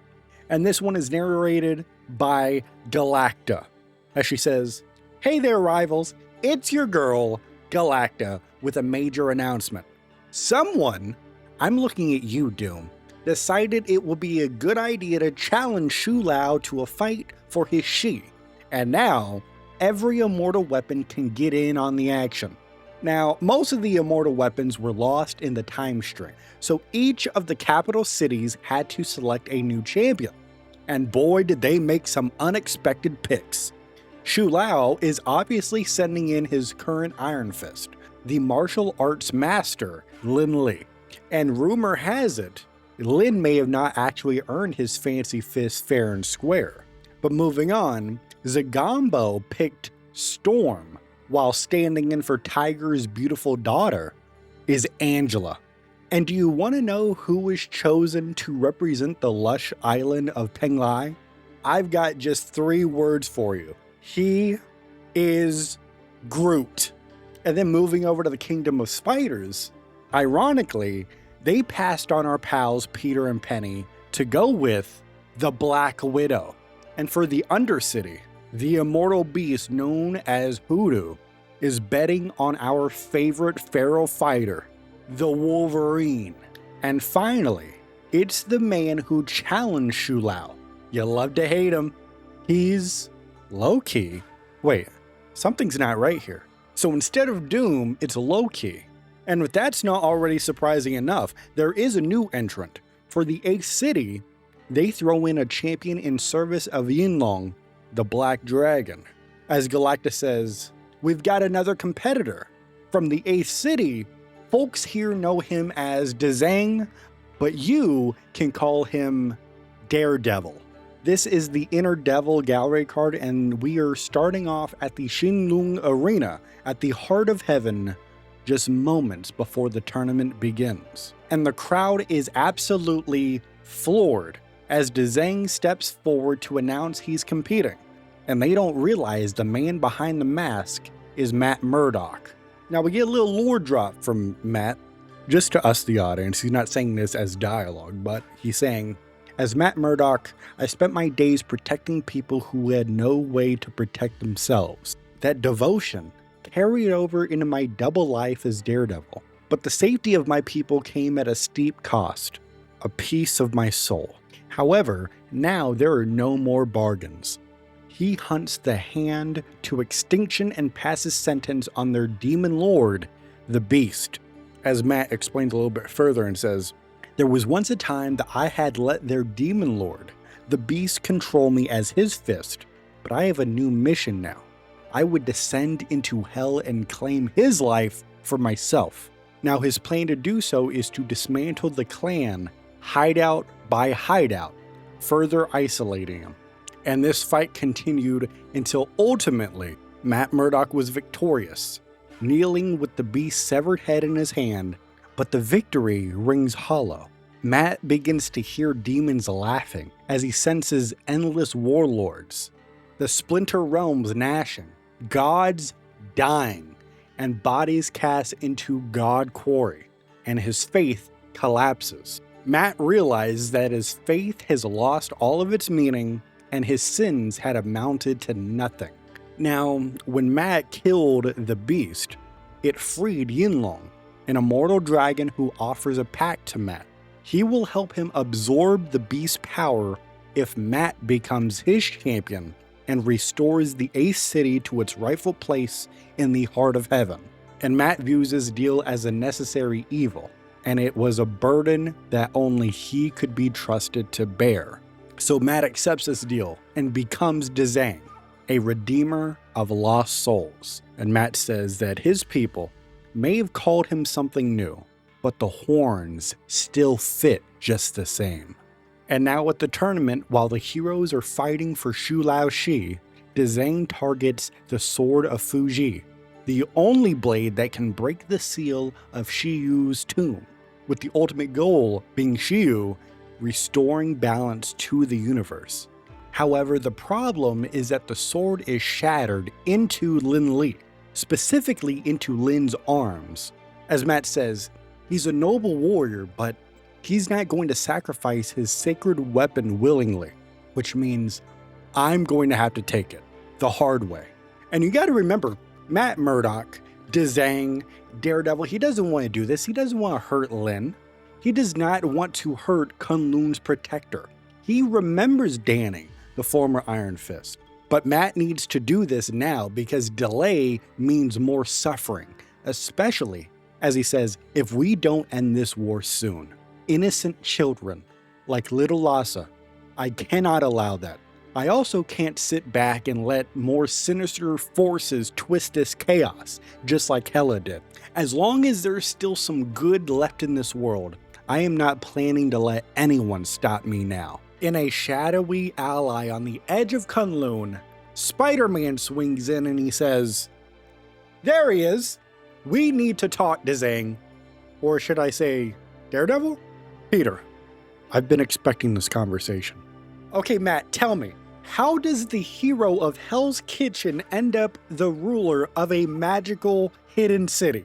And Daredevil scoffs at that, as Spider-Man jokes about needing a recap of everything that Matt has gone through recently, and also why they keep hearing a disembodied voice telling them to get to the mission area. And we're going to take a pause real quick, step back from the story, okay? Everybody step back. I just want to let you know how excited I am for Deadpool to eventually enter the game, because already they're breaking the fourth wall, and I know Daredevil's going to amp that up to a level 10. Right here, if you're not picking up on it, Spider-Man is talking about Galacta in the game. So that's pretty funny. When we hear Galacta, they are also hearing that in their heads. And also, if you think about it, it's kind of torture, but that's pretty funny. All right, time to jump right back into the story. So Daredevil agrees to tell Peter the lore, right? Only if he agrees that he doesn't judge Matt for what he did. And Spider-Man, of course, responds by saying, "You know better than most that I am woefully unqualified to take that bench. Gavels? Could you imagine Thor running around with one of those?" And before he goes on and on and on about this bit that he wants to do, he just stops as he sees Matt just glaring at him, waiting for him to shut up. And so he does so. And Daredevil pretty much says, let me lay it down for you like this, brother. Let me pontificate. And he begins his story. Their worlds began very similarly.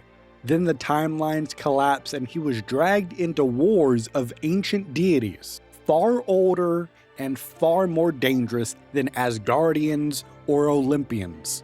Spider-Man begins to connect the dots to the Hand, and Matt confirms that their Hell Lord patron is the Beast. And Spider-Man, dead serious, says, wait, the blue fuzzy guy from the X-Men? No, Peter.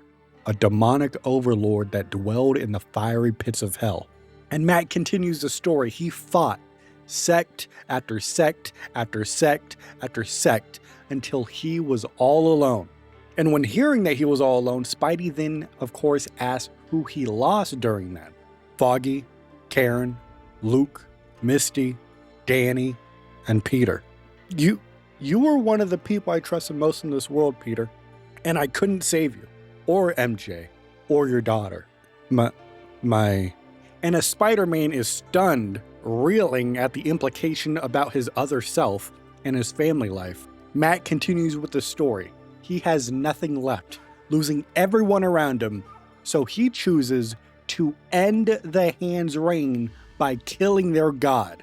Back then, the Beast managed to corrupt me. This time, I planned to be the one in control, so I descended into hell and faced him directly. And Daredevil strangles the Beast with his billy club cable and feels the power rush in. And Spider-Man butts in and says, "You got yourself possessed? Again?" Not possessed. I claimed the Beast's power as my own. I was pulling the strings. Yeah, sure, pal. Keep telling yourself that. I didn't have a choice. We always have a choice, Matt. I hope the one you made was worth it. It should have been. I thought ending him would solve my problems, but it just made so many more. Because you see, when doing this, in hell, Daredevil then perceives the true scope of what he did. Primordial horrors without number. Splinter realms gnashing. Gods dying. Bodies tossed into the god quarry. It was a war I couldn't win. And yet, I could not stop fighting. And you never thought about tapping out? Of course I did. Millions were being massacred. What would you have done? And Spider-Man was left speechless, and Matt continued the story. At this point, one of the Beast's imprisoned divinities, Yinlong, offers to help Matt master the power and takes him to the 8th city, where people need a protector. He brought me here. I needed to atone. They needed someone to lead them out of the darkness. I hate to break it to you, but demons never work for free. So what's the catch? Restore the 8th city to its rightful place. And to do that, I need the sword of Fuji to unseal Shiyu's tomb. A god who can end all of the wars. That sounds too good to be true. What does that usually mean? That it is not true. And now we arrive at the problem and conflict at hand. The tournament for the mantle of the Iron Fist, the Sword of Fuji, and the fate of the universe. The problem is that the Sword of Fuji is shattered into fragments embedded in Lin Li's arms. Of course, Matt doesn't want to hurt Kunlun's protector, but Lin will not hand it over. And time's ticking. A tournament is coming, and Spider-Man thinks about everything that he was just told, starts to empathize and forgives. Even though he's not sure if he fully agrees with Matt's methods, he understands. And he says, you may not be my Matt Murdock, but I trust you. And no matter what happens next, I forgive you. Thank you, Peter. You do not know how much this means to me. And as Spider-Man swings away, Matt resolves that if he makes the right choices, he might save this Peter Parker, and possibly even save himself. A letter is received by Shu Lao from an elder of the universe, the Grand Master. And this letter opens with the Grand Master thanking Shu Lao for delaying the Xinlong tournament because it just so happened to solve a problem for him. Because you see, the Grand Master explains that although he has rarely interacted with Shu Lao directly, he has indeed watched Kunlun for eons. And in fact, he has placed a bet on all 66 Iron Fists in the past who have, of course, earned their power in trial by combat. And in doing so, Grandmaster has profited handsomely and enjoyed the spectacle at the same time. So, when the Grandmaster heard that Shu Lao would host an even grander tournament in the heart of heaven, he was thrilled. He very much liked the idea of uniting all 8 realms in an all-out brawl for ultimate power. However, due to unfortunate events at the Collector's Menagerie, his schedule has been occupied, jeopardizing his ability to attend this tournament, which he was very disappointed about. But that circles back to him being happy about this tournament being delayed due to one of the participants being injured. Plus, Grandmaster is also launching a game of his own, and he worries that his chosen champion might miss Shu Lao's event due to injury sustained during the trial. So, Grandmaster sees this postponement as the stars aligning in the universe for everyone involved.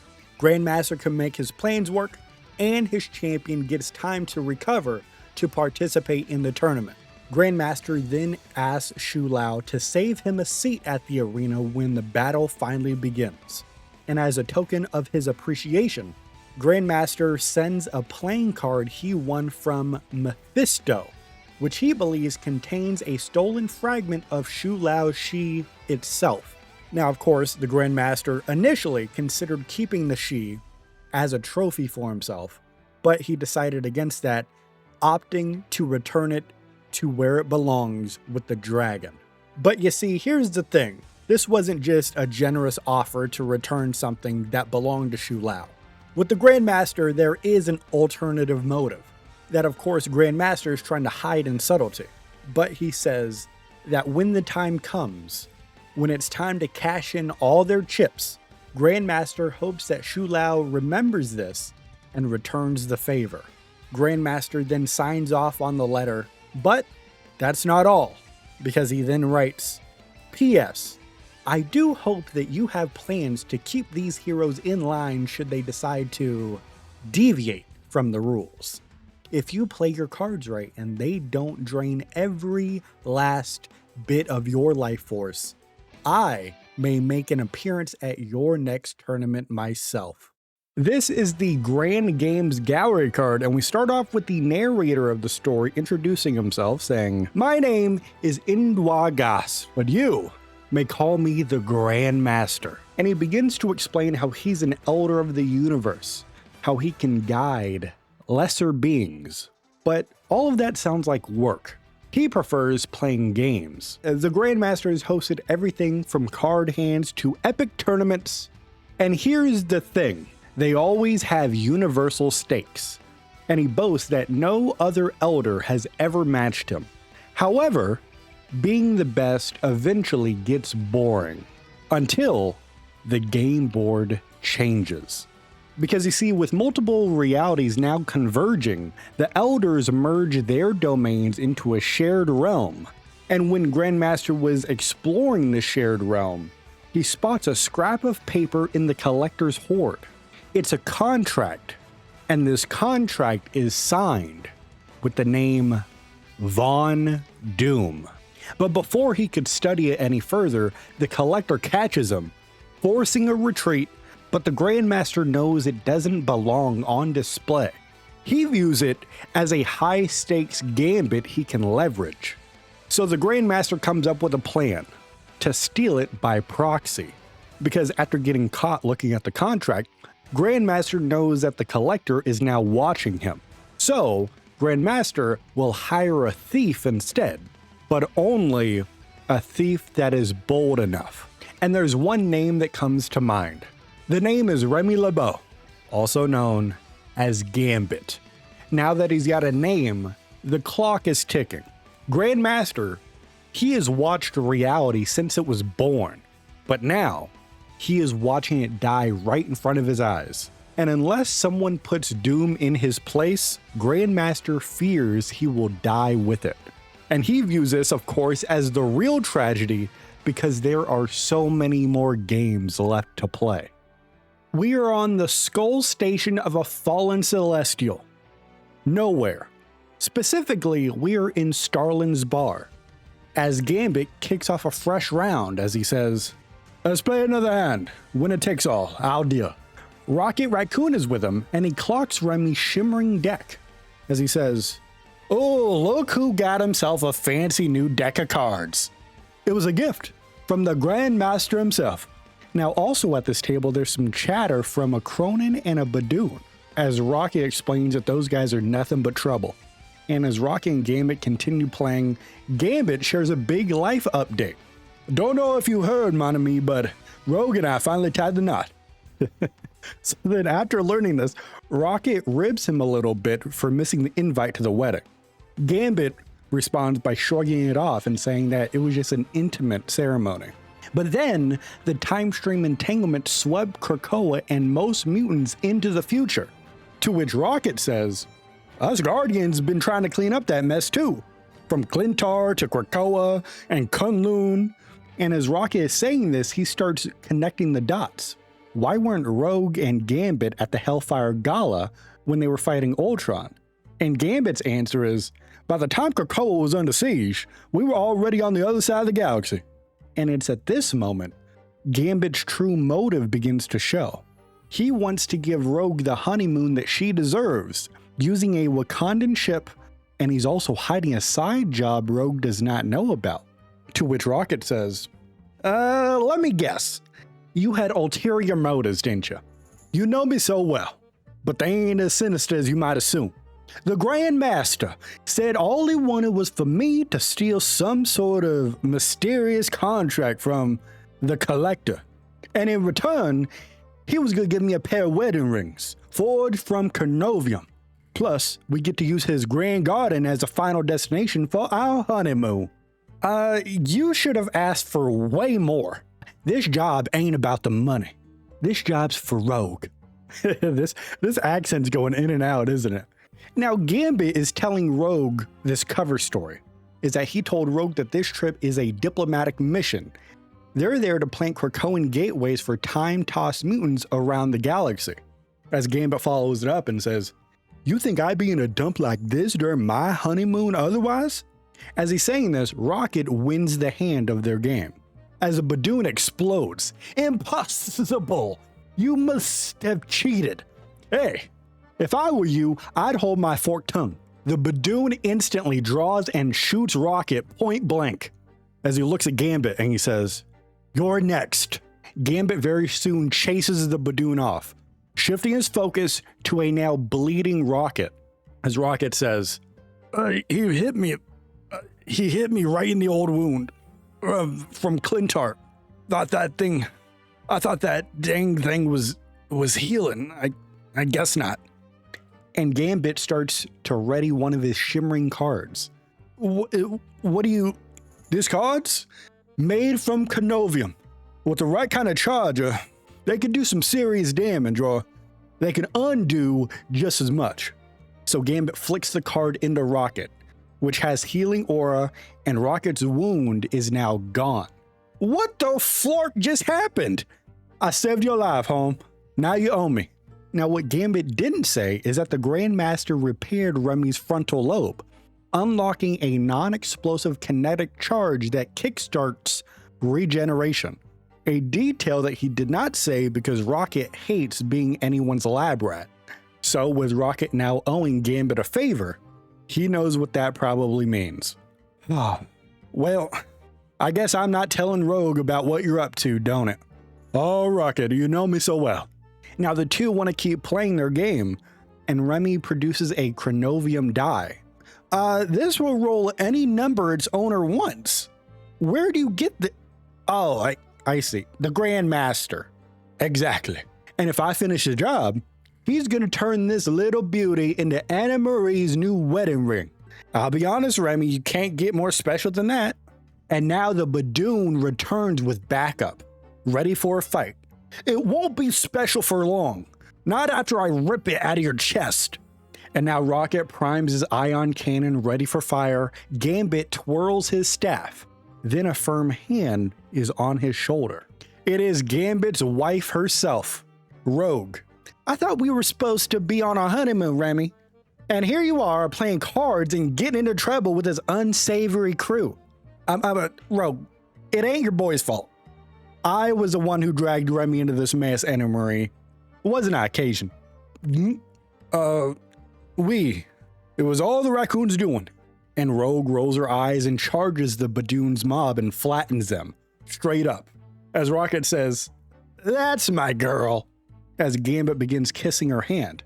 And he says, "No, Maswa, that is my girl. If you want it to stay that way, Mr. LeBeau, then we better hit that space highway before Rocky pulls you into more shenanigans." "Oui, Madame LeBeau. The Grand Garden awaits." And as Gambit and Rogue begin to head out, Rocket swallows the truth that he could tell Rogue and instead asks a favor tied to his heart. Guys, if you happen to see a cute little otter named Lila in the Collector's Menagerie, you tell her that Rocket's coming to find her, okay? Anything for you, sugar. And anything for love. This is the About to Make a Name for Myself gallery card, narrated by Gambit himself, and he says, "Well, here we are.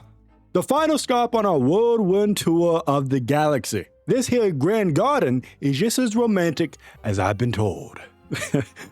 He then confirms that both he and Rogue had just married, but then a temporal storm yanked Krakoa across reality and scattered mutants around the multiverse.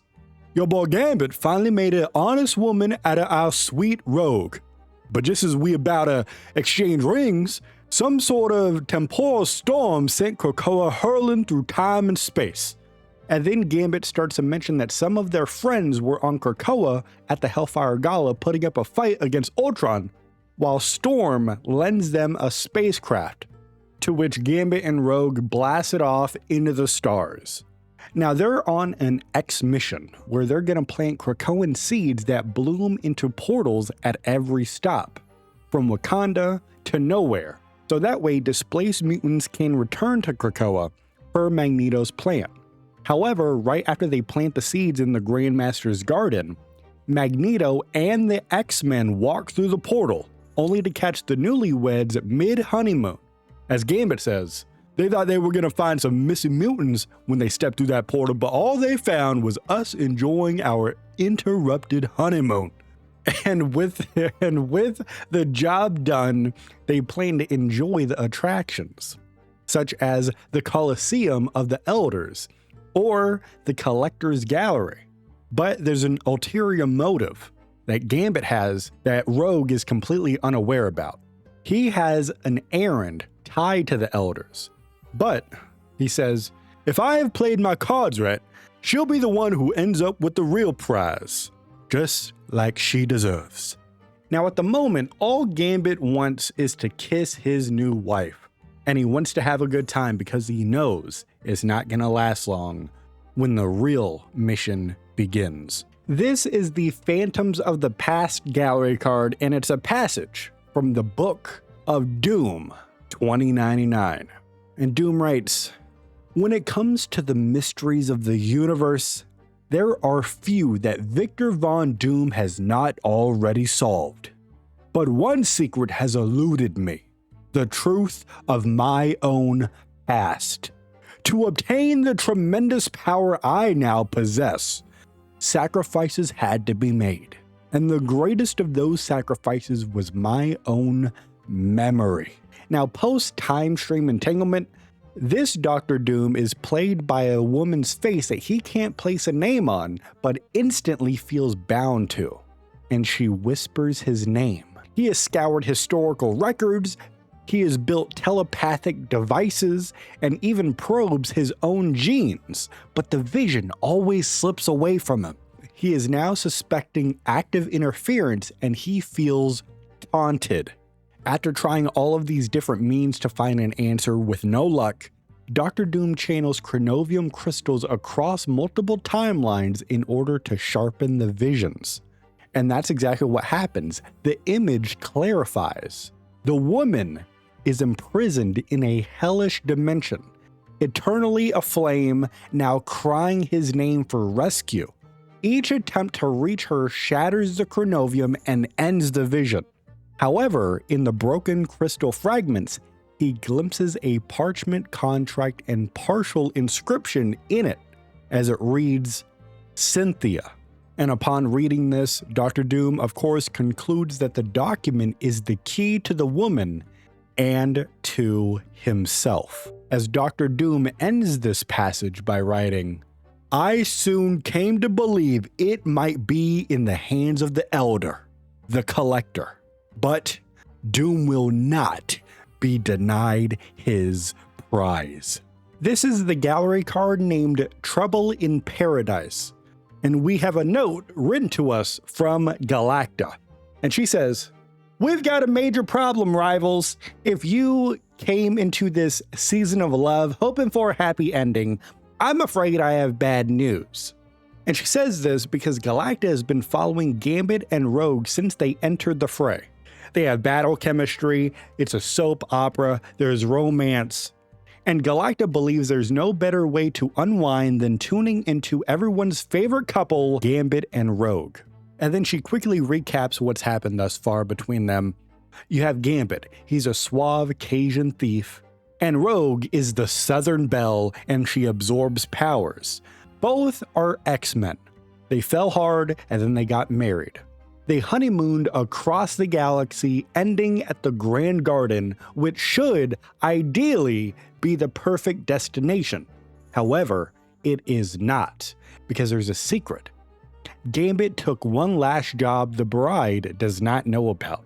The Grandmaster is whispering in Gambit's mind to finish the bargain that they agreed to. Gambit could try to charm his way out of it, but he's not going to risk their bliss on a roll of his chronovium die. Gambit needs to finish what he started. So, Gambit's got to do a little sneak out. Gambit slips out of the honeymoon suite, giving a longing look to a sleeping Rogue, as he thinks, what she doesn't know won't hurt her. But here is the twist. As he's doing this, Rogue is not asleep. She knows. And Galacta knows that this has got to break her heart. But as Gambit is sneaking out, even if Rogue stayed quiet about it, Magneto is not going to miss it, because his senses catch the faintest magnetic shifts. And he's out in the garden admiring everbloom flowers that bloom on the shadow passes of Mount Wundagore. He, of all people, can tell when Gambit is up to something, and the House of Cards could collapse.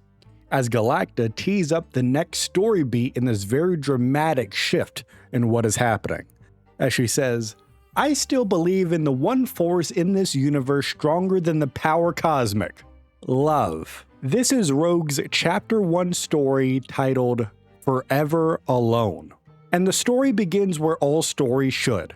Or I guess in this context, where it shouldn't. Anna Marie wakes up in the Grand Garden suite and senses Remy moving. She watches him quietly suit up in a Thieves Guild style outfit and slips out of the suite. Her fear begins to harden into anger.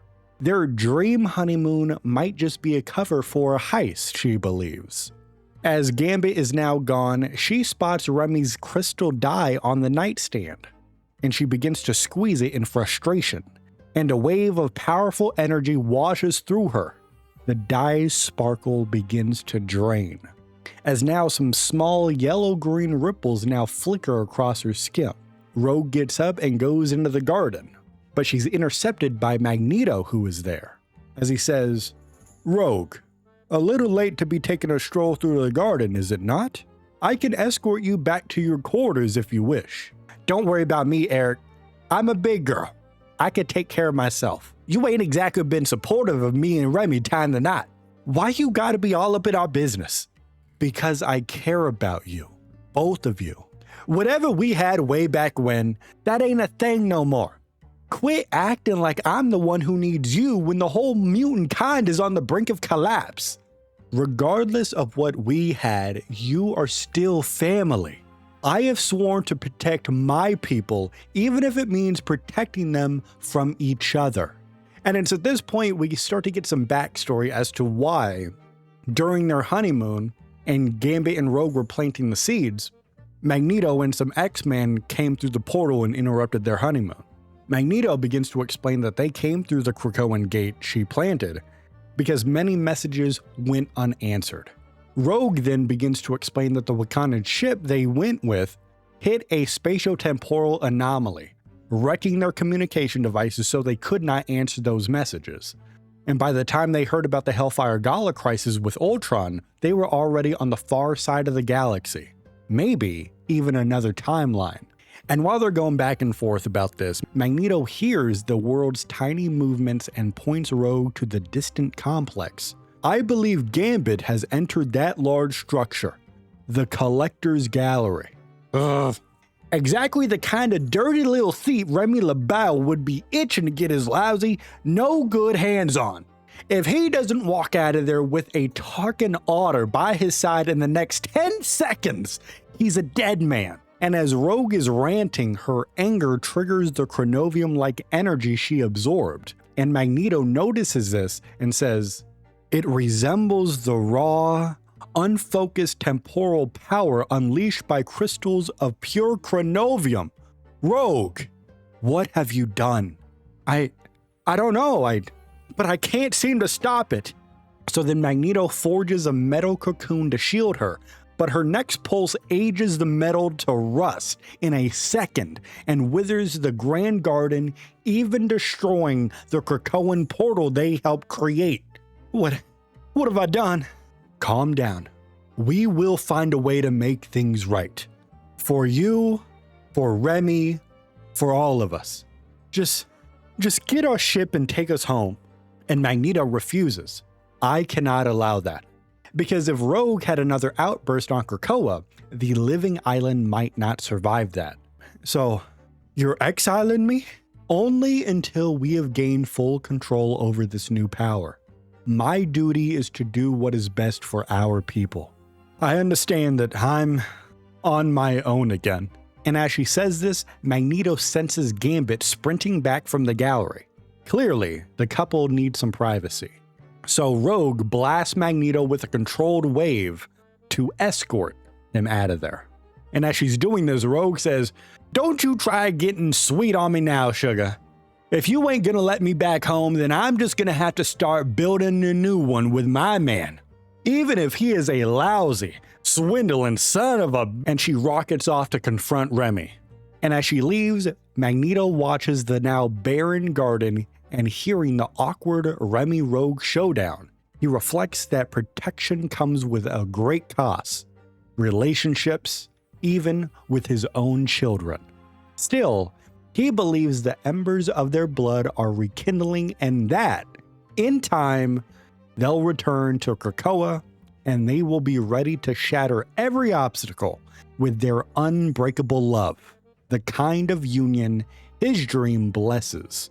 This is the gallery card named Cosmic Contest, and we meet the elders merging their realms together, and a challenge is inevitable.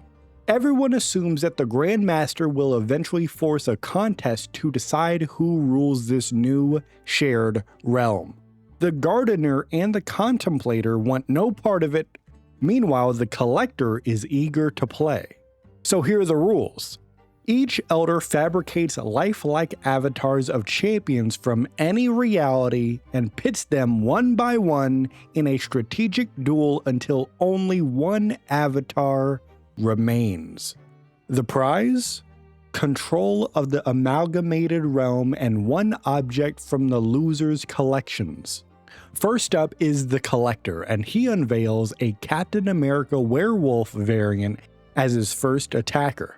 The Grandmaster counters that play with Angela of Heaven, and she just drops Capwolf with her spear. The Collector then plays a young Tony Stark in a crude Mark I style Iron Man suit, and Tony shatters Angela's spear and eliminates her. Emma Frost enters for the Grandmaster and doesn't even use her powers. She bribes the young Tony Stark with her vast wealth, and he removes himself from the board. The Collector then fields an octopus-like Namor variant, and he promises Emma a crown, so then she switches allegiances to him. The Grandmaster then sends in Moon Knight, who then dethrones Namor. Back over to the Collector, and he plays a Lady Loki to counter Moon Knight's righteousness with Gil and lies. So then the Grandmaster fields the Human Torch, asserting that illumination beats deception. And then the Collector reaches for his next pawn, but then an alarm begins to blare in his gallery. He rushes off as the Grandmaster smiles, satisfied that he's distracted Tivian long enough to win yet another game elsewhere and claim his true prize. This is the gallery card called Broken Vows. And we begin with Rogue confronting Remy mid-caper in the Grand Garden, as Rogue says, "Remy LeBeau, what in the name of Charles Xavier do you think you're doing?"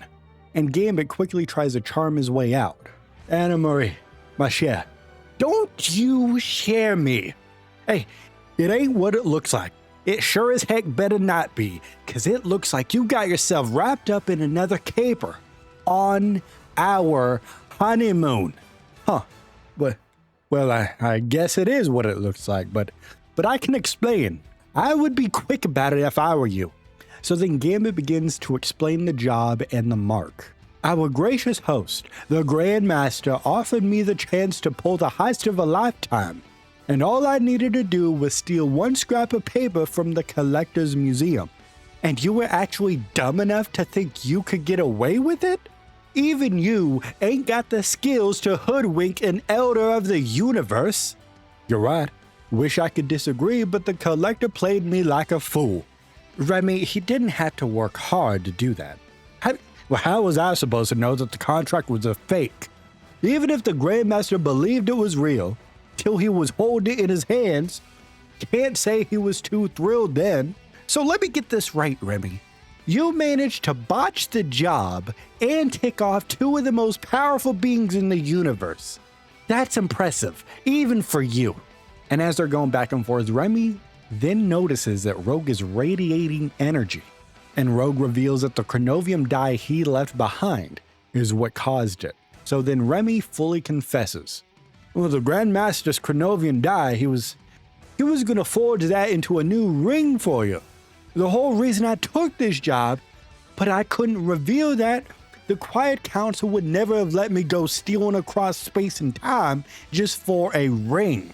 So you lied to me before we even left?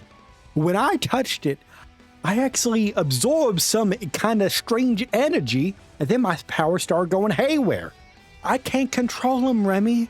And now that I know what you were up to, I ain't sure I wanna." "You gotta try. Before you drain the life out of the rest of this garden, how about we take the portal back to Krakoa?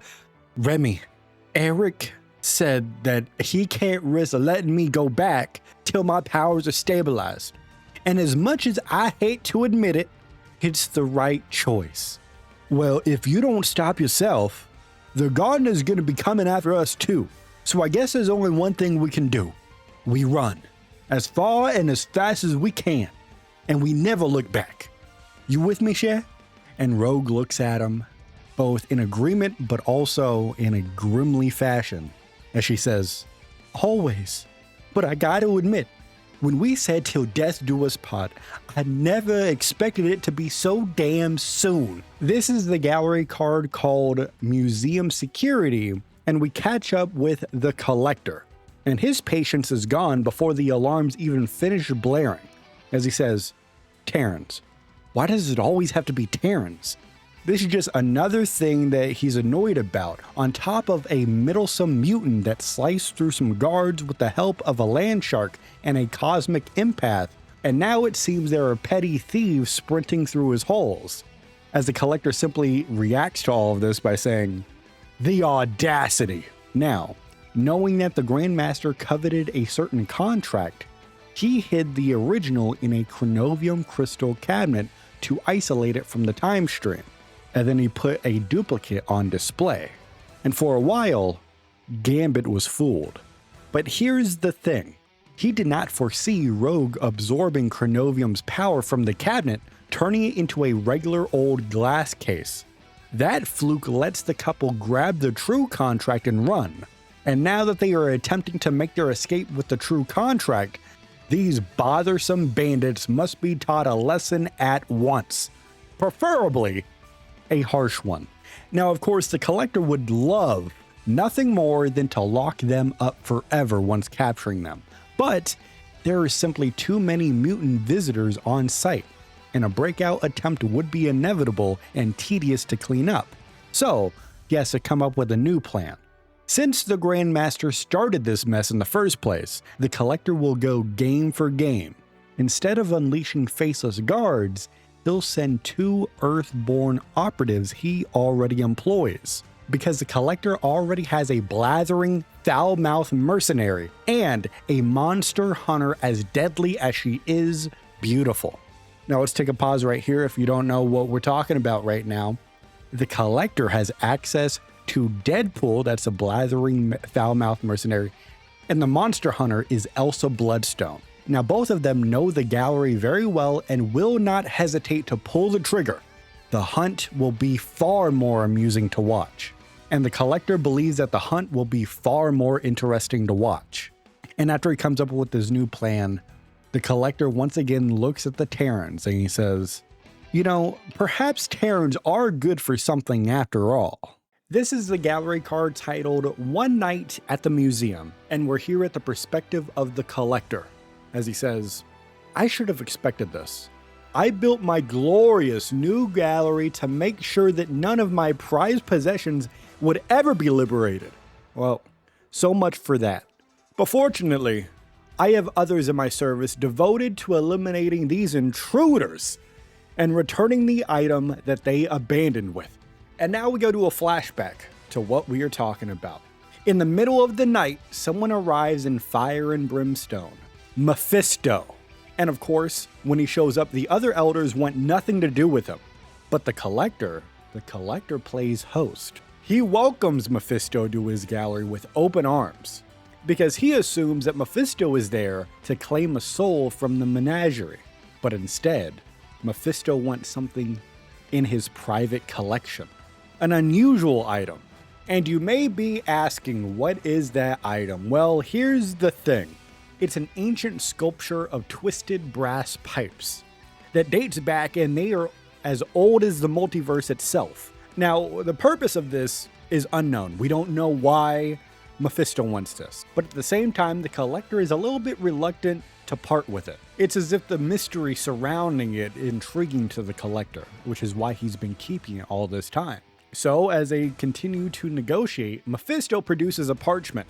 It's a contract for the soul of a Terran woman named Von Doom. And the Collector admits that the paper itself had no value. However, what was written on it instantly caught the attention. And so he accepts the trade. Now with Victor Von Doom destabilizing realities, the Collector wants a little bit of leverage for the inevitable Elder level showdown that's sure to come at some point. So they make the deal. Mephisto takes the sculpture and he vanishes. Meanwhile, the Collector shelves the new contract as a new treasure.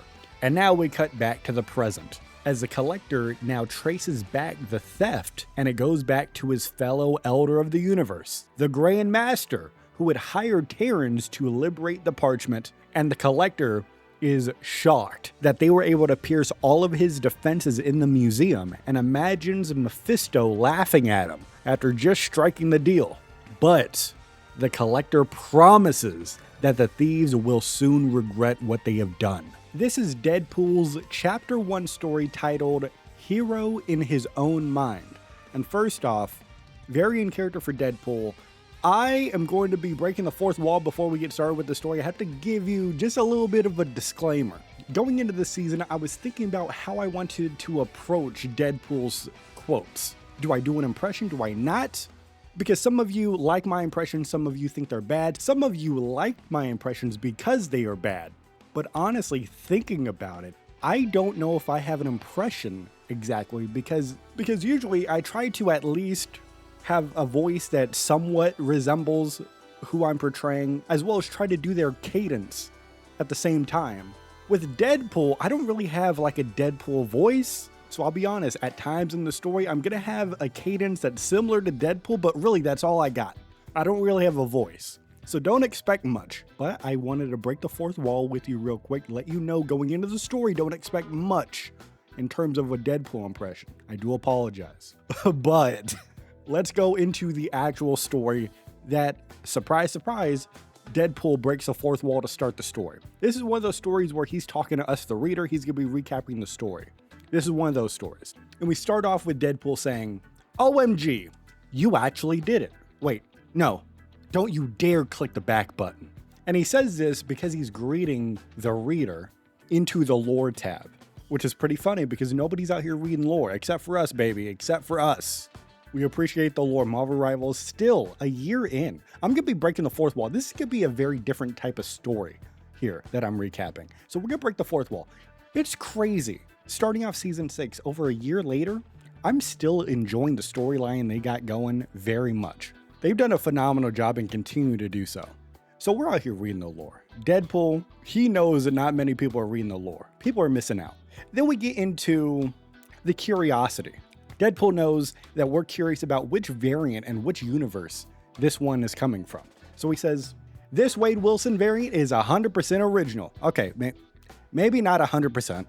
A healing factor, the only thing keeping my insanely aggressive cancer at bay, is what I share. But other than that, 100% original. And then we start to get into the backstory. So the story begins where all stories should. Wade Wilson, Deadpool, borrows, in quotation marks, borrows an enchanted school bus from Strange Academy and joyrides the Chronoverse until the time stream entanglement starts pancaking timelines. And you know what? Again, we're gonna break the fourth wall all throughout this story. Strange Academy reference. Oh yes, sir. I'm still hoping the MCU makes that show that was rumored like a year or so ago. I'm very excited about that if they make it. Now, he lands in the Grand Garden and goes face to face with the Collector, who claims to have guided him there to save Wade from the time stream entanglement, and then offers him a paying gig. The question, of course, what is this paying gig? What is the job? Well, it's to round up rare beings and artifacts from the collapsing timeline realities for the Collector's Gallery.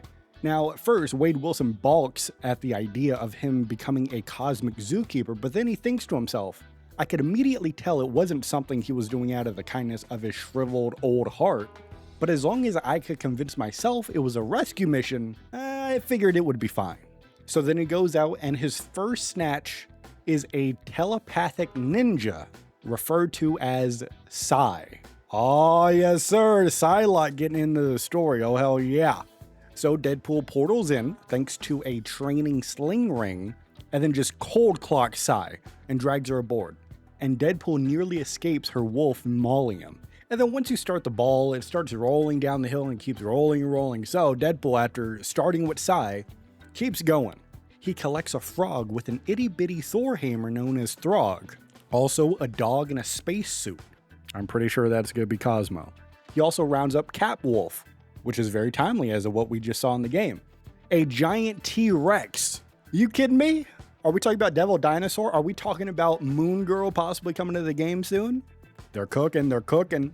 Plus he gathers up some artifacts like the Darkhold, some cosmic cubes, infinity stones, and an origin box.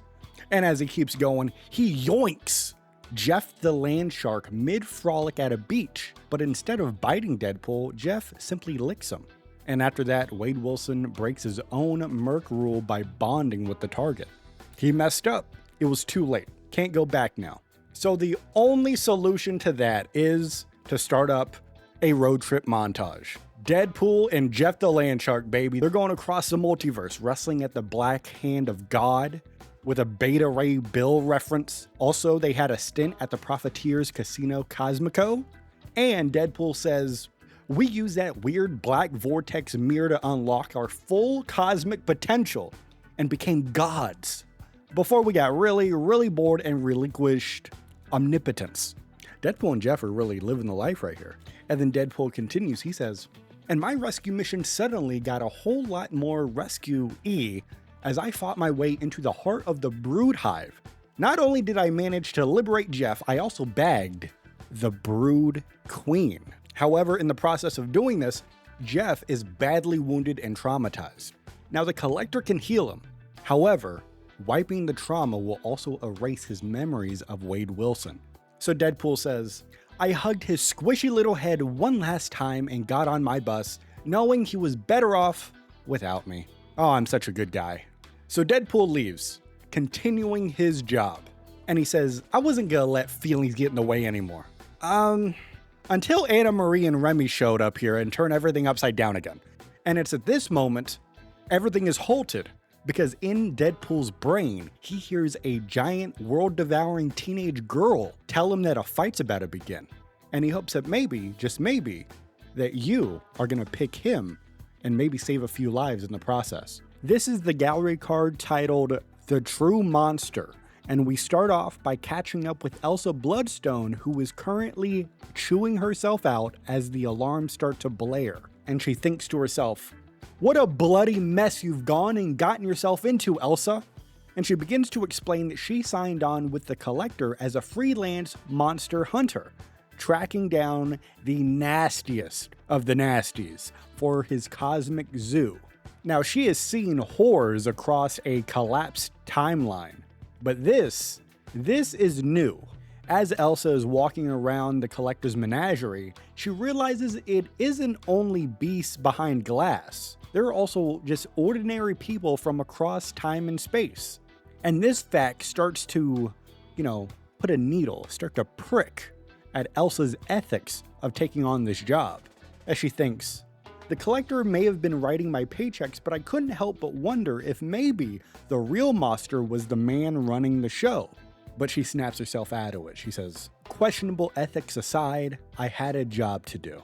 But she's not alone in this job. She has a partner, and the partner is Wade Wilson, aka Deadpool, the only mercenary Elsa knows that's got more jokes than he does bullets. And what's even worse than teaming up with Deadpool is that she has to do it. And while she's hunting ghouls, he had been off rounding up innocents for the gallery. And then Deadpool lets it slip out that the Collector makes captives fight for sport. And learning this, Elsa Bloodstone's blood starts to boil. And it's at this moment that's where the sirens start to blare. 2 mutants from Earth have stolen one of the Collector's most valuable possessions. And in response, the Collector orders Deadpool to hunt them down and retrieve what has been stolen. However, for Elsa, her contract with the Collector says monsters only. And the Collector knows that Wade will, betray anyone for a few lousy quid. But Elsa reveals that when Deadpool recognized one of the thieves, an X-Man named Rogue, Deadpool switches sides without warning. And then to cover Rogue's tracks, Deadpool smashes display cases, releasing dangerous creatures to bog down security and to keep Elsa busy, with this being an attempt to keep Elsa off their tail while they try to escape. This is a plan that is pretty good because Wade Wilson has read both his boss and his partner perfectly, as Elsa begins to explain that Deadpool counted on the fact that the Collector would want to minimize the damage to his gallery and that she wouldn't let some innocent alien get eaten by a dinosaur or infected by a brood queen because she was busy chasing after some worthless scrap of paper. It's really a great plan.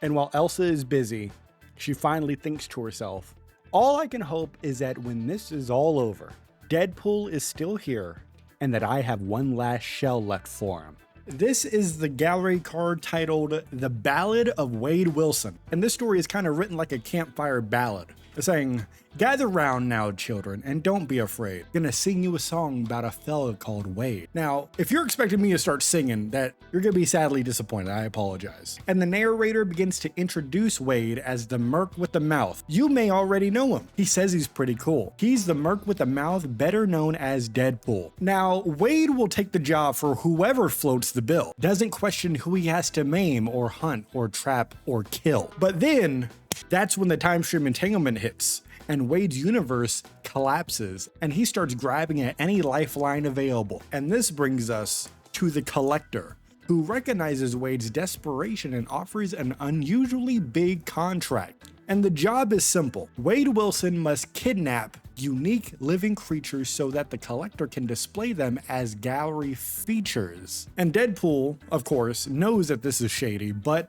he signs anyway and hops on Doctor Strange's magic bus. And as Deadpool is going around grabbing all of these creatures, he kind of copes with it by viewing it as rescuing them. No matter how many faces that he sees that are just sad and desperate. Wade keeps pushing on because at the end of the day, a job is a job and he has to get it done. Right up until the X-Men's involvement forces a moral pivot. Two mutants in particular, Rogue and Gambit, oh, you know, long I've been waiting for this, are at the Collector's Museum and they pull off a heist. And then Wade is sent to hunt them down until he catches up with Rogue and recognizes her. And Rogue is like Deadpool's closest mutant friend, so he can't bear himself to turn her in. So, like classic Deadpool, he turns on the Collector, helping all of the captives break free and buying Rogue and Gambit time to escape. However, in doing so, he puts a big target on his own back. And this is where the ballot starts to talk about the other hire that the Collector made, because it wasn't just Deadpool. He also hired Elsa Bloodstone, the monster hunter, who starts cleaning up the chaos that Wade has been responsible for. And then Elsa Bloodstone starts going through all of these loose monsters, such as a dinosaur, a godly frog, and then eventually Elsa gets to Deadpool himself. But just when Elsa turned her gun on Wade, the Brood Queen skewers Wade with her tail and implants eggs inside of him. And as the attack continues and Wade fades, the ballad shifts into a reflective deathbed moment. Money ceases to matter. Wade now only wants peace. Wade Wilson is accepting that in this moment he might die in the museum. But again, classic Deadpool, he tries to frame it like a silver lining. Because if the eggs hatch within him, at least he will finally be a dad. And that's how the story ends. Dude, usually we're gonna break the fourth wall here while we're recapping these stories. Most of these stories, you know, they end in a dramatic fashion. So, you know, there's like one final line that we end on and we go over to the next story. This one is just, he's like, yeah, man, there's eggs inside of me now. I might be a dad. But okay, Wade, I hear ya. This is Elsa Bloodstone's hero story. And we begin where all stories should. Elsa and Deadpool bickering amongst each other. Elsa is walking through the wreckage of the Collector's Museum. Bullet shells everywhere, and she is furious at her so-called partner. As she says, "This is all your fault, Wade." Very funny. I was just about to say the exact same thing to you. You're the one who set loose some of the deadliest creatures in the known universe, love. I mean, well, sure, that part is definitely on me, but I had a good reason. Creating a diversion so that your ex-girlfriend and her husband can steal a priceless artifact from our employer's private gallery is not a good reason. It is if you're me.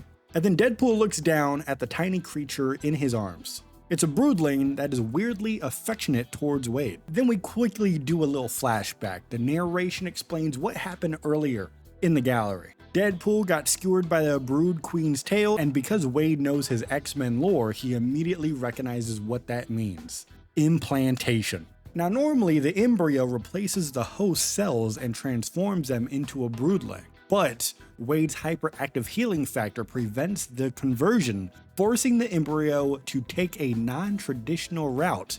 Instead, it will just grow inside of him very, very rapidly. So then Wade's stomach literally undulates like the creature is crawling for an exit, and Wade is in so much pain. Meanwhile, Elsa is out here doing her job, trying to catch the Brood Queen. She dives into a shadowy corner where the queen is and unloads concussive shotgun blasts, making it squeal. But then the queen starts to fight back, launching Elsa down the corridor into the glass wall of an empty display case. And during this fight, Deadpool is looking over, he's watching it, and he recognizes that Elsa simply can't handle this alone. But he's in no condition to help. And then the situation gets worse, because then a giant red dinosaur, one of the released captives by the way, storms straight towards Elsa looking ready to eat her. But you see, Elsa Bloodstone has dealt with dinosaurs before. At the last second, she leaps onto its back, rides it like a steed, and guides it into the fight. So then when the Brood Queen tries to attack once again, Elsa and the dinosaur move too fast and hit too hard, ending with a massive bite that flings the queen and knocks her unconscious. Elsa and the dinosaur have won the fight, so then Elsa returns over to Wade, who is clutching his stomach in extreme pain, and despite their friction, Wade assumes she won't let him die, until she pulls out a huge ceremonial dagger. Wade Wilson immediately is surprised, shocked, led astray. He passes out. And then later, when Wade Wilson wakes up, a tiny broodling is skittering around and squealing. Elsa has her shotgun out, expecting it to defend its mother. But that's when Wade begins to yell, begging Elsa not to hurt the broodling. And then the hatchling hears his voice, rushes over to him and nuzzles him, comforting him while he heals from both the physical and emotional horror of what just happened. Now I know, this is a weird situation that's unfolding. And Elsa Bloodstone is also a little bit weirded out. So she asks Wade if he's okay. And then Wade just snaps out of his haze and admits he was basically doing a previously on segment. He has to catch people up who aren't reading the gallery cards, but if you're listening to me talk right now, you already know. We got this covered. We're on the lore like that. Elsa, of course, hearing about gallery cards, doesn't know what this man is talking about. She's just using that as more fuel to the fire on why she should just leave him to die. But then Wade snaps back into it. He insists that he had to help Rogue because she used to be his boo, and he couldn't let the collector hurt her. And upon learning this, Elsa is a bit surprised because this implies that Wade Wilson actually does have a soul. He has feelings, because after all of the innocent beings he rounded up for the gallery, she wasn't too sure he had one. And then, upon hearing that, Wade blows up at Elsa, claiming that he saved those captives from dying timelines. And then he jabs Elsa for being a monster slayer just to impress her daddy. Elsa fires back at that and says that her father trained her to survive, and when her reality collapsed, she had to fight across continents of angry beasts with no magic bus coming to save her. She says that her father was cold and cruel, devoted to killing supernatural threats, and she became just like him for a while. And while she's explaining this, her mind begins to drift back to the collapse of her own timeline. Hells were breaking loose during an epic war between ancient gods. Monsters and demons flood the world. She fights constantly, but eventually, she realizes that she can't handle it alone. Slowly but surely, the hunter becomes the hunted. So then Elsa retreated to the Bloodstone Manor, where only she and her brother Colin remain. And Colin is currently soul bonded to an extra-dimensional parasite known as the Glartrox, and he's weakening. I think I pronounced that right. And while she's hiding, Elsa studies her father's journals for a way to turn the tide in the fight. Then, a stranger arrives at the gates. They're dirty, injured, and claiming he's an outsider who was banished by his brother, sent by Bruce Banner for shelter. Now Elsa, she trusts Banner's network, so she takes him in. She soon realizes who he is. Thor Odinson, the god of thunder. Thor then offers to help, saying that he too has a younger brother he'd protect no matter how sinister he may be. So then Thor channels the remaining Odin force to sever Colin's bond to the Glartrox, freeing him from years of suffering. But the Glartrox tries to leap into a new host, Elsa, but she is able to trap it inside Mordrin's causeway. It's hard to control it at first, but she discovers it can feed on the fear of her enemies just as easily as Colin's rage. Now at this point you're probably asking, Thor's here, that's pretty crazy, what's he doing now? Well, Thor stays because he is absolutely horrified by the state of what Midgard has become. And he begins to help Elsa map what remains of Earth, and they begin fighting monsters together across the wastelands.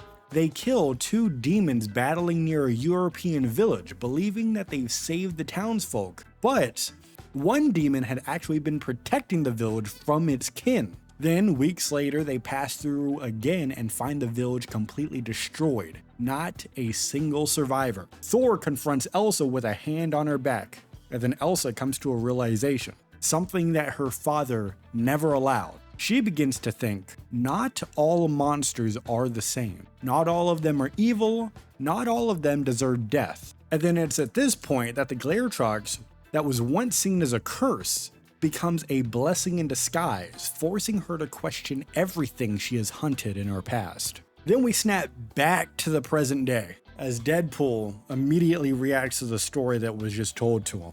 Whoa, that was an emotional roller coaster.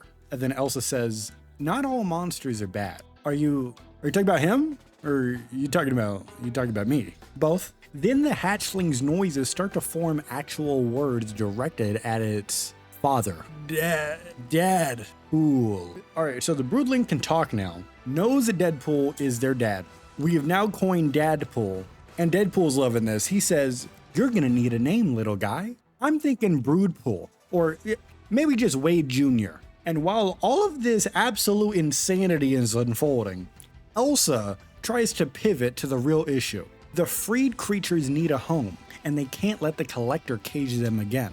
So then Wade asks her if she knows of any monster rescue shelters, and she says that humanity doesn't even know what to do with them.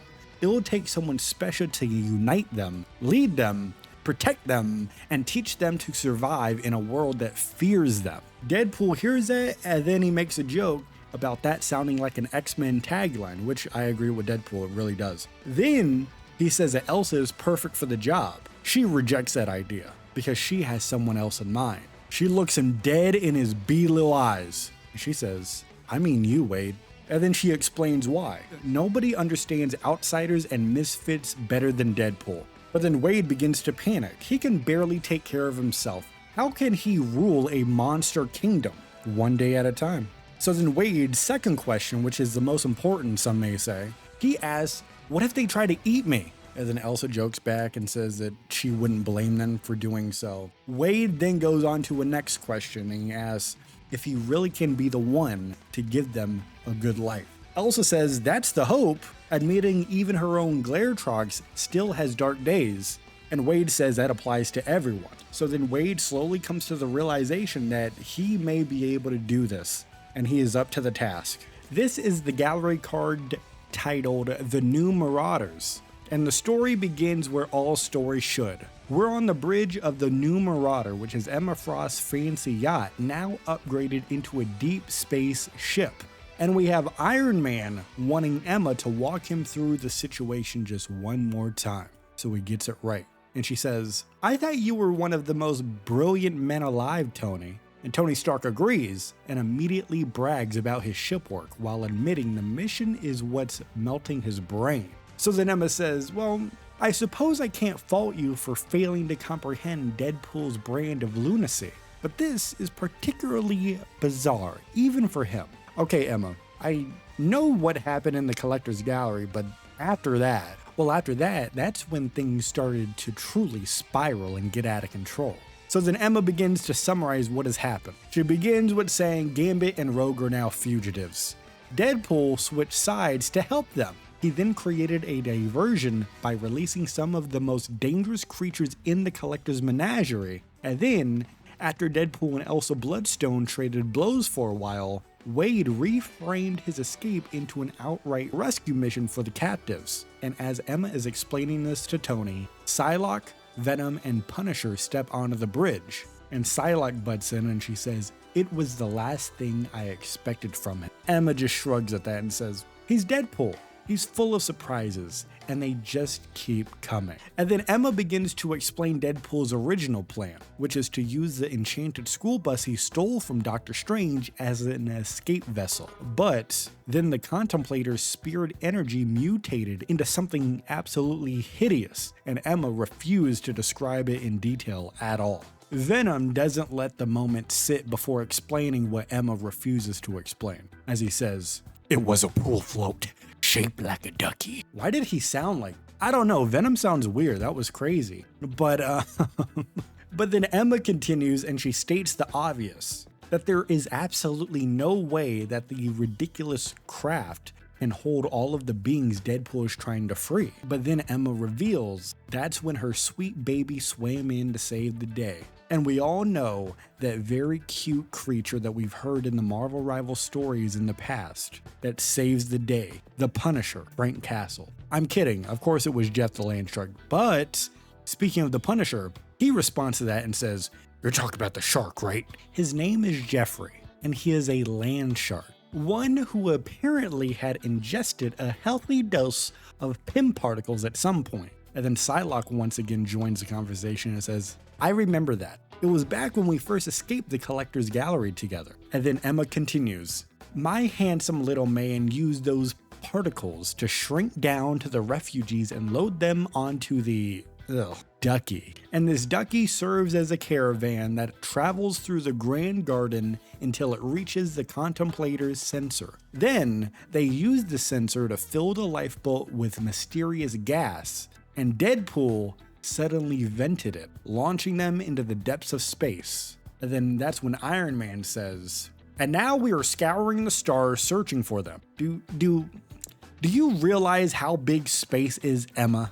Our chances of finding them are smaller than Ant-Man." Wait a second. We have located them. Oh, I guess Venom found them. That was not hard at all. That was actually super easy, barely an inconvenience. And they're able to do that because Jeff has previously wore a symbiote. So now Venom can still sense him through the hive mind connection that they share. Now that is me recapping what Venom said, right? I'm taking creative liberties as I'm telling you the story of the great Marvel Rival saga. But I know you want to hear Venom's voice once again, so I will regurgitate and repeat that information, but in the dialogue that the information was revealed in. Here you go. Jeffrey wore a symbiote not long ago, so we can still feel him through the hive mind. That was awful. But then Tony Stark assumes that means that the mission is basically complete, to which Emma Frost immediately shuts that idea down and says, "Don't jinx it, darling. After all, it's a long journey back to Krakoa, and we're about to welcome Deadpool on board. Anything can happen." This is Mantis's Chapter 2 hero story, and the story begins on the Milano's dashboard. Rocket Raccoon is panic reading the ship's systems while Groot worries out loud. I am Groot. You could say that again, Pally. According to these readings, we're totally flarked.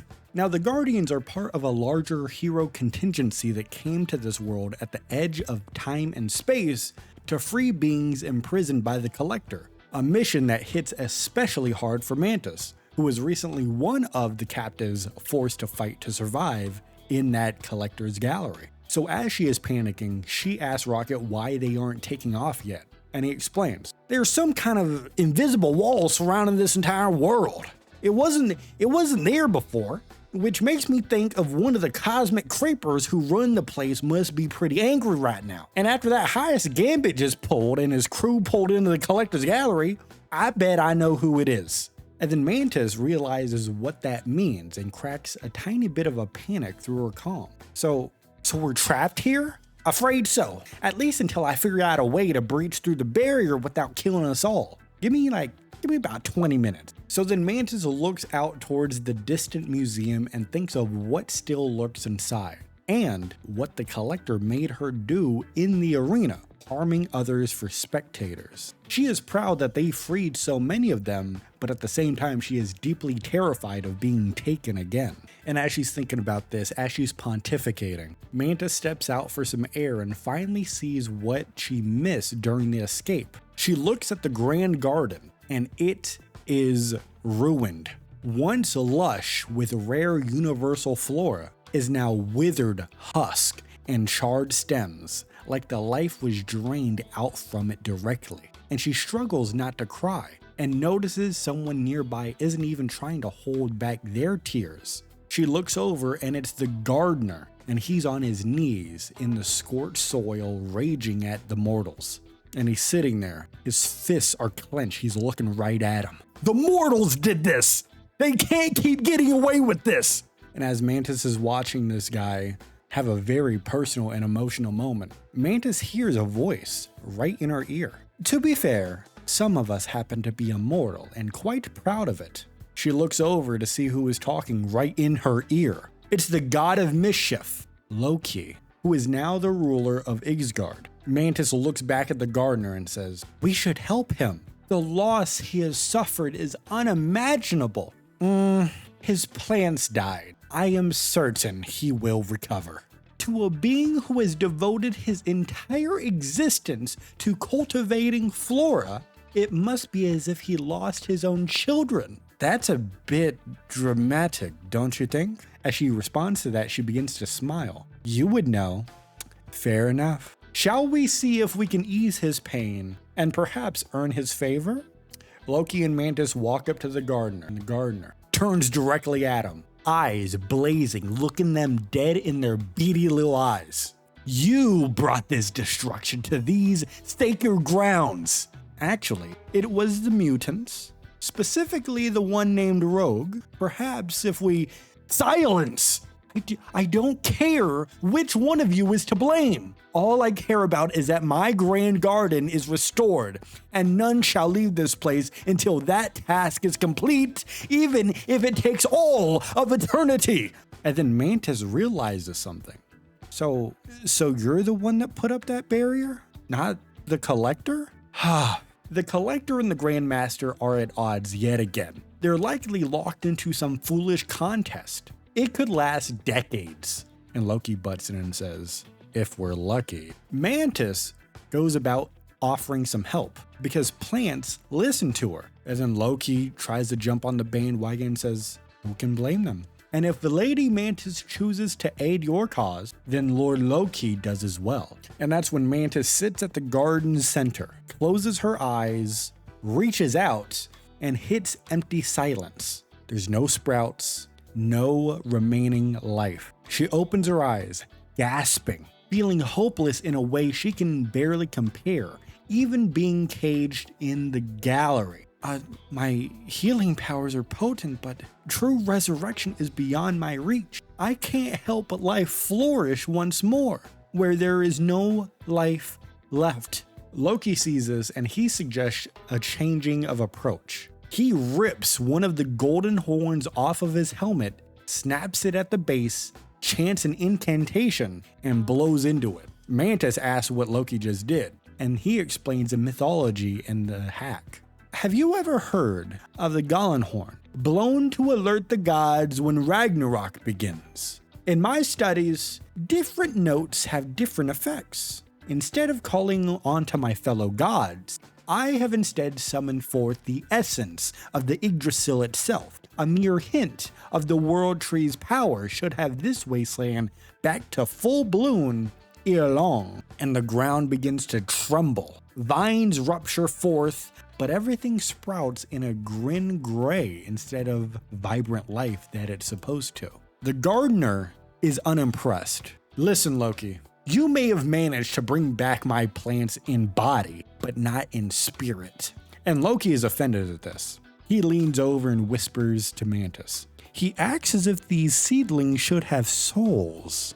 Every living thing has a soul, Loki. Plant and animal alike. Just because something isn't sentient doesn't mean it can't feel. And after hearing this, Loki begins to connect this to his recent experience with his sister Hela. If I have learned anything from that duplicitous witch Hela, it is that the barrier between life and death is far thinner than most mortals realize. Mantis then proposes a fix for the issue they are facing. You know what, Loki? You're right. I can journey to the astral plane, but I will need your help to guide them back. I shall be honored to serve as your anchor. And theirs, of course. So now, Mantis grabs a hold of Loki's hand, and she transcends her body and finds herself surrounded by thousands of wispy emerald spirits. They're playful, swirling, but also heavy with sadness. As Mantis says, "Your season has not ended yet." She looks down and she sees Loki casting a spell to open a gateway between spiritual and physical realms as she guides his spirits through, and they begin to return to their bodies in the garden. Mantis, back in the physical realm, opens up her eyes and sees that the grand garden is now flourishing, foliage spreading fast, delighting the gardener, and she hugs Loki impulsively, catching him off guard. The gardener looks over at Loki and Mantis, looks him dead in their beady little eyes. "You have made amends for your fellow mortals." "And immortals," Loki mutters. "I shall live up to my promise and remove the seal I placed around this realm. You are free to go." And Loki responds to that by saying, "Well, technically, there is nothing that could impede my travels." Then, Loki, why did you stay? Isn't it obvious, milady? I've had my eye on you since you aided my trusty raven, Moonin, on Clintar. Among the 10 realms, there are few mortals who can compel me to be honest. You are in their number. Hearing this, Mantis is overwhelmed. She's overwhelmed by the emotions of thousands of plants blooming and her own feelings she can't really define just yet. And Loki turns to leave, but he gives her the horn that he broke from his helmet a little while ago as a keepsake. Should you need me again for any reason whatsoever, this will always point the way to me, wherever I may be, no matter how far. Then a burst of rainbow energy takes him away. Mantis returns to the Milano clutching the horn, smiling for the first time since returning from the Elder Realm. But there's a twist. If Mantis had seen what Loki was doing while she was up in the astral plane, what he planted in the Grand Garden while she and the gardener were distracted, her smile on the Milano would not last. This is the gallery card titled There and Back Again. And this is more so like it reads like a vow renewal speech to Rogue. So he's like talking to her. And it starts by Gambit saying, "We've been here before, she said our vows and celebrated our love, and then, right on cue, our world fell to pieces." And Gambit makes it clear that nothing that's happened has shaken his certainty about Rogue.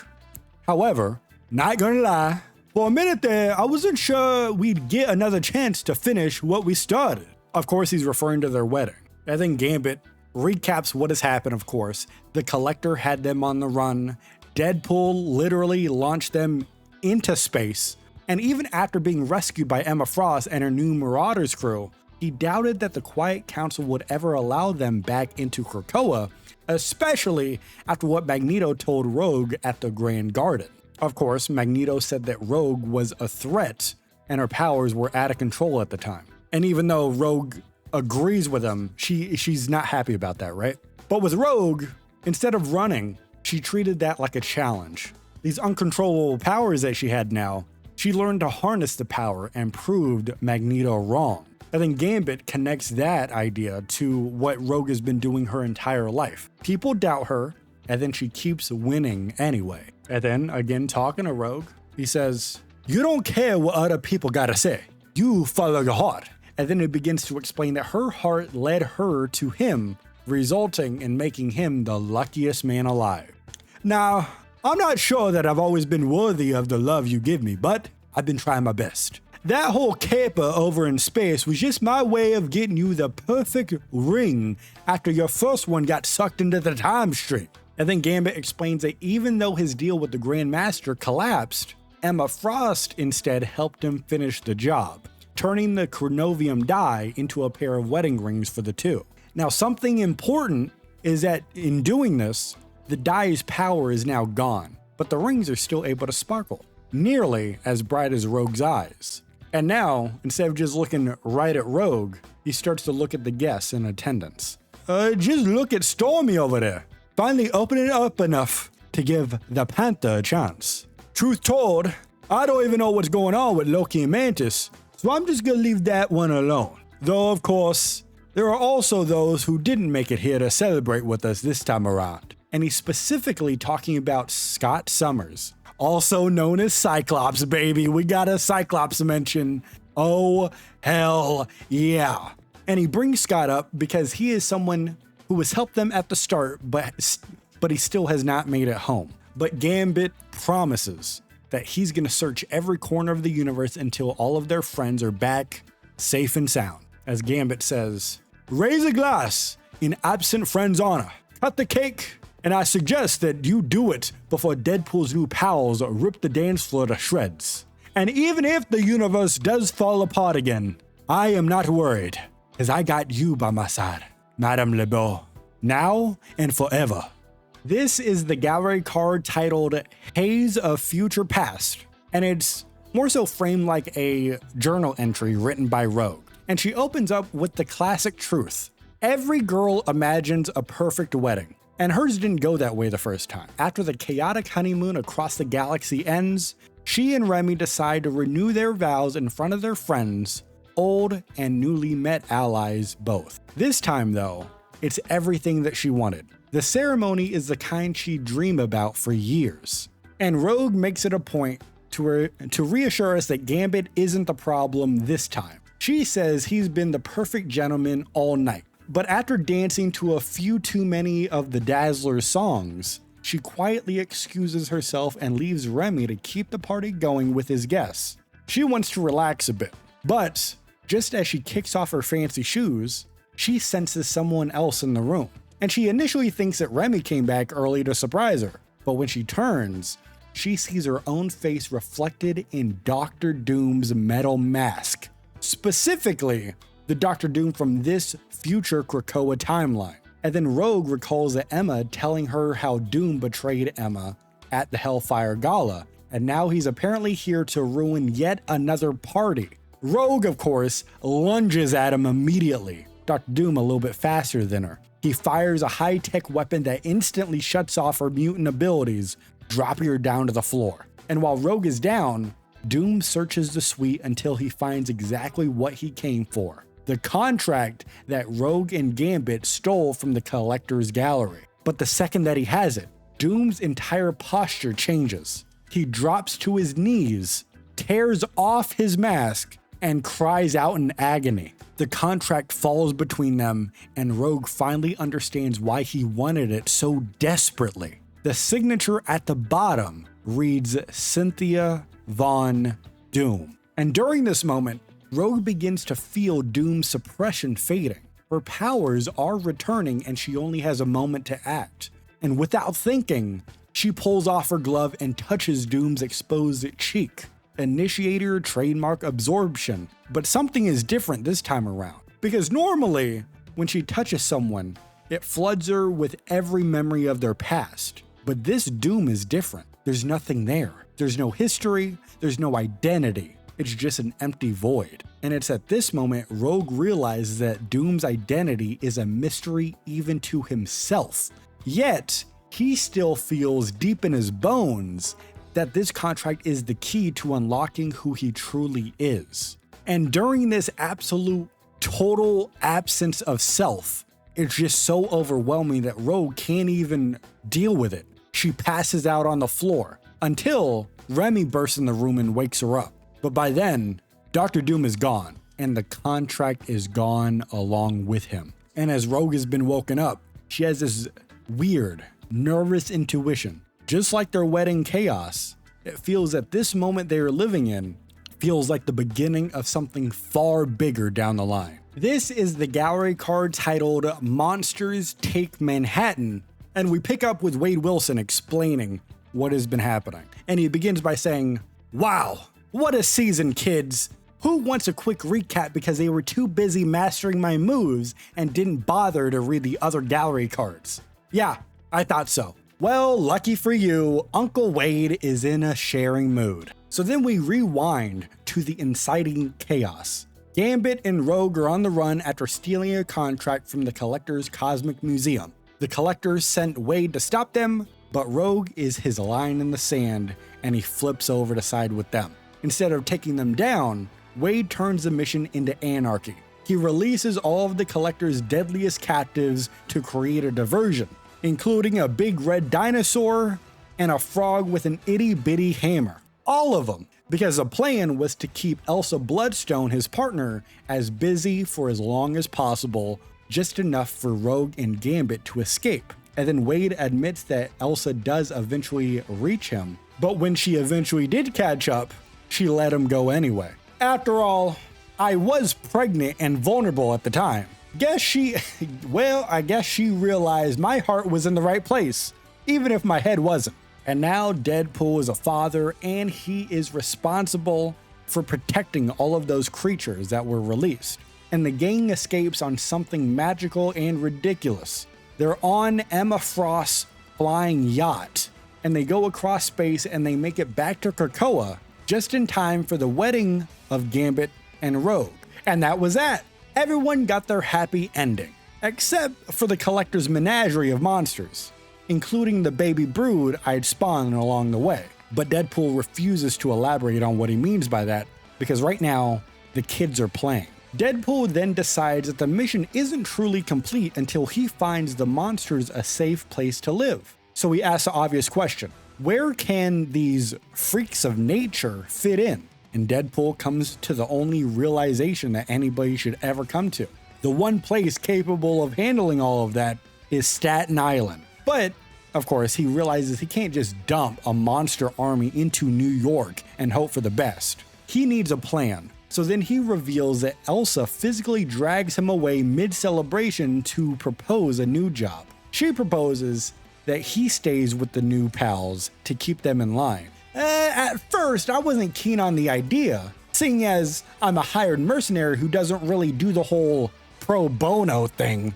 But then she told me that if I ditched them the same way that I ditched Jeff back in the day, there'd always be some other collector sniffing around this ragtag crew of monster pals. And it just so happens that she also offered me a healthy chunk of her family fortune to fund the endeavor. So that brings us to right now. Magic and Scarlet Witch collaborate to open a portal across time and space, returning Wade to the New York of his era. And with help from his monster crew, also including Jeff, of course, Deadpool is building a new sanctuary state. He's building a new monster kingdom. And every kingdom needs a king, right? Wanna guess who wears the crown? It's me, Deadpool. Still, I can't seem to get the ferry to take me over to Manhattan. Rumor has it, whoever is in charge over there now has put the city on lockdown. Guess it's a good thing that your boy Wade here has a way of showing up wherever he's least wanted. So for season 7, we returned to New York City, and last time we were there, it was the Eternal Night, right? So NYC is still recovering from the recent major crisis of Dracula's vampiric takeover. And just as Manhattan begins to stabilize, a new crisis emerges in Lower Manhattan. Residents start to report a massive red light illuminating the skyline, and the source appears connected to the Alchemax Tower. Then, strange spatial distortions form around the building, and the Alchemax Tower suddenly compresses inward, collapsing into itself. Then the building completely disappears. Almost instantly, a new structure appears in its place, and the replacement structure is highly futuristic and unlike modern architecture. The surrounding neighborhood also begins changing. Historical buildings are randomly replaced by structures from seemingly different eras or timelines. The affected zone expands across Lower Manhattan. Reports of chronal instability spread rapidly. Meanwhile, New York City Mayor Wilson Fisk refuses public transparency regarding the incident. Instead, Mayor Fisk places Lower Manhattan under lockdown, and evacuations begin. Wilson Fisk uses this crisis to fully enforce a superhero ban. And that means unsanctioned superpowered activity now becomes illegal. Multiple heroes are arrested. Imprisoned heroes are sent to the vault. And New York enters a state of heightened fear and uncertainty. While this is happening, the White Fox monitors escalating events in New York through the Tiger Division intelligence. Now, before this, the Tiger Division had already been studying increased cross-timeline travel. And the research suggests frequent timeline travel is weakening dimensional boundaries. So the conclusion, of course, is that continued instability could eventually trigger a catastrophic incursion between timelines. Upon learning this, White Fox initially considers assisting Mayor Fisk directly.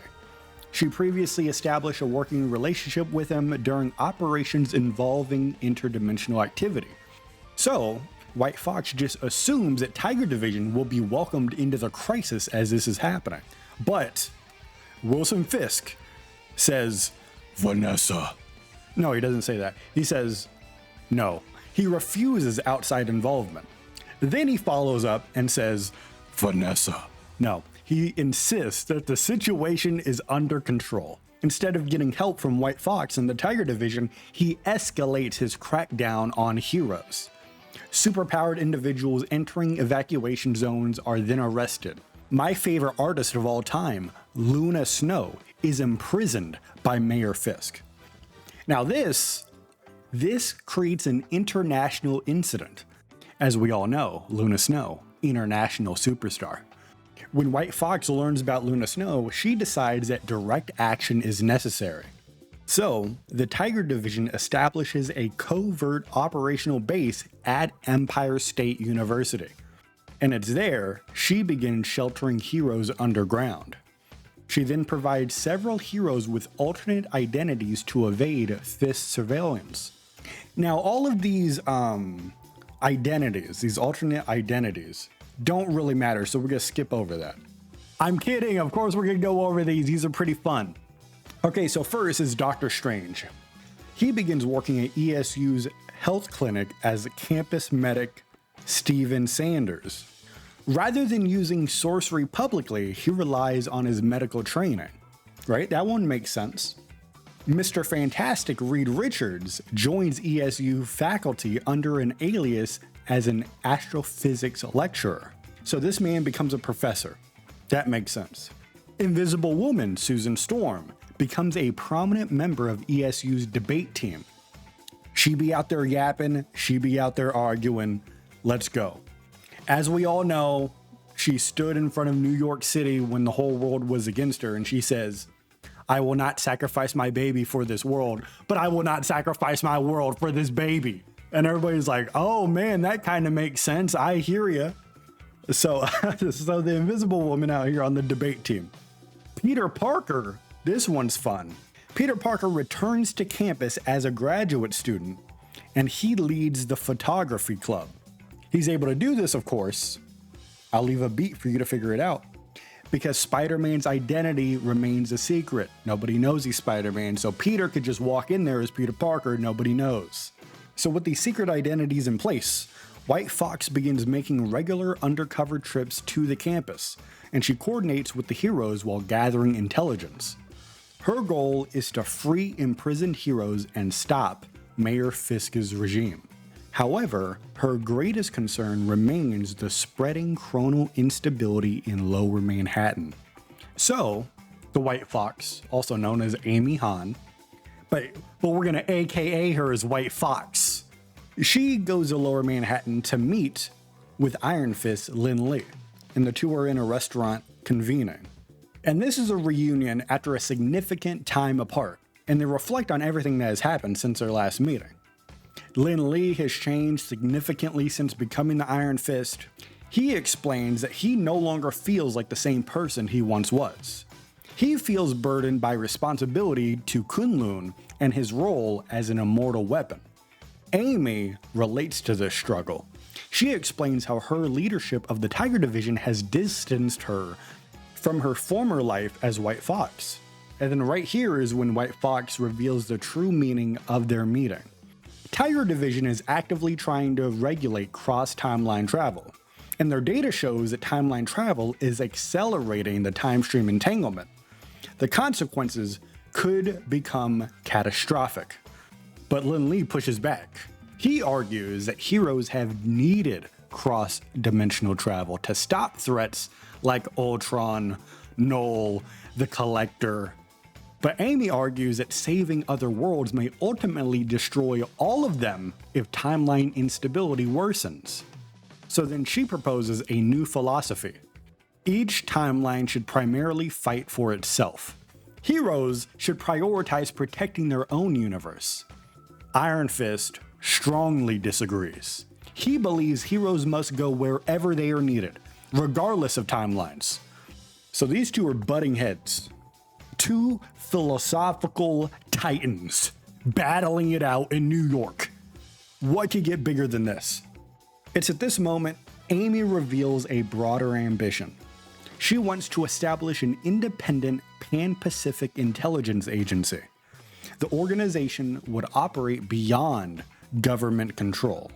It would respond freely to global crises, and she offers Lin Lee a role as her first agent.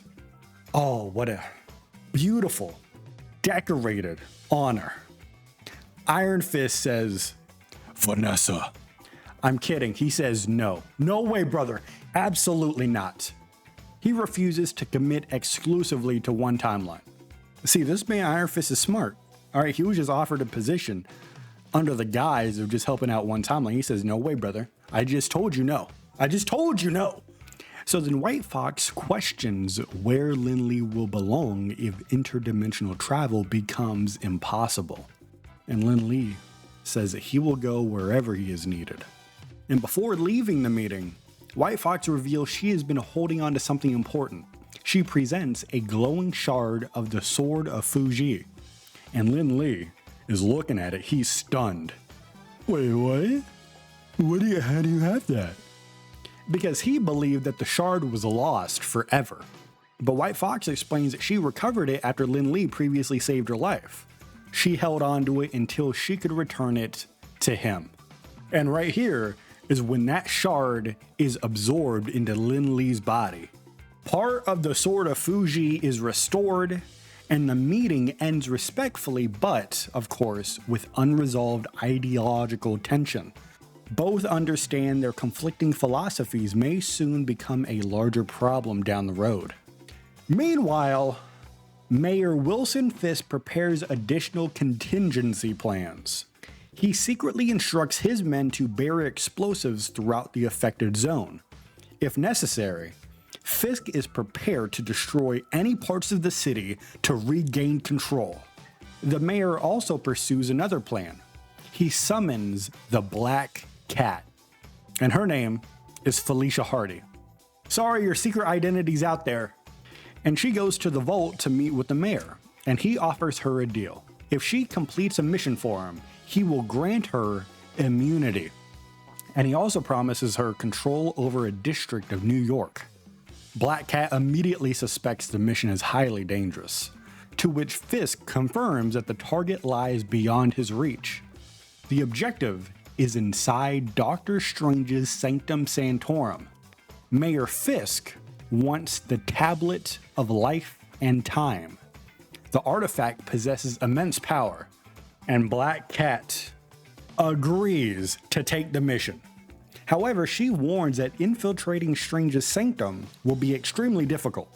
So to assist her, she requests something from Fisk's private collection. He agrees, and he gives her the Ring of Zona. Previously, Fisk has failed to use it himself, so she takes the ring and prepares for the mission. Now we go into the 5G power lines. As Peter Parker and Mary Jane Watson are sending texts to each other back and forth. Mary Jane Watson sends the first text. You up?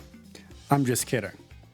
But Peter says, yeah, I'm just trying to keep a low profile since returning to New York. And he starts to discuss Fisk's lockdown and Hero Crackdown, explaining that Luna Snow has been imprisoned. He also tells MJ about White Fox and Tiger Division's covert operation over at Empire State University. MJ then warns Peter to be careful discussing sensitive information over text. So the conversation shifts. So then Peter says, okay, have you seen that new Spider-Man Brand New Day trailer? That was pretty crazy. What's that? You got a new boyfriend, huh? What's that all about? Also, by the way, quick pause in the story. I was initially joking about the trailer, but let's talk about it seriously for a second. I thought this movie was going to pick up maybe like a year, maybe 2 years after No Way Home. At the start of this most recent trailer, Ned is talking about the final semester at MIT for him and MJ. So has it been 4 years? This man, Peter Parker, has not moved on 4 years later. He's still watching TikToks or whatever of his former friend and former girlfriend. 4 years later, he hasn't moved on yet? It's been so long, dude. Okay, anyway, back to the story. All right. So MJ senses that Peter is hiding something. To then he finally admits that he is planning something very dangerous. Black Cat has a plan. The plan involves infiltrating the vault. And MJ is immediately concerned, of course. She distrusts Felicia in a major way, and she questions her motives at all times. But then Peter Parker pushes back a little bit, tries to defend, and says Black Cat has her own agenda involving the Tablet of Life and Time, and says that his motivations are different from hers. He then reveals his true reason for joining the mission. He wants to rescue Captain America. And Mary Jane Watson is like, dude, what are you talking about? What are you talking about? Captain America is dead. This man is dead. He died a while ago. So then Peter says, hold on, listen up. I'm about to give you some insider intel. All right, some level 7 Agents of S.H.I.E.L.D. information. After the time stream entanglement began, New York faced another earlier crisis. Spider-Man's villains launched a coordinated assault on Manhattan, led and united by the Green Goblin. That's right, we got a Green Goblin reference. Rise up. Don't tell Harry. Don't tell Harry. You know, I'm something of a scientist myself. The villains were enhanced by goblin formulas, and Peter tried to stop them alone, but he was quickly overwhelmed and nearly killed until Captain America intervened. Steve Rogers saved Peter Parker's life. However, Mary Jane Watson is right. Steve Rogers died in the process. Captain America is dead. But Peter Parker was still alive, so he defeated the villains and saved the city. But he never got over Steve's death. He has carried guilt ever since. Later, Peter then met a Captain America, Steve Rogers. I gotta distinguish it, okay? Just to make sure you know it's the same person. I don't want you getting confused over here. He met a Captain America from a different timeline. This Captain America came from the year 2099. Though not the same Steve Rogers he knew, his presence inspired Peter and many others. Captain America 2099 became a symbol of hope. But Peter reveals that Captain America has been imprisoned in the vault. And he sees this as a chance for redemption, to bail this one out, to redeem himself for the fight with the Goblins team. He believes that saving Captain America now can make up for failing before. And MJ, of course, tries to reassure Peter. She tells him that Steve's death was not Peter's fault, and she warns Peter not to risk everything. But Peter Parker remains determined, and this man leaves to join the mission. We move over to Captain America 2099, who is imprisoned inside the vault. He voluntarily surrendered after recognizing timeline travel was worsening reality's instability. He hoped that cooperation would minimize the damage, but Mayor Fisk instead imprisoned him without trial. Steve is then placed in the vault alongside dangerous inmates. One inmate in particular stands out, Parker Robbins. And if you don't recognize that name, I'll talk about it at the end of this recap, but it's exciting stuff. Parker Robbins openly resents Captain America. Parker previously assaulted Steve in the prison cafeteria, but Steve chooses to move into the cell right by Parker. He wants to understand him. And Parker questions why Captain America would want to do that. He questions Captain America's views on power. He challenges Steve's entire philosophy, because Parker argues ordinary people are powerless. He believes heroes possess overwhelming power, but refuse to use it to truly change the system. He believes that heroes protect broken systems rather than replacing them. And his worldview is shaped by hardship, because his father died in prison. His family suffered under systemic injustice. And Parker believes power should be taken, not requested. And throughout all of this, Steve Rogers listens carefully, and he acknowledges Parker's anger and his pain. He then admits that heroes possess immense power. He agrees such power could force major societal change. However, Steve also believes power used without restraint becomes dangerous. He explains that true power includes restraint. It includes empathy. It includes kindness. It includes resolve. Steve believes that character matters more than force.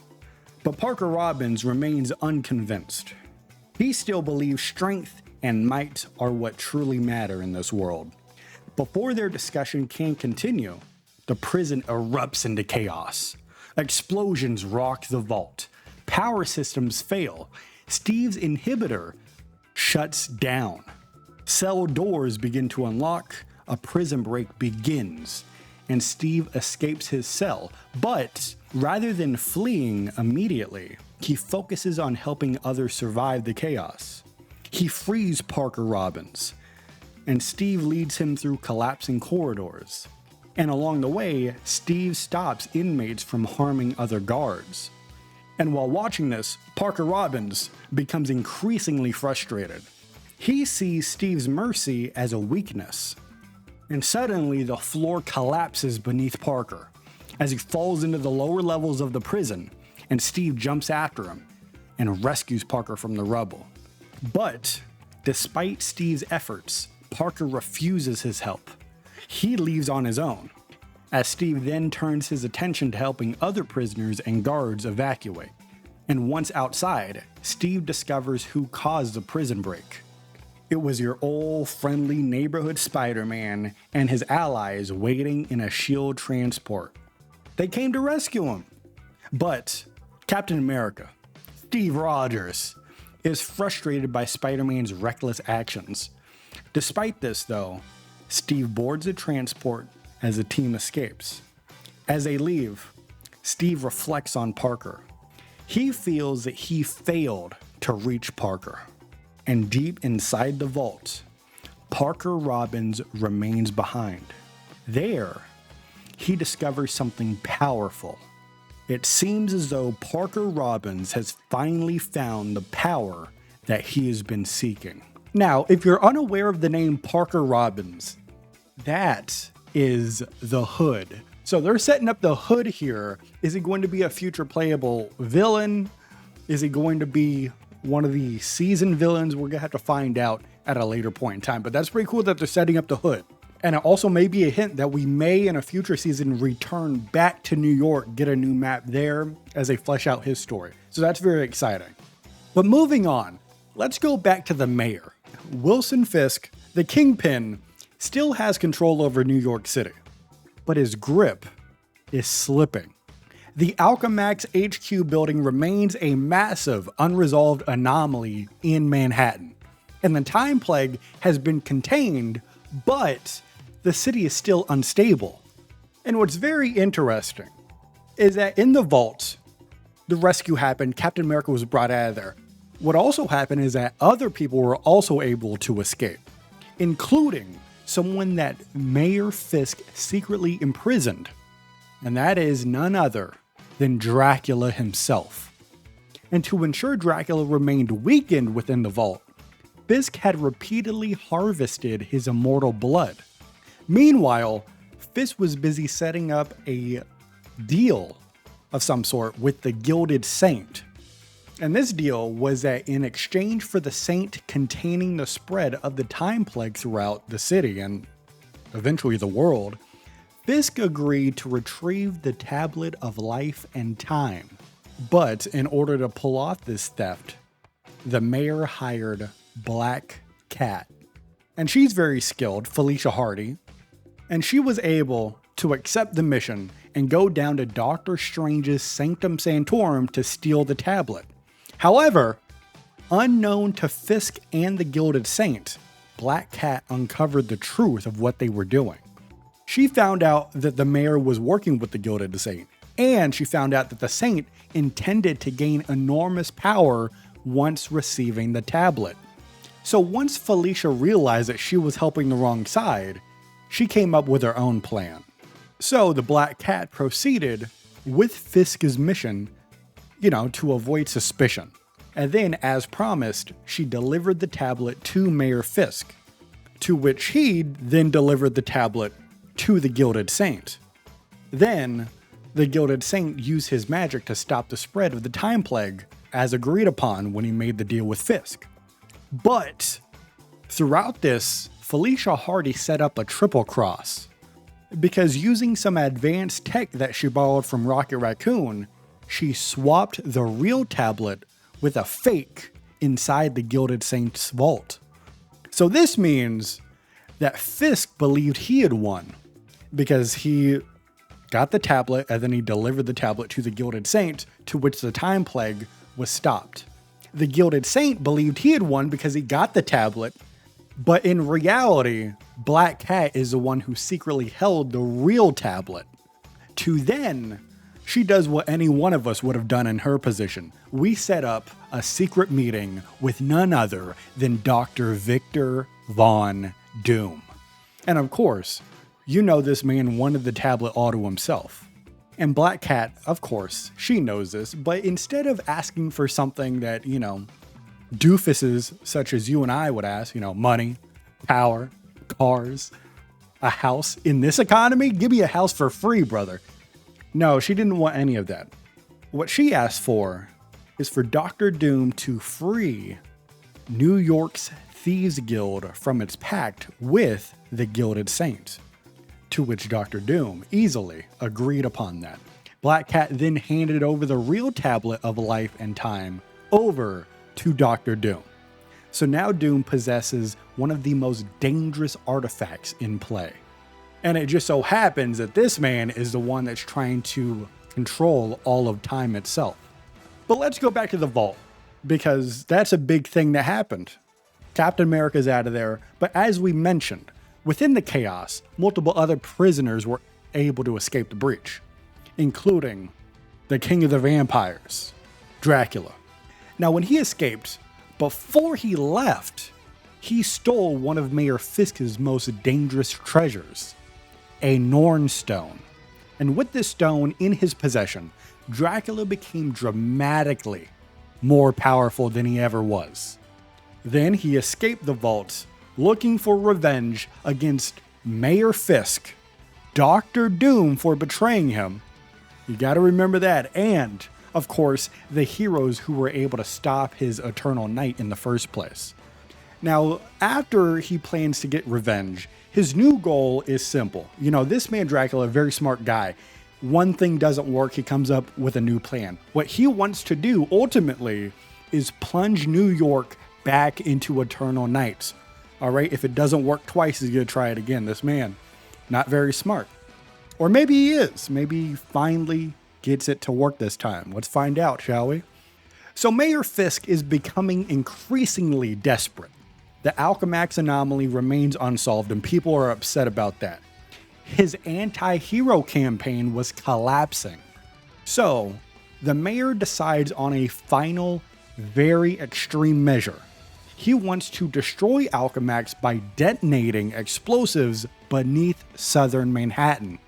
But before Fisk can even execute this plan, someone's there to stop him. The Devil of Hell's Kitchen. Daredevil shows up, and Kingpin looks at Daredevil and he says, "When I was a boy, you look kinda different." He doesn't really say that word for word, but he knows that this Daredevil is a different one than he's dealt with in the past. This is one from a different timeline, a different era, a different dimension, a different reality. Other synonyms to explain that this is a different world. And this Daredevil warns Mayor Fisk that destroying Alchemax would kill thousands of people. Again, because it would destroy southern Manhattan. And upon learning this danger, Fisk completely ignores him and activates the explosives anyway. But nothing happens. Because Daredevil then reveals that he had already disarmed all the explosives before he got there. To which Kingpin replies and says, "When I was a boy, I don't know what I'm gonna do now. Vanessa, what do I do now?" Vanessa's not there. He's like talking to himself. I don't know what's going on. Anyway, Daredevil is leaving, but before he leaves, he has even worse news for Kingpin. Dracula has escaped the vault, and Fisk is sitting there, highly stressed out, looking at his hands, his bare hands, and he says, "When I was a boy, I was frightened by my father, and now as a man, Vanessa, I'm frightened by Dracula." He doesn't really say that, but of course, it's sort of implied that he says that. And speaking of Dracula, let's move on and see what he's about. He's out in New York City, and he wastes no time rebuilding his forces. He gets some vampires together, and he attacks all throughout New York City again. Panic spreads across the city. And even Deadpool notices the growing supernatural unrest. And at the same time Deadpool notices this, the full moon aggravated the creatures that are living on Deadpool's monster kingdom in Manhattan. Especially one of the monsters in particular, Capwolf. And he became super unstable and went rogue. Some heroes are going to have to fight this man, or this beast, this man beast, this beast man. Eventually, Deadpool connects the chaos back to Dracula's return and moved to intervene. Someone who also figured out Dracula has returned is Ratatoskar. But rather than waiting, she launched a direct attack on Dracula's castle. And initially she did catch Dracula off guard, but then she discovered his greatest advantage. He has the Norn Stone. So eventually, with this stone, Dracula overwhelms Ratatoskar with divine magic. And ultimately, he enslaves her mind. Ratatoskar is once again under the control of Dracula. And now Dracula has returned to New York City, causing chaos all throughout it with a very powerful stone and a very dangerous second in command with Ratatoskar. And with all this advantage, the vampires attack the entire city. And to fight this, a powerful team was assembled. Of course, the leader, none other than Blade. There's only one Blade. There's only ever gonna be one Blade. And joining him on this team is the Punisher, Thor, Squirrel Girl, Jeff the Landshark, and Moon Knight. And this team fought through waves of vampires in Central Park. But during the battle, the corrupted Ratatoskar appeared. Quickly, Thor realized that Dracula had twisted her into a weapon. And it's at that moment the heroes understood the severity of this threat. Dracula had become stronger than he ever was before. And the only option left is that they need to storm Dracula directly. And that's exactly what they did. They launched a full-on attack on Dracula specifically. A massive fight erupts. Blade leads the charge, and after everything Dracula had done, the battle became deeply personal for Blade. And the result is that Blade personally kills Dracula with his own sword. Dracula has fallen once again, and the vampire threat was broken. Now, after Dracula's defeat, the Norn Stone detached from his body. Thor looks at it, prepared to return the artifact back over to Asgard. But before anyone can react, Jeff the Landshark swallows the Norn Stone. So now the heroes, moments after defeating Dracula, solving that problem, they have a new problem instantly. They now needed a way to safely retrieve the artifact from Jeff. And they knew that the solution would likely need them to find Doctor Strange.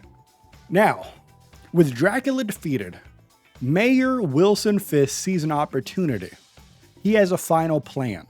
He sees that the heroes are weakened during their battle against Dracula. So he wants to publicly take credit for the fall of Dracula. Then he wants to eliminate the heroes.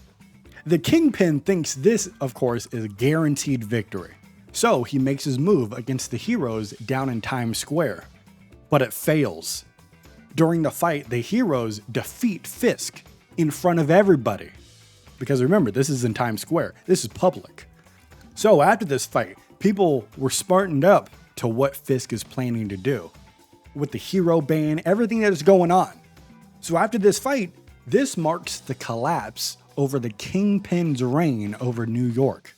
Hero bans were repealed. Mayor Fisk is no longer the mayor anymore. It's all over. And even though the heroes have gotten some victories, Dracula has been defeated again.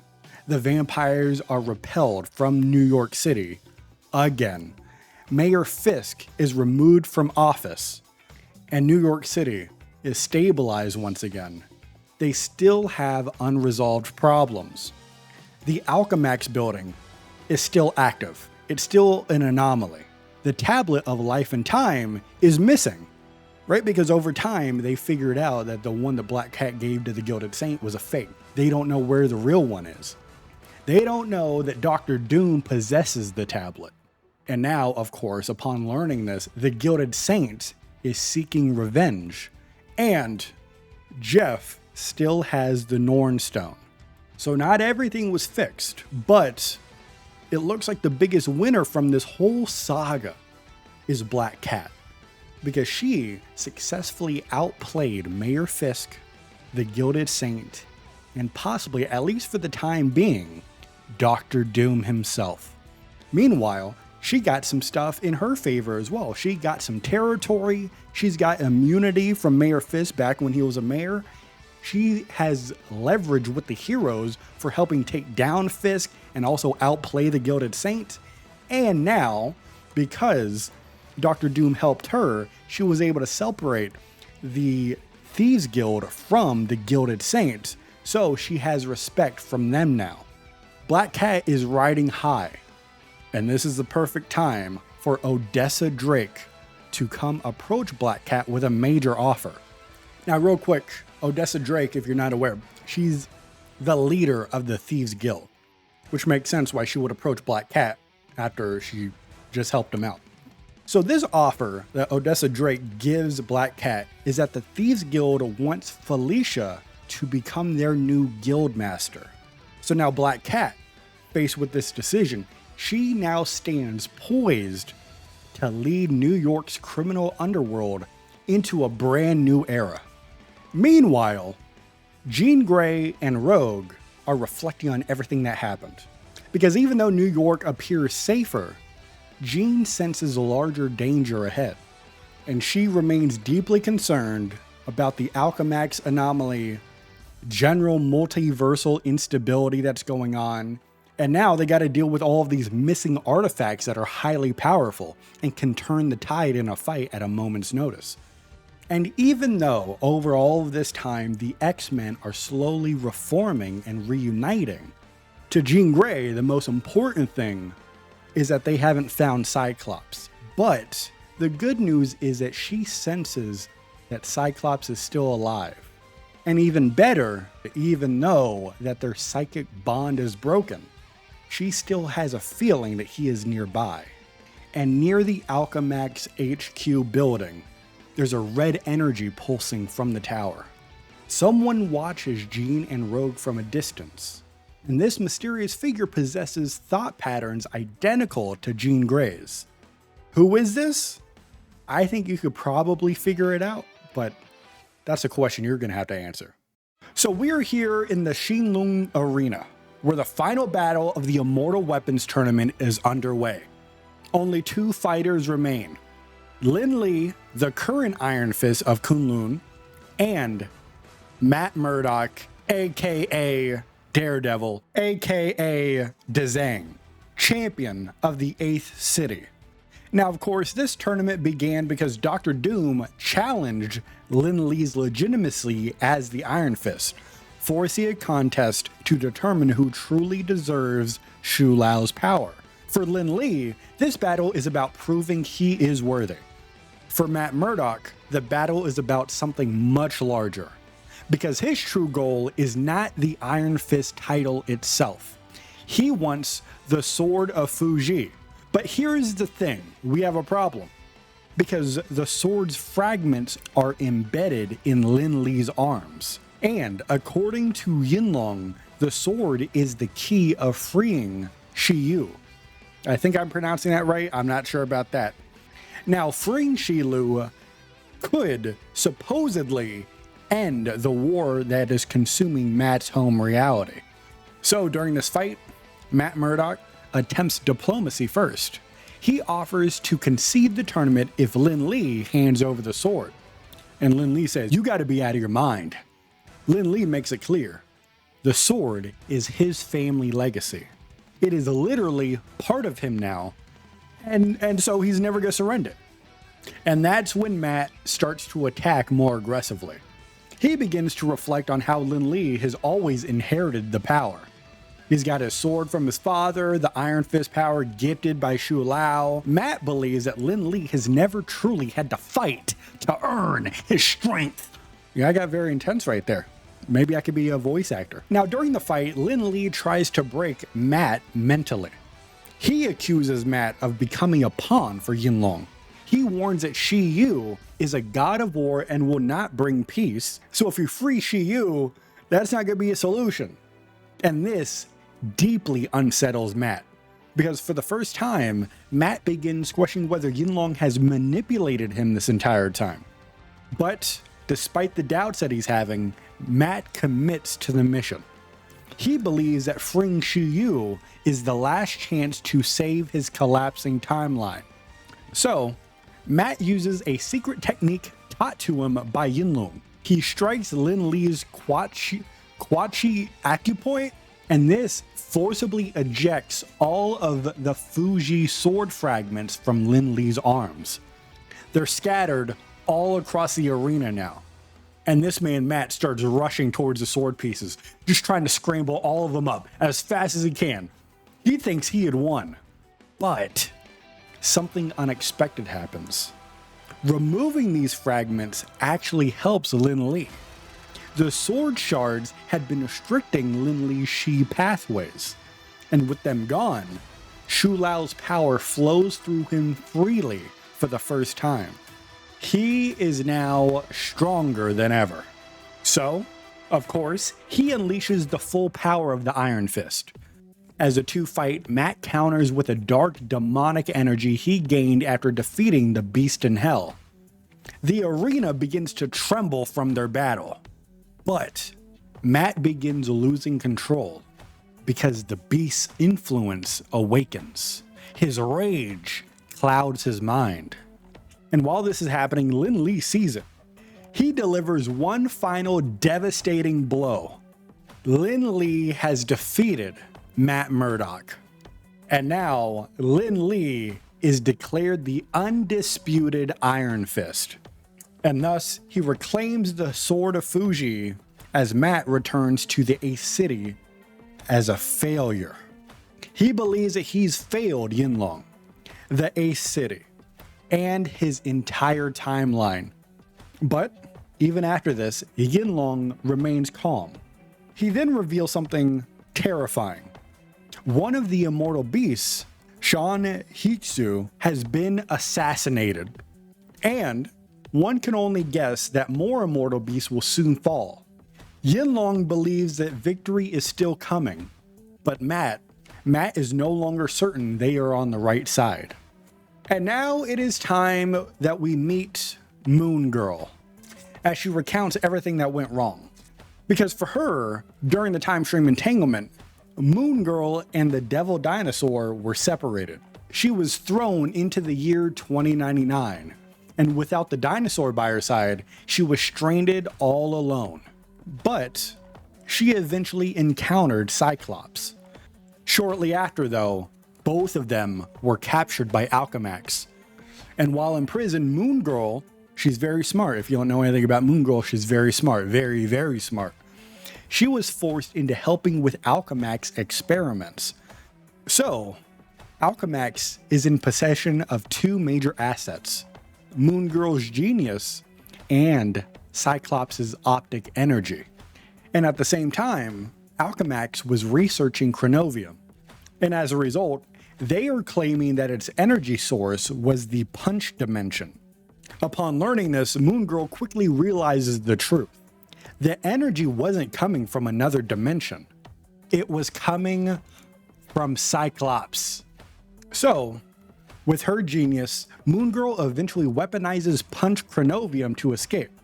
She attempts to return to her own era, and she does so successfully. But it has major, catastrophic consequences.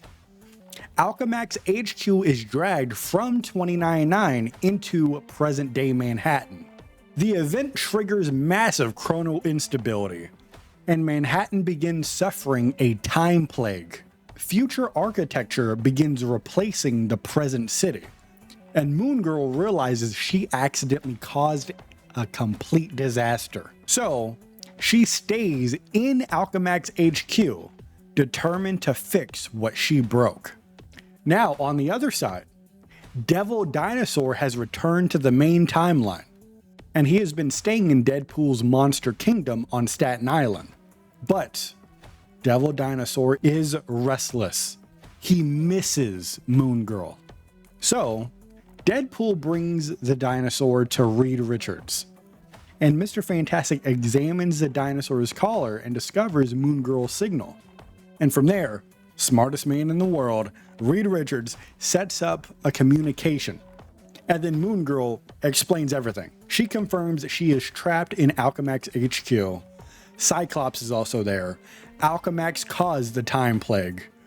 And the Alchemax themselves plan to exploit timelines. She also reveals that Alchemax created the Corporate Raiders, which are cloned, enhanced copies of heroes. The X-Men have already fought them. And Mr. Fantastic reveals that he and Tony Stark created the Time Stream Reintegration Device, the TRD. We know about that. Of course, we all know that this device is designed to repair fractured timelines, but the problem they have not been able to solve is that in order for the TRD to work, it needs a very powerful energy source. Moon Girl hears this and she realizes that Punch Chronovium may be enough power. So they put together a rescue plan. And this is what it is. Reed Richards is going to build a portable TRD. Devil Dinosaur is going to deliver it into Alchemax HQ. Moon Girl is going to then calibrate the device internally. Then the TRD is going to send Alchemax back into 2099 and repair the timeline damage that it is causing to this timeline. Now, we've been talking a lot about Alchemax, and I feel like we should talk about them more. This isn't Alchemax propaganda. It's not, okay? Don't look at me and think I'm that type of guy. I just want to now talk about a board meeting from Alchemax. So let's go into Alchemax's board. Tyler Stone is addressing the rest of the board, and he explains the company's true plan. Alchemax's strategy is to exploit the time stream entanglement. They want to gain access to other eras, colonize timelines, and strip them of their resources. He then reveals that Moon Girl was manipulated into building the doorway for this to happen, and Cyclops was used as a living battery. Tyler Stone then reveals that Alchemax intentionally wanted the HQ moved into the past. The incursion that's happening because of it was not an accident from their perspective. It's all part of the plan. But what's not part of the plan is a Devil Dinosaur and the heroes launching their assault on Alchemax HQ.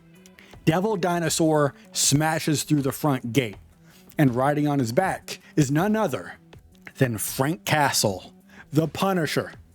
And they rampage through all the security forces as Reed Richards and the other heroes enter the tower.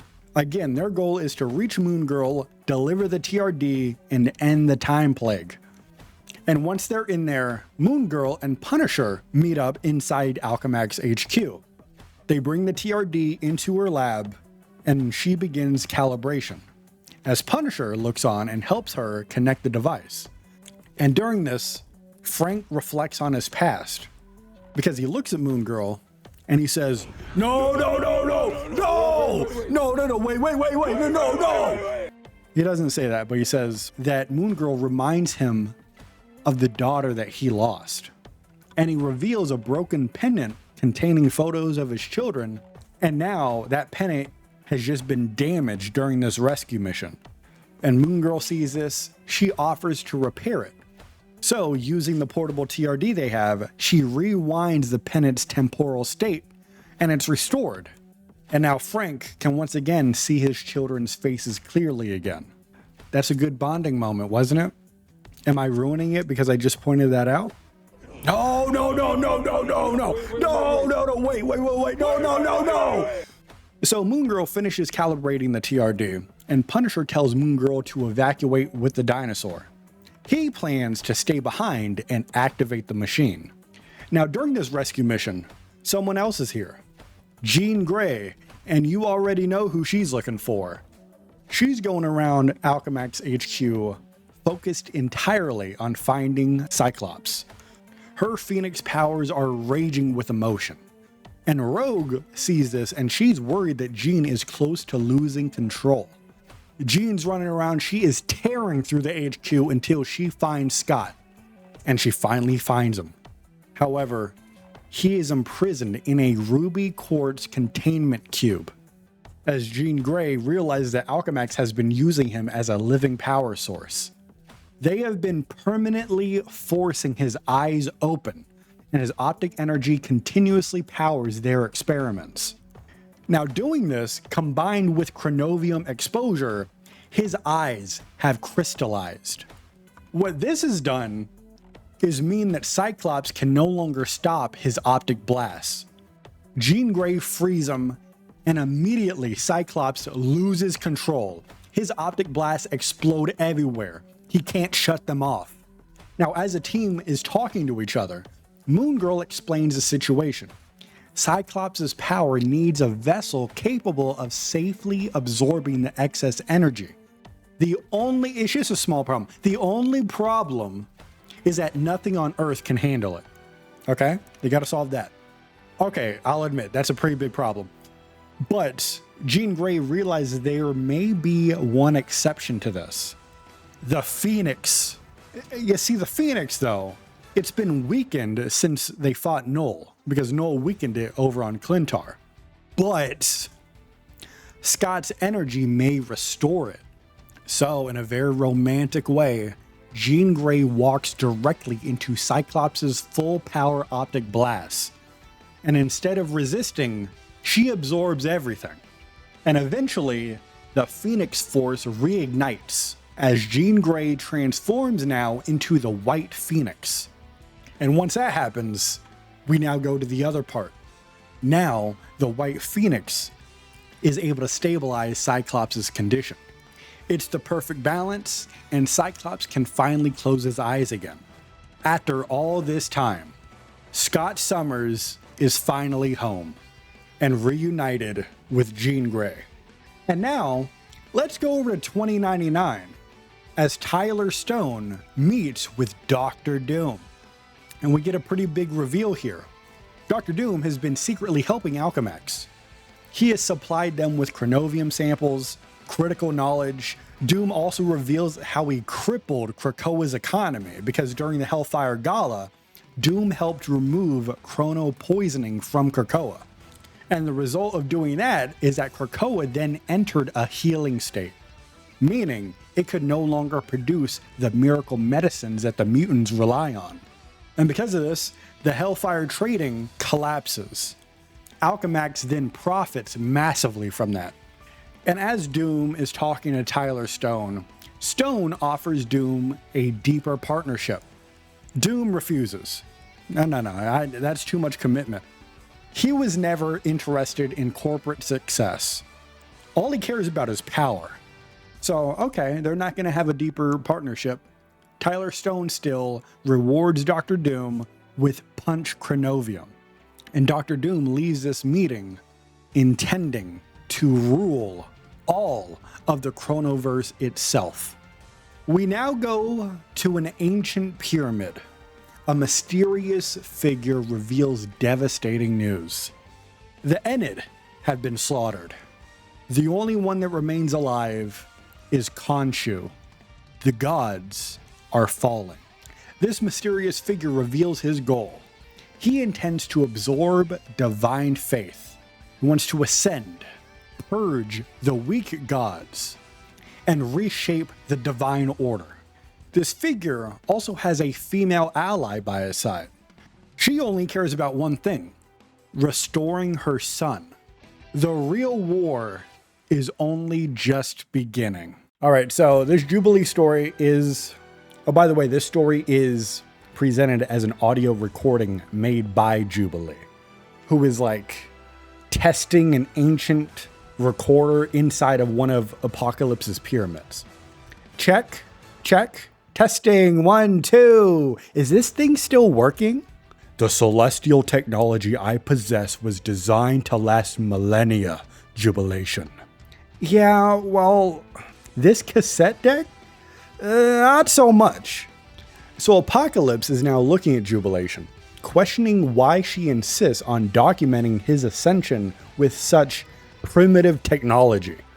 Jubilee then jokes that recording it is much faster than carving everything into hieroglyphics. She's got a point.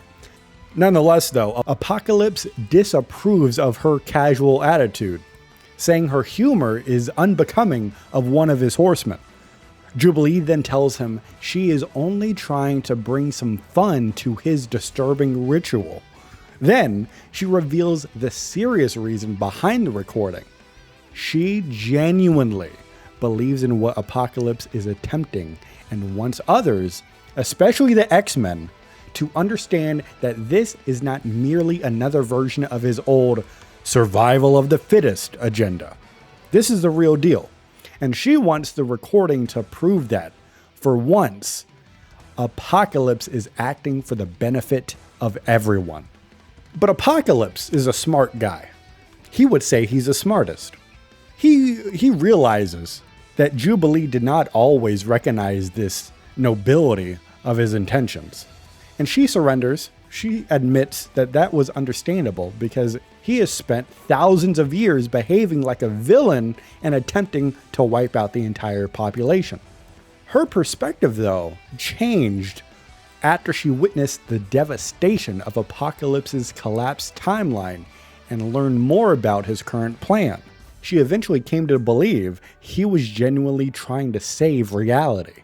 And if our girl Jubilee couldn't fall down any worse, she also hopes that her adopted son, Shogo, will someday listen to the tape and understand why his mother chose to become one of Apocalypse's horsemen. And at this point, I know what you're wondering.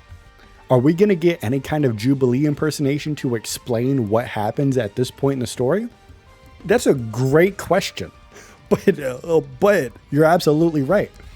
Jubilee says, I want him to understand why his mommy chose this side. Or at least, I hope he can. Your child should be grateful. His is just one of the countless souls that will be saved when this ritual is complete. Jubilee then responds that Shogo is the soul she cares about the most, and the entire reason she even came to Thebes. So then Apocalypse begins to recall that Jubilee originally sought him out because she wanted a cure for Shogo's condition. When you say condition, it makes it sound like he had some sort of rare disease. My toddler got turned into a dragon, dude.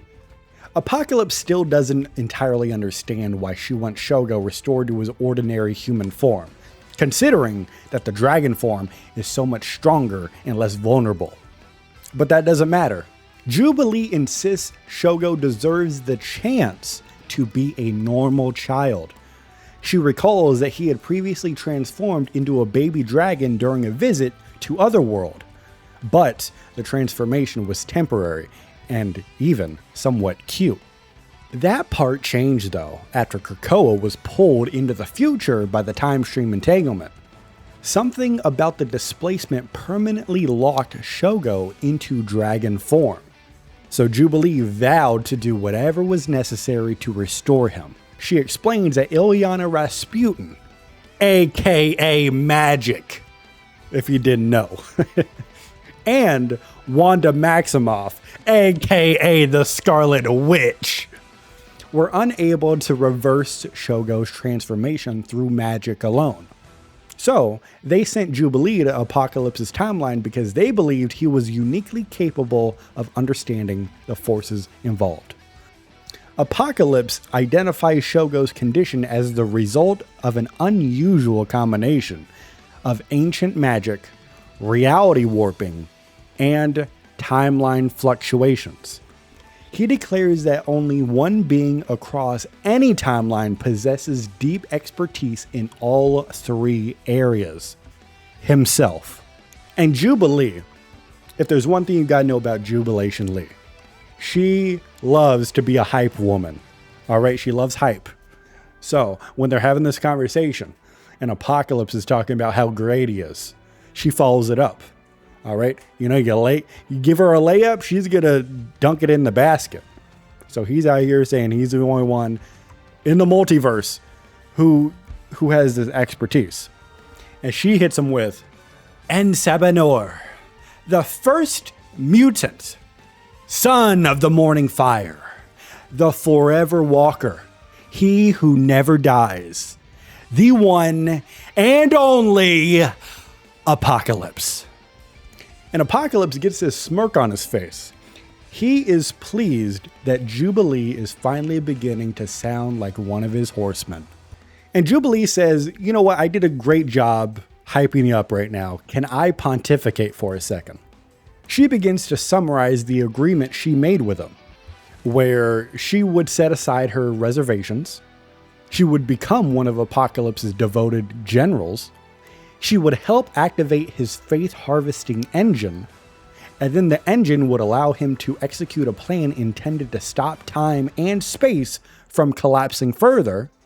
In return, Apocalypse would restore Shogo to his true form. However, before the plan could proceed, Apocalypse transformed Jubilee as well. Now the question is, what does Apocalypse transform Jubilee into? Well, Jubilee becomes the horseman of famine. I never know how to pronounce that word. And her vampiricism returns. She used to be a vampire. Apocalypse sees this. He says his intentions were simply to enhance Jubilee so she could properly serve as his new horseman of famine. The procedure unexpectedly activated a dormant genetic marker in her bloodstream. I probably should have written in used to be a vampire on my health forms when I applied for the gig. My bad. Now, the transformation reawakened her vampiric hunger while also giving her the supernatural hunger associated with famine, leaving her suffering from, quote unquote, double the hunger.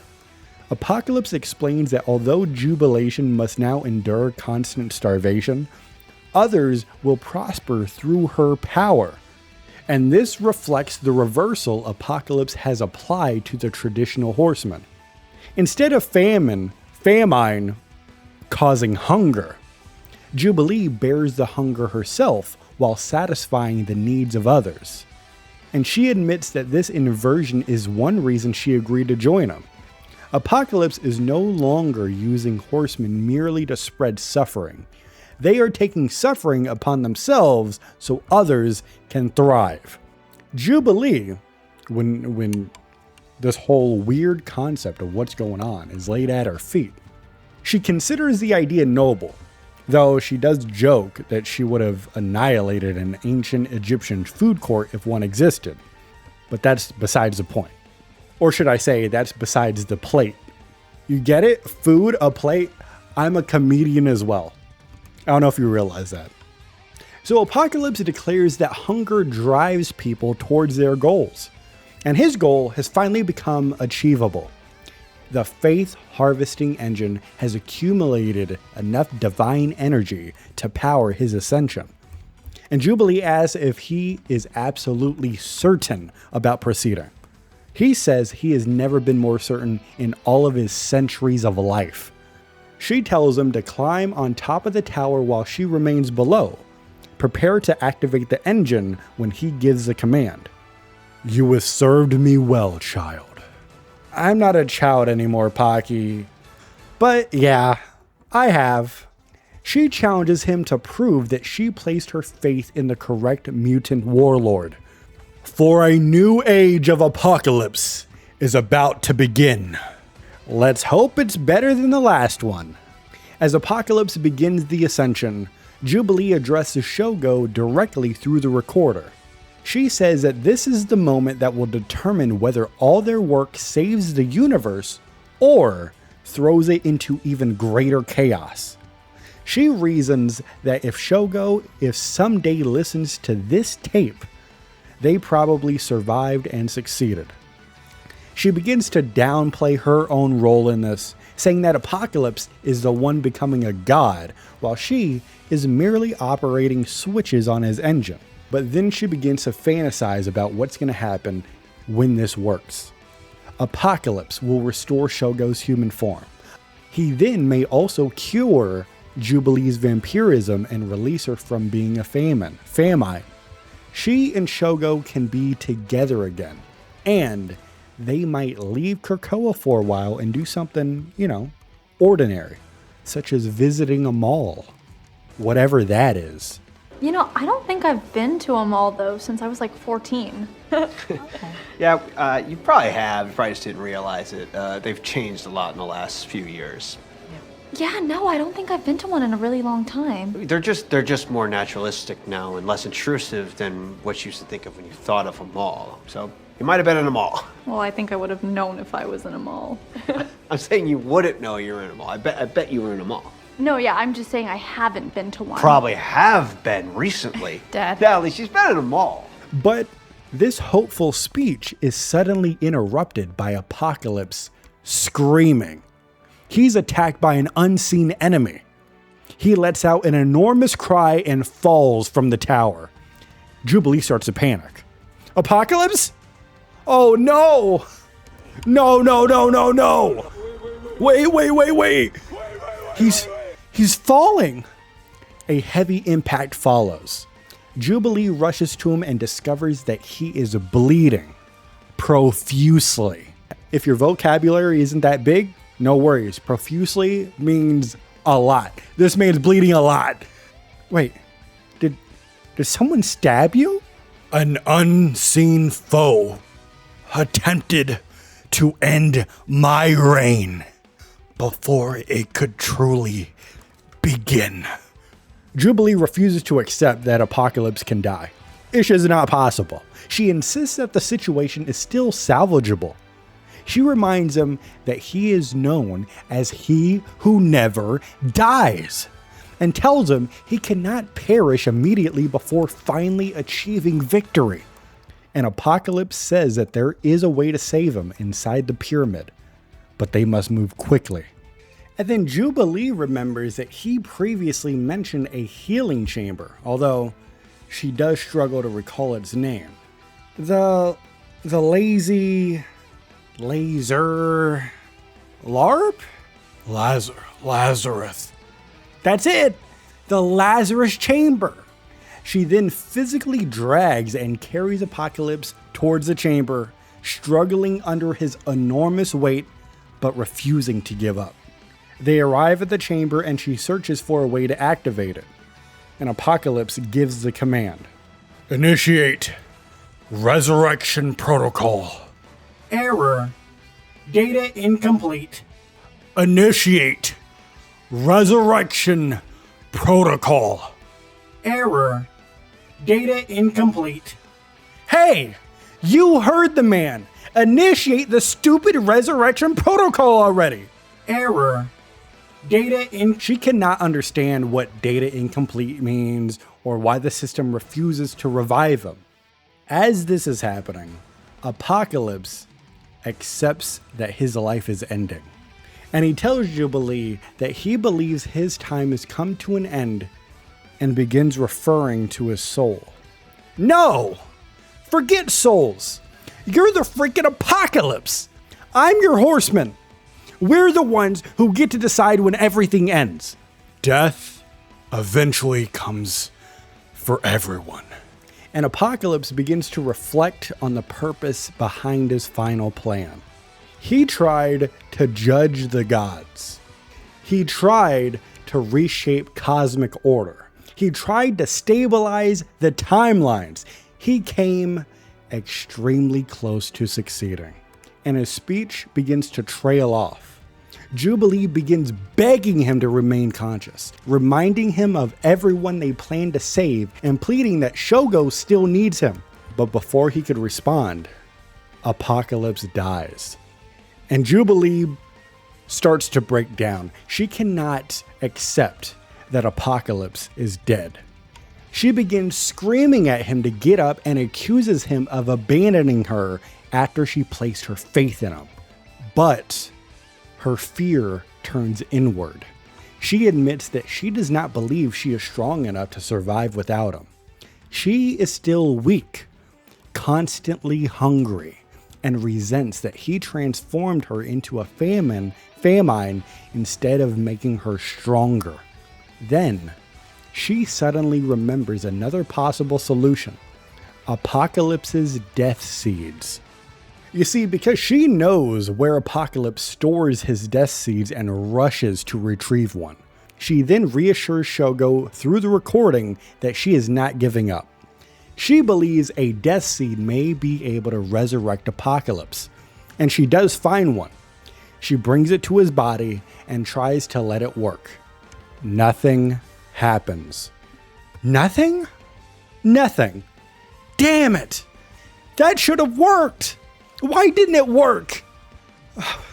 Shogo, I'm so sorry, baby. I really thought we had a chance, but we blew it. The ritual has failed. Apocalypse is dead. The Lazarus chamber cannot restore him, and even a death seed has no effect.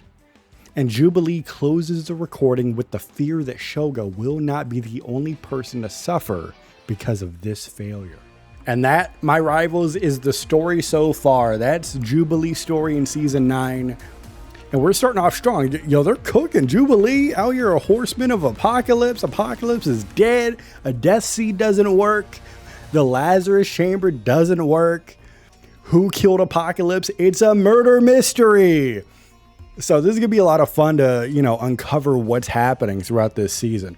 And I'll be honest with you, I like their approach with how they're introducing Jubilee here, because people view Jubilee, Miss Jubilation Lee, as just like the youngster in Charles Xavier's school of gifted youngsters. You know what I mean? So she's just like the kid and stuff. I like how they're introducing it already. They're like, oh yeah, I've been a vampire. I have an adopted son. I'm a horseman of Apocalypse. Like, she's in here, she's got some layers already, and she just came into the game. So I like this a lot. They're cooking with her. I like her a lot. But what do you think? Leave a comment. What do you think of season 9 story so far? It's a murder mystery involving Apocalypse. He's dead. Is an alternate version going to come back? Is he going to be brought back to life? What do you think is going to happen? But we will be back soon once I unlock more of the gallery cards and such. But for this edition, for the season 9 launch edition of the Marvel Rivals story recap, I do very much appreciate you giving me your time once again if you've been here before, or for the first time if you're brand new here. Hope you enjoyed it. If you did, please leave a like on the video. I would appreciate that very much. And I thank you so much for watching and listening. But you have to remember, you and I, we are rivals till the end. And it doesn't matter if you show up, give me a lot of money, and say that you are a horseman of me, and you will do everything that you can to make me succeed. I will never forget that.